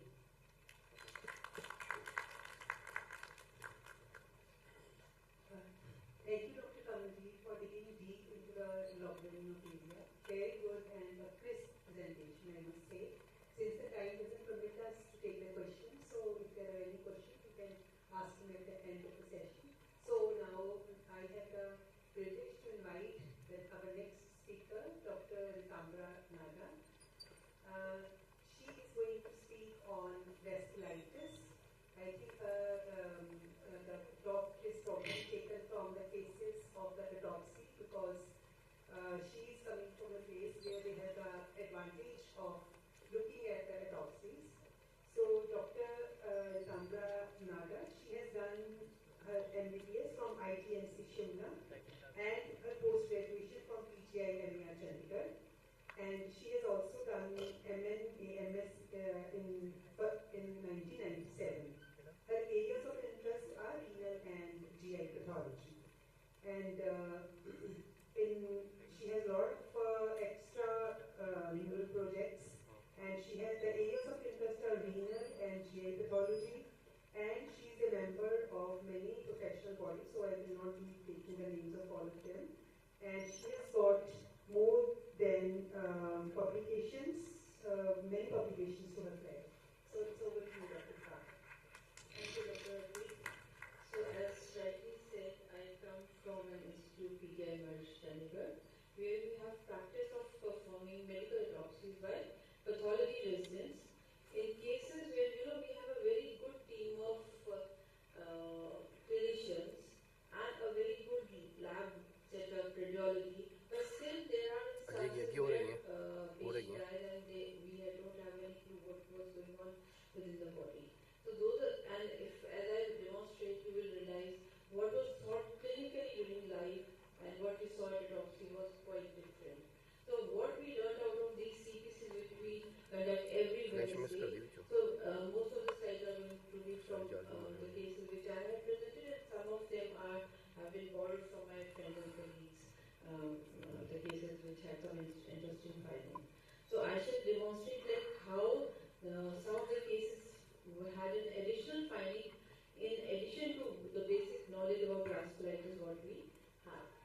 So as all of you must be knowing that we classify vasculitis according to the size of the vessels, that is large vessel vasculitis, medium and small vessel. So parenchymal arteries are taken as medium vessel, these smaller ones are small vessels, so capillaries, arterioles, venules, these are small vessels.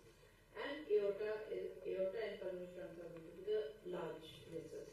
But we have to remember that any vasculitis, a small vessel vasculitis, can involve medium and large size of arteries. And similarly, Takayasu arthritis, which is a large size arthritis of large vessels, can also involve medium or even up to the level of capillaries. So this is the dictum which has to be followed.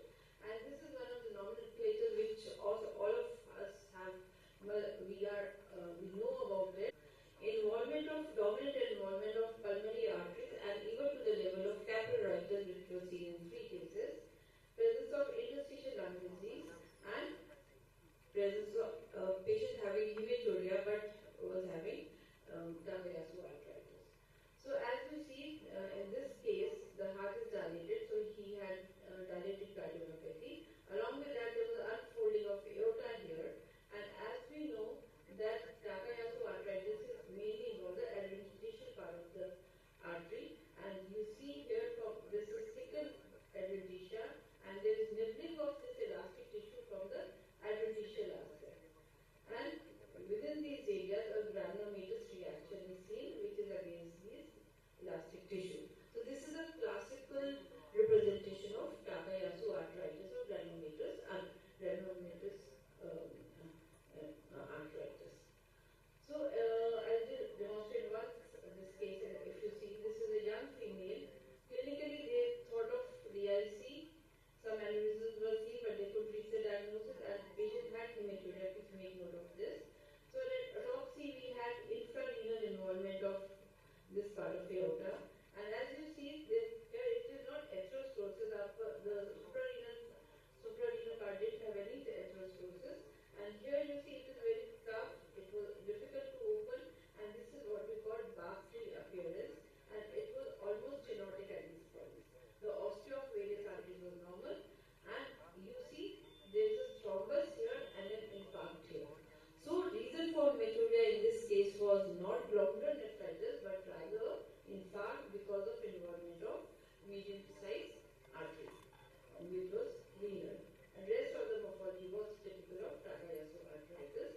So here this is a normal artery, and if you see, these were the arteries of this patient, where we had, in addition to medial destruction, also an insignificant intimal reaction was also there, and there was a granulomatous inflammation at the adventitial point. And very classically, what we see is this kind of a moth-eaten appearance of an elastic tissue of the media. So this is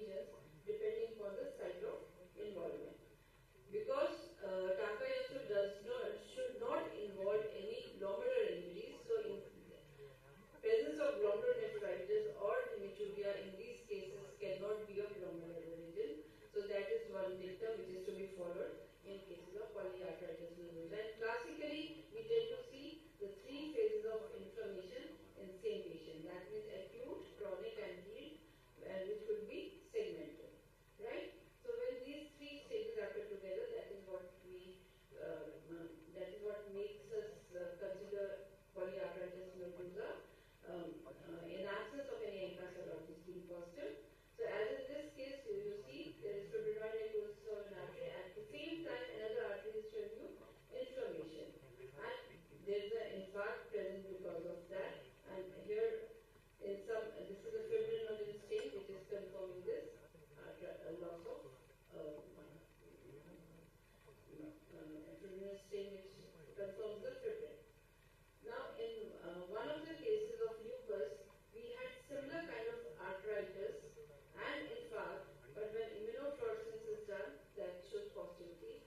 That means there could be immune complex mediated pad-like arthritis, we can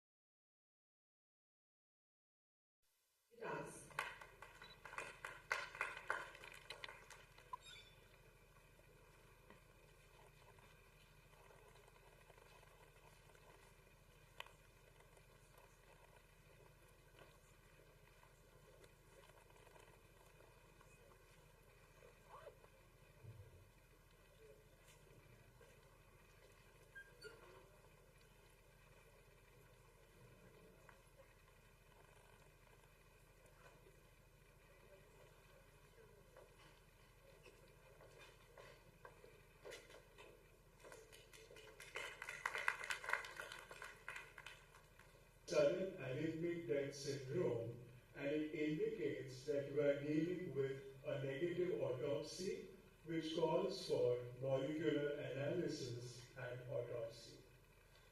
Now, what are the prerequisites when one is supposed to encounter an autopsy in sudden cardiac death?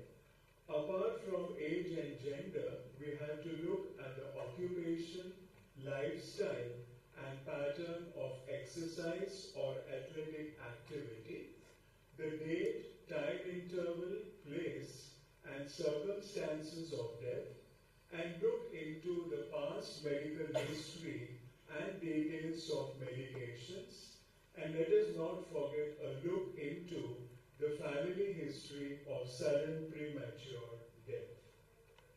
We also have to follow a certain sequence for cardiac examination, which would include external examination of the heart, coronary arterial dissection and inspection of the myocardium, to be followed by opening of the heart by the inflow-outflow technique, inspection of the inflow and outflow tracts and of the coronary arterial ostia, and once the heart has been cut open, the blood clots have been removed and the heart is thoroughly rinsed.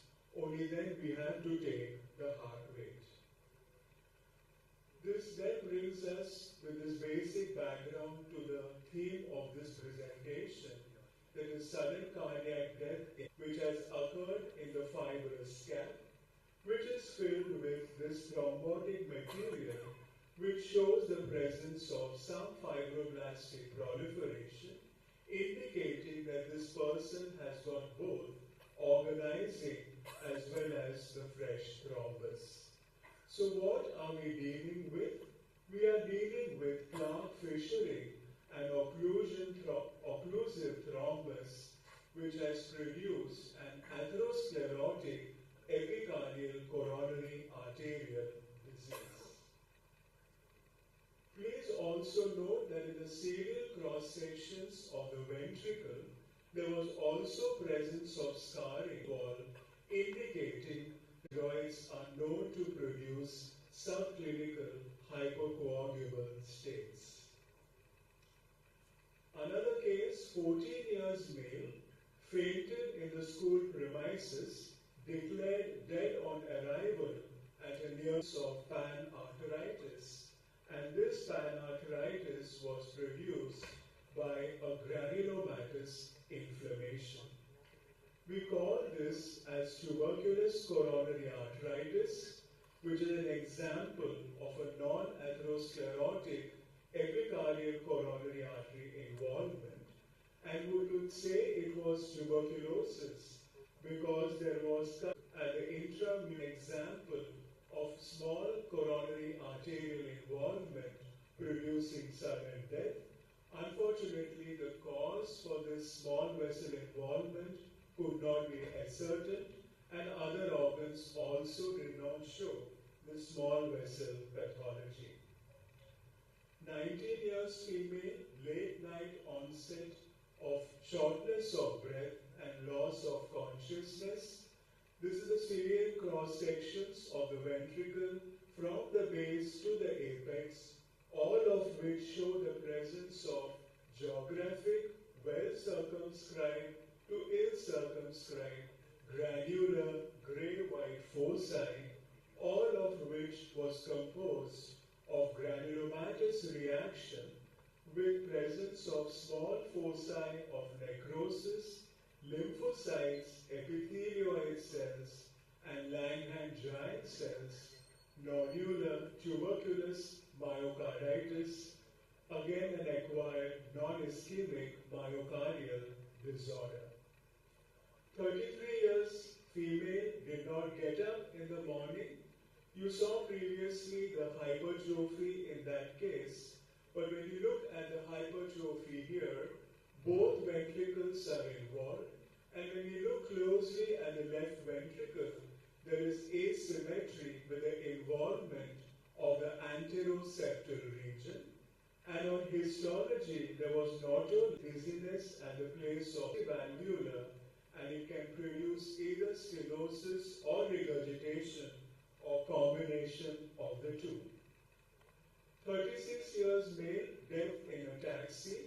This is the end-on view of the mitral valve from the left atrial aspect, and in contrast to the lens of the scallops of the posterior mitral leaflet, which are bulging into the left atrial cavity, and this bulge is accentuated because of rupture of these caudate tendinae.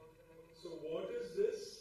This is a mechanical complication of a mitral valvular prolapse, which would have produced torrential mitral regurgitation and cardiac failure.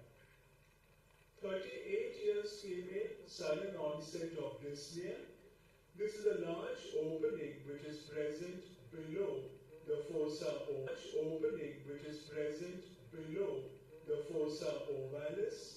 So this is not a secondary atrial septal defect, which is seen from the right ventricular inflow tract. There is a history, dietary habits, sedentary lifestyle, substance. Actually, it is not like that. The only problem is that, for example, we have a protocol that we follow in our institute. And I'm sure if this protocol is followed by a variety of centers in India, we are going to come up with the same. Like when I had gone as an examiner, for example, in Rajkot, they also had a 17-year-old female patient. It was in the newspaper, and that patient had tuberculous coronary arthritis. So what I presented is not unique to our center, and if people sit and analyze their own medical legal autopsy tissue material, I'm sure they're going to come up with the same. I think it's true, and I think this is very important information to come out because yes, in the Western world, and I do see a lot of visceral cardiac deaths too in kids, and we do autopsies on those, but the findings are a lot different. Yes. First of all, infectious causes are very unusual. Tuberculosis doesn't happen at all there in the Western world in those patients. And a lot of it is genetic predisposition and genetic defects. So molecular diagnosis becomes very significant in those patients. And very often we have that information at the time of, even before the death of the child. So, but I agree, structural abnormalities are the same everywhere, irrespective of the social strata, but genetic testing and genetic defects is different probably in the two sets of population. If you see in the West, majority of the cases, what I have said is cardiomyopathy, which can produce a structural defect, and close to 30 to 50% are because of ion channelopathies, which result in structurally normal hearts, but they have problems in mutations in the channels of potassium, calcium, and sodium. They presume that it is Yes. Very nice elaboration on policy. Sir, you have shown us that tuberculosis as a cause of a sudden cardiac death. Have you encountered any viral myocarditis as a cause of a death? I showed you the first case which I showed was viral myocarditis. The lymphocytic syndrome. Yes, that one, and that was parvovirus positive.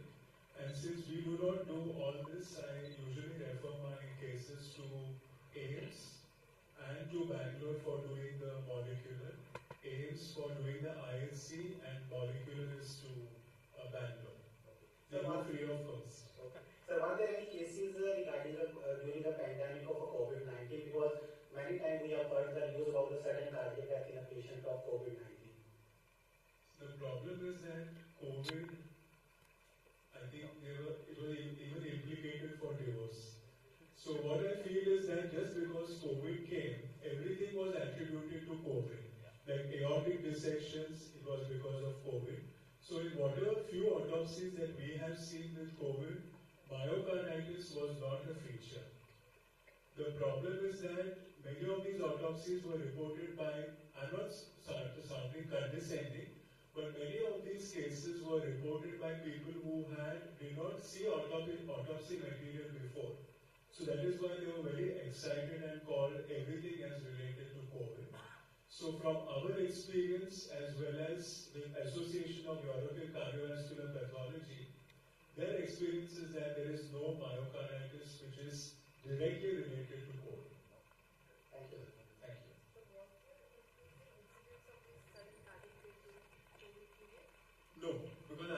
published my material in 2019 before the COVID started. So this epidemic of coronary artery disease was very well there in India before COVID. Any experience on the rheumatic heart disease? Young children, because I have seen few cases of rheumatic heart disease where they are not diagnosed as rheumatic, but brought to hospital.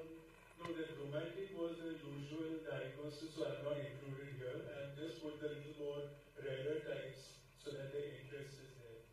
So, continuing with sir's question about rheumatic, the case which you showed of a mitral valve prolapse, so the cusps were fused and thickened. So, did that case have background rheumatic valvulitis? No. If you see, there was no fusion of commissures.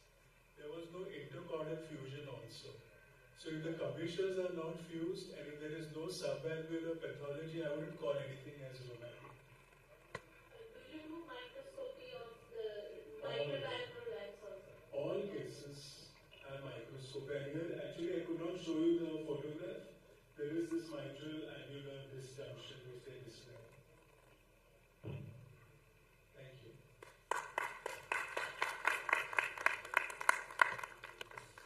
Thank you so much, sir. So with such insightful session, we are moved and united. May I now call upon stage Dr. Pradeep Kaur Bagga and Dr. A.B. Singh to honor our speaker and chairperson.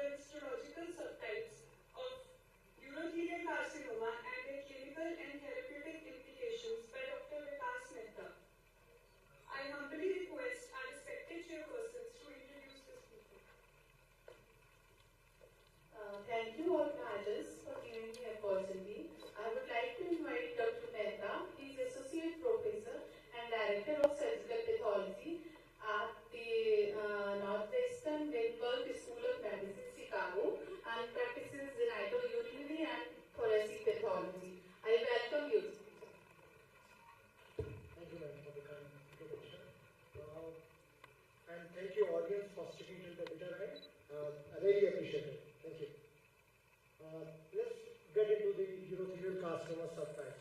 We look at bladder biopsies, and most of the time we see some variant of histologies, and then we are not sure how to report those. And we are going to discuss how to report those, how to identify those subtypes, and divergent differentiation.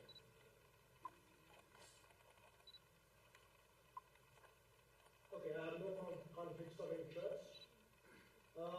So what's new in the WHO 5th edition, which came out in 2022? We changed the name from variant histology to subtypes, because variant is generally associated with molecular or genomic alterations. So that's why we said, let's keep that to genomic alterations, and we'll call these as subtypes. So before we get into these, let's discuss what's the definition of histological subtype or divergent differentiation. So it is defined as an aberrant histological differentiation other than conventional urothelial carcinoma. It can be pure, which is very rare, or it can be mixed with infiltrating urothelial carcinoma. So what you're going to see is a combination of conventional urothelial carcinoma plus a stripping of some other subtypes. Why it is important? These subtypes can be deceptively bland. They can have unusual cytological features. They can be poorly differentiated sarcomatoid. They can have neuroendocrine differentiation, or they can have unusual stromal response, or varied architecture in the form of micropapillary. So currently, this is how we divide the various subtypes of urothelial carcinomas. So squamous, glandular, and trophoblastic, we consider that to be divergent differentiation. They are non-histological subtypes. These histological subtypes of urothelial carcinoma include nestic and large nestic, tubular and microcystic, and a bunch of others. But out of these, I want you to focus on the subtypes highlighted in the red brackets, because these are the most important clinically, and these are the ones which are going to have bad prognosis. So if you want to look for histological subtypes, please look for these. These histological subtypes are not rare. These are two papers from earlier in 2007 by Dr. Shah from UT Southwestern, and out of their 448 TORB. In my practice, I see a lot of prostatic neuroendocrine carcinomas metastasizing to bladder, and I always make sure that I add NKX and PSA and some other prostate marker so that I'm not missing a metastatic or prostatic adenocarcinoma. Then adenocarcinoma, which can come from colon, and micropapillary, especially it can come from the ovaries. Ovarian serous carcinomas can have micropapillary architecture. There is prognostic significance. When you have histological subtypes, as I showed you in that paper, they tend to be invasive, they tend to be high grade. So they generally tend to present with locally advanced disease. They have high stage nodal involvement. Urothelial carcinoma with divergent differentiation, plasmacytoid urothelial carcinoma. I'll show you some images, and you will see that these can be very tricky to diagnose and tricky to assess their impact on patient clinically also. There is high risk of understaging in non-muscle invasive disease, especially when you have plasmacytoid mislabeled it as T1 rather than T2 as such. And there is a case for early cystectomy for T1 disease, especially when I give a diagnosis of micropapillary plasmacytoid or sarcomatoid. We may not be getting the full picture, and the urologist will go for early cystectomy rather than giving a trial of neoadjuvant. So let's focus on some of the aggressive subtypes. So what we see here is there is invasive tumor here, right? And we can see there are multiple small clusters within this empty space. The surface. So whenever you see a urothelial sarcoma in situ, in addition to, there was also in the stomach? Yes. Yeah. Immunoprofile is kind of similar to the urothelial carcinoma, so nothing important here. So this is what I was talking about when they do a TURBT, if they don't go deep, if they skip the muscle, or even when they do superficial tumor and then deep bite, because plasmacytoid subtype is kind of spread across the wall of the bladder. You may not see this portion of the invasive tumor, you might see only this portion of the muscle, and you might call it T1 rather than T2. That's why urologists will go for early cystectomy rather than neoadjuvant chemotherapy. Now moving on, then here what we are seeing is a lot of spindle cells, a lot of pleomorphism. In other areas you can see very pleomorphic cells, abnormal mitotic figures. Clearly this looks like sarcoma. Okay? So this is the sarcomatoid subtype of urothelial carcinomas. It's indistinguishable from sarcomas. It can have heterologous elements like osteosarcoma or rhabdomyosarcoma, and should be reported as prognosis of these tumors is worse.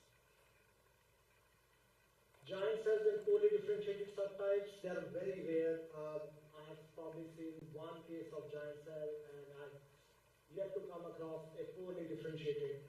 So when you are going to call something poorly differentiated, it means it is not showing any differentiation towards bladder or any other subtype or any other tumor type. It's not going to stain for anything. Then only you should label these tumors as poorly differentiated. Okay? Both of these tumors, they have bad prognosis, so the reporting of these subtypes is important. What WHO has done is they have pulled the small cell carcinomas out of individual organ systems and put them as separately in a separate chapter. This is kind of weird, but maybe in the next book they will bring it back. So neuroendocrine carcinoma of the bladder can be small cell, can be large cell. It has all the classical features of small cell carcinoma and large cell carcinoma. I'm not going to go into that, the features. They can be pure or they can be in combination with conventional urothelial carcinoma. They tend to have RB1 mutations. They are aggressive regardless of what's the percentage of these tumors. So it's very important that you identify this morphology and report it. There are about 94% of these are PT2 at presentation, which is a very high number. And they have systemic mets, more than 60% of the cases. But always rule out neuroendocrine carcinoma coming from prostate. Now, other subtypes, this is again a whole slide image of the cross-section of the bladder wall, and not much is going on here. There is little bit of activity on the surface, but nothing, we don't see any big infiltrated masses. On closer inspection, what we see is small tubules. And on closer inspection, we see the tumor cells are not very pleomorphic. They are not very aggressive. They are not causing any tissue reaction around these tubules.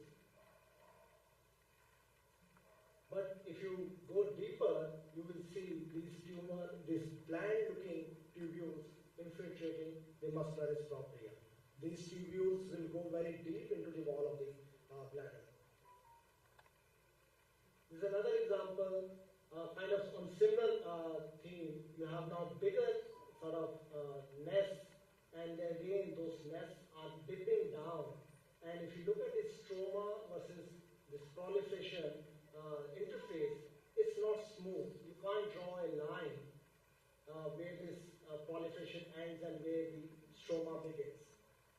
So this is large nested subtype, and the previous one was small nested, or the subtype of urothelial carcinoma. Again, large nested subtype showing invasion deep into the bladder wall. So nested and large nested, the deceptively bland histology, small nested subtype, you have small round to ovoid nest, may be mistaken for one room nest, large nested, medium to large nest with variable borders. These tumors are not an independent predictors of survival when accounting for stage. So it's very important to identify. You can easily miss these tumors in small biopsies, but maybe prognostically these are not that important. Now I want to show you these two images. On this image, do you think this is tumor or not? Yes or no? Tumor or not? What was this focus here? Both of these are small nested. One is infiltrating. This one? Infiltrating. Yeah. So that's why I put up this picture, because I want to highlight that point again. Let's look at the stromal proliferation interface. I can probably draw a line here, and I can demarcate where stroma starts and where the proliferation ends. Right? In this case, I cannot do that. Right? There's always one or two small glands which are kind of going down. If I'm going to draw a line, it's going to be a zigzag line. It's not going to be a smooth line. Okay? So when you get a small biopsy, this is an important feature for you to remember to make the correct diagnosis of nested pattern of urothelial carcinoma.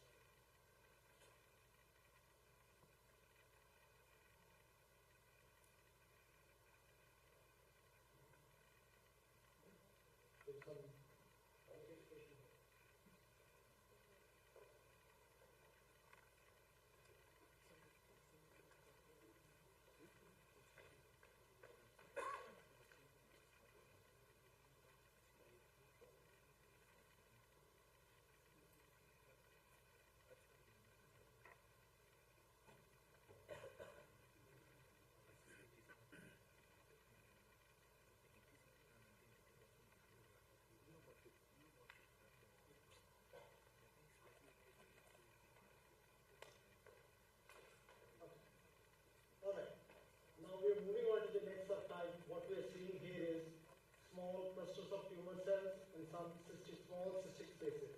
Okay?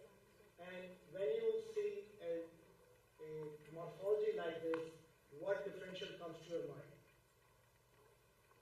Let's say this is not tumor. What would be the most important differential? A small nest of proliferation plus small gland-like structures. Cystitis cystica, nephrogenic adenoma. So those are the two important differential diagnoses that come to mind. And in this case, on this subtype of urothelial carcinoma, again, you have these kind of cystic structures, but look at the nuclei, it's very granular. No mitotic figures, no tissue reaction, they don't look very infiltrated. So this subtype is known as tubular and microcystic subtype. Again, deceptively bland histology, likely closely related to nested subtype. Pathologically bland cells lining tubular or microscopic distended structures, and it can mimic cystitis cystica, it can mimic nephrogenic adenoma. So this is paper from 1996 by Dr. Young, and he described when you have deceptively benign features of urothelial carcinoma, what you should be expecting. If you see nest, it can be benign lesion, then unit is Grun's nest. Similarly, small tubules, nephrogenic metaplasia. Medium-sized glands, cystitis glandularis, and so on and so forth. Okay. Again, Dr. Kamaljeet was describing this, one of the subtypes of invasive lobular carcinoma. Again, what we are seeing is a lot of lymphocytes and scattered abnormal cells. If you do pancytokeratin, and these tumor cells will be highlighted, and they are present in the sea of lymphocytes. On closer inspection, you have all the features of malignancy. There are pleomorphic nuclei, multiple prominent nucleoli, so you can identify these tumor cells, but you have to hunt for these. So this is known as lymphoepithelioma-like subtype. sheets and clusters of undifferentiated cells with poorly defined cytological borders, associated with dense inflammatory infiltrate of predominant lymphocytes. Again, it's very important to identify these because they are enriched for PD-L1 expression. So if you make this diagnosis, these patients can be treated with immune checkpoint inhibitors. Then coming on to these rarer subtypes, we see these very rarely lipid-rich subtype, lipoblast-like cells with cytoplasmic vacuoles, indenting nuclei. It can mimic liposarcoma. This becomes a problem, especially when it is in metastatic site. You get a retroperitoneal mass biopsy and you are not going to expect this is coming from bladder. Clear cell or glycogen-rich, it can mimic clear cell renal cell carcinoma. That's the most important thing to remember about this subtype. It's very common for clear cell renal cell carcinoma to have drop-down mets in the bladder. So when you see this type of morphology, make sure you do PAC8 and CA9 and rule out clear cell renal cell carcinoma. Few words on divergent differentiation. You can have squamous, glandular, and trophoblastic. Squamous is important. The giving percentage of this differentiation is important because that is going to decide whether they give neoadjuvant therapy or not.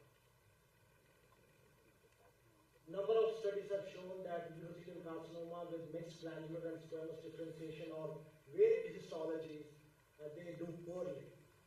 So it's very important, again, I'm stressing on this point, when you see varied histology, please report in percentages.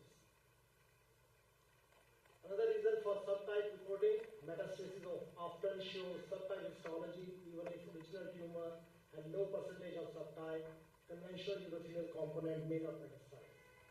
If distant metastases are biopsied, subtype reporting on primary tumor help pathologists to recognize a metastatic urothelial carcinoma, especially if you have like lipid liposarcoma.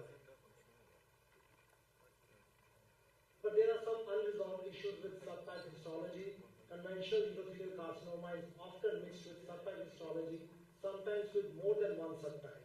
So the current recommendation is your diagnosis should be conventional urothelial carcinoma or high-grade papillary urothelial carcinoma comprising of conventional 50%, squamoid 10%, glandular 20%. That's how you should be reporting these things. I must not be wearing glasses when I put up this image, but these are the various subtypes.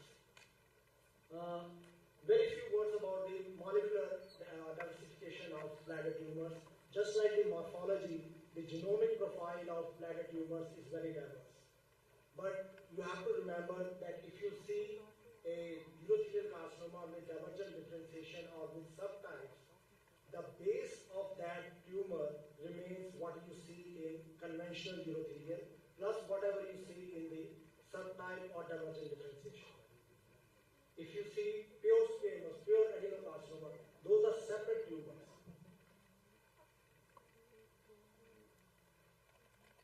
We have tried to divide these bladder tumors into luminal and basal subtypes. Basal subtype is more like squamoid and luminal is more like conventional urothelial carcinoma. But in real life, the distinction is not clear-cut.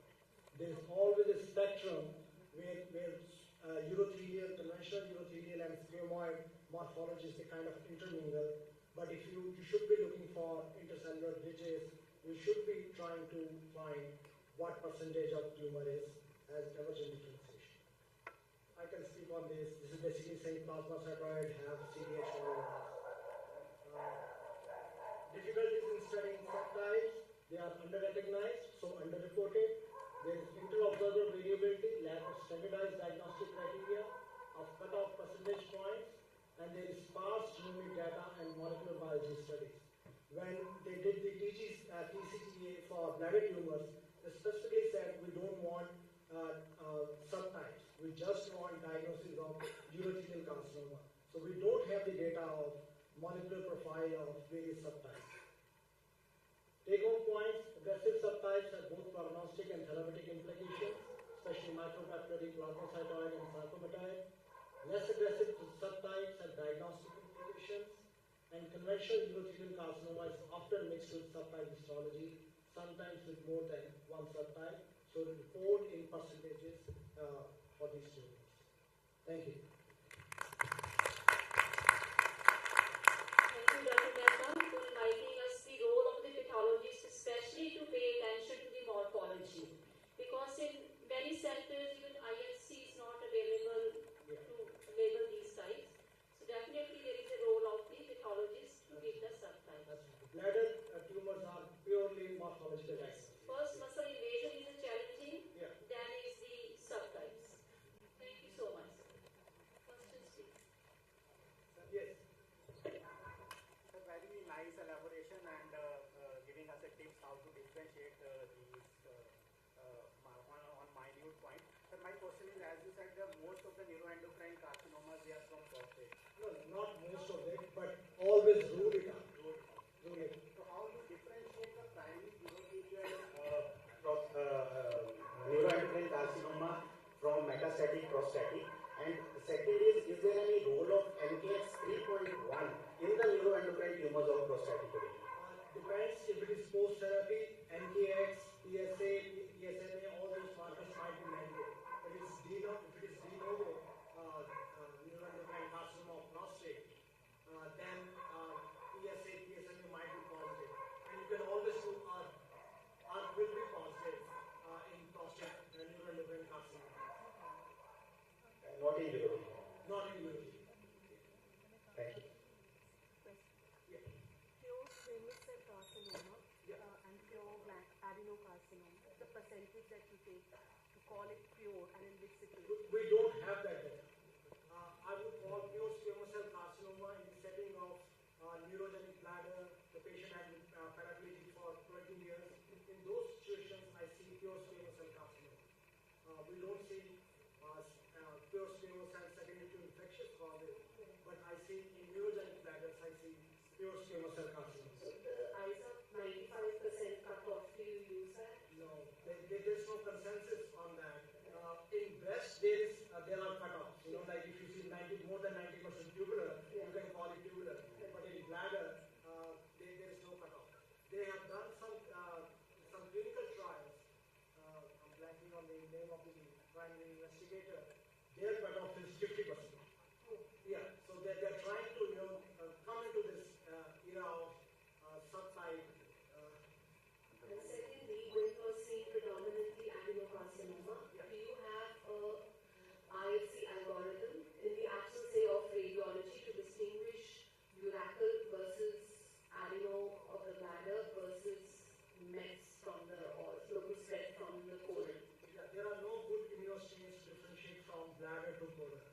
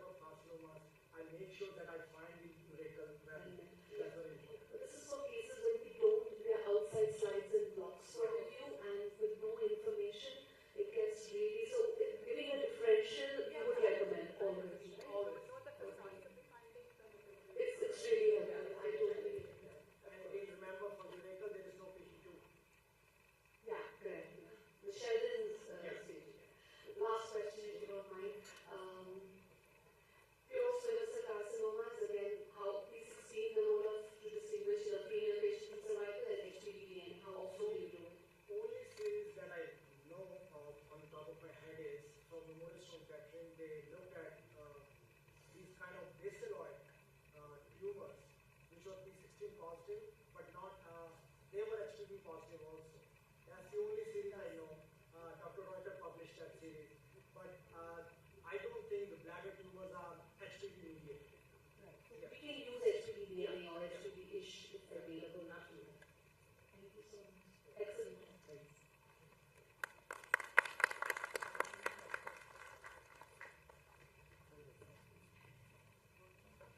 Thank you, sir. It was indeed a privilege to listen to such an informative and impactful presentation.